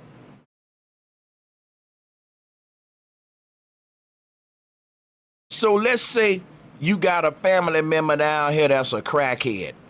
Up here is they transition to a lesser. Let's say they they on cigarettes here in this parallel reality. In this one, they shook all addictions. In this one, they perfect. You know, they just keep getting better and better. Everyone mastering themselves, not just you, as you move up. So every version of everybody exists in a greater state on every plane you go to, even if they haven't risen to their greater version. You will experience them that way in your next reality. And I'm going to be doing a video on how that works as well. Because a person exists on many realities, that don't mean their consciousness there. For example, right? You can have a loved one who's still in this world because they like having sex or doing drugs, but you may have risen out of this world to a greater world. Guess what? Your loved one's still in this world too. And they ain't the same version of themselves as they is here. You're conscious of their greater version here, but they're not. They still being recycled down here in this dream. But in your new dream, they ain't that version of them.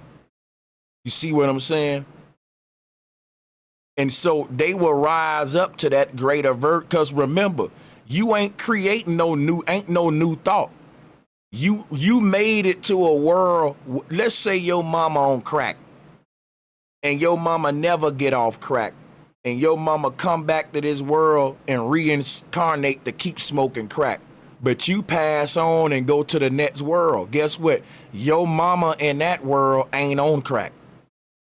And even though her soul may be in this world living out her life as a crackhead, you don't experience that version of your mama in your next life. Now your mama is like when you dream, right? And you talking to your mama in a dream. Your mama don't remember talking to you when you wake up because she wasn't conscious of that. You experienced another version of your mama in a dream that your mama didn't experience because your mama didn't go to the same parallel reality you went to. She's there in her avatar, but not her consciousness, which is why she don't know about what you're talking about. But that is a world where she's at and she can shift to it too, because that's a version of her there. So let's say you got an auntie on crack and you want your auntie off crack, man, but she's still on crack and she gonna keep recycling down there doing crack. You rise to a world where your auntie ain't on crack no more.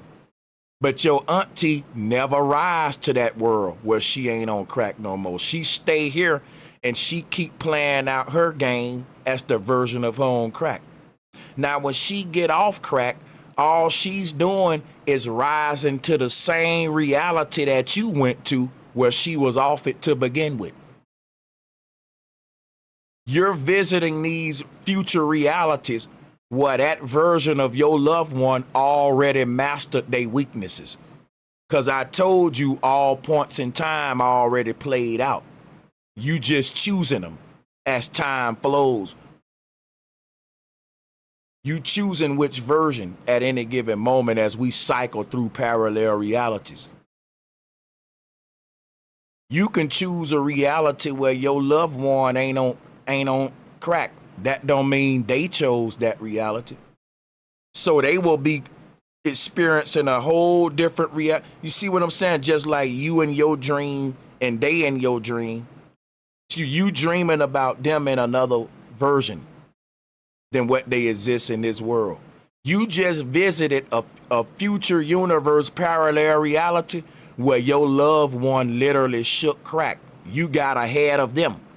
Now, when they finally shake crack, they didn't do nothing but rise to that same parallel reality you was in. If that's how the Mayan explained this whole Babel Tower and how time is a ripple effect. But like I said, this all ties into the Schumann resonance and the flower of life. Because what the Schumann resonance is the frequency of a soul resurfacing from it's a splash pattern. So imagine this a person coming, busting their head up from out of the water, and somebody turning that into a frequency. That's all the Schumann frequency is. Even if you look at it, you can see a person face busting out the water. Look at it. You can see a face in the middle of a ripple effect rising up from the waters, because all the Schumann resonance is the frequency that you got to get on to pierce through the veil. And so CERN is trying to dial up that frequency.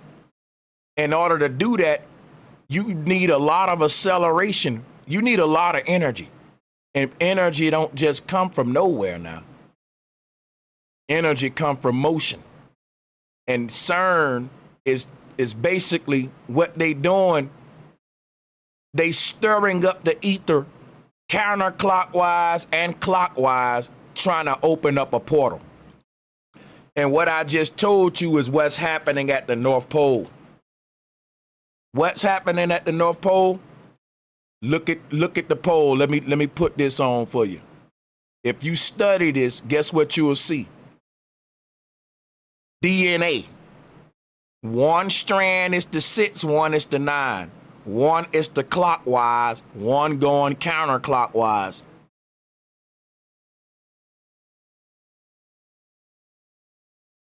And it looked like this right here.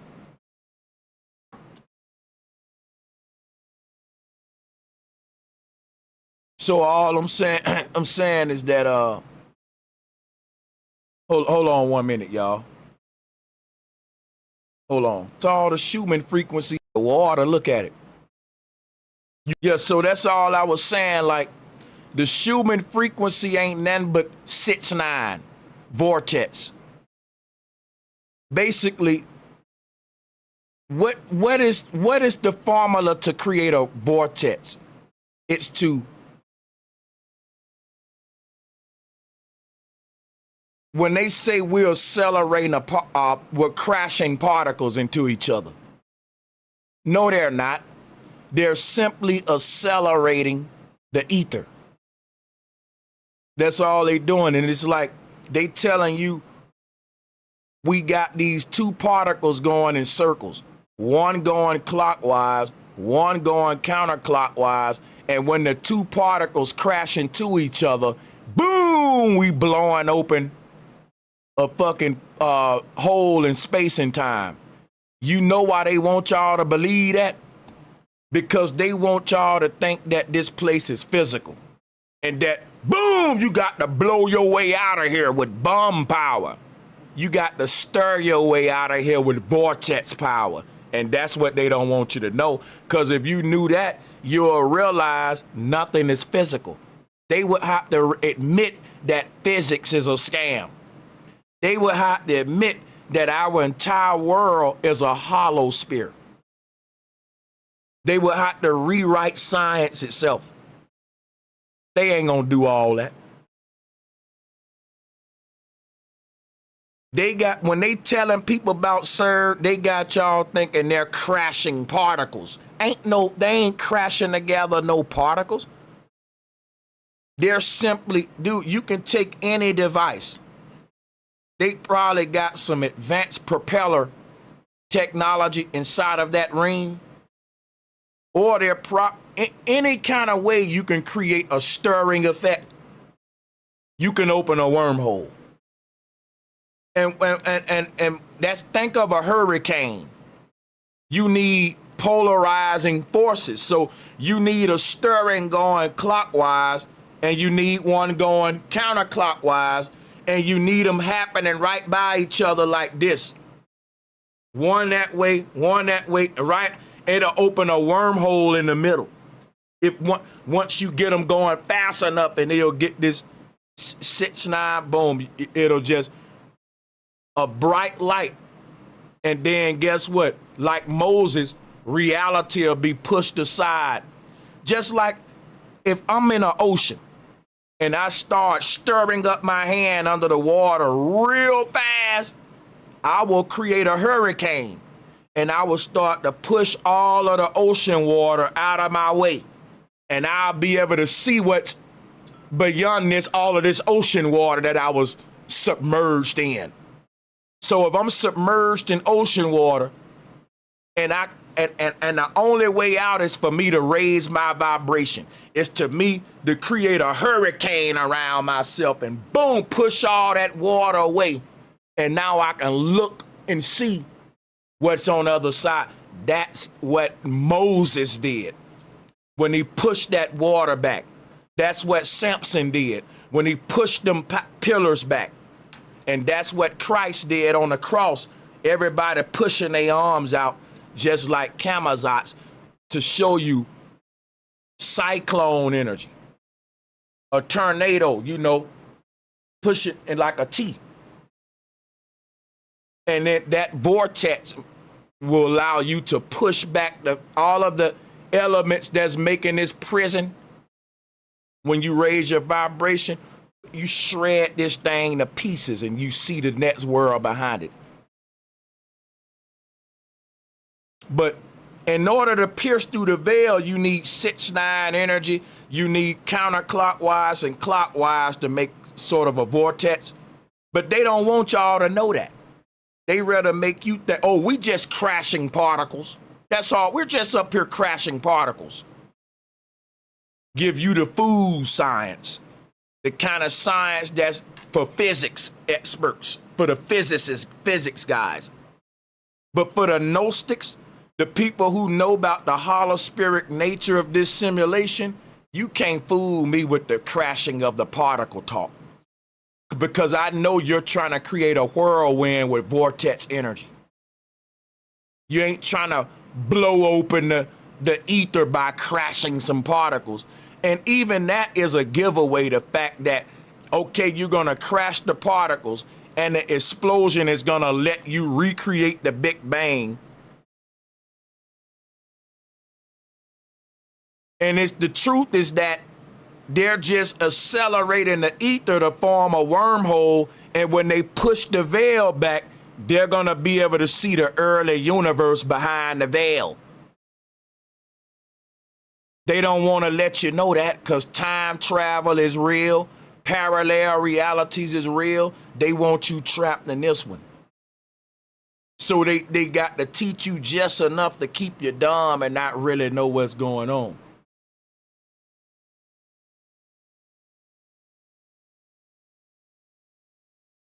If I shut down and remember that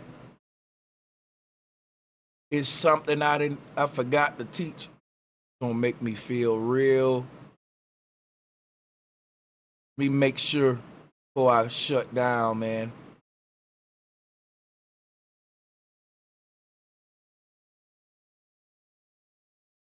Okay, yeah. Yeah, so yeah, that's what I'm gonna do. I'm gonna reload, and if I have some more stuff for y'all, I'll come back with it. But I think that's probably enough for now. I want to thank everyone that hit the Cash App. I don't read them unless they ask me to read them, because I don't know if everybody, and you know, salutes to everyone that hit the Super Chat. Let me check. Shout out to Joshua Tellington. And to Von Hall once again. Appreciate y'all. Appreciate y'all. Shout out to Amero and For Real. Thank you for the super chat. Thank you. Shout out to I Am That Guy You Know. And salutes to Alabama. Appreciate that. Much love, man. To the fam. Shout out to Red Wine Entertainment. Much love and respect to you too.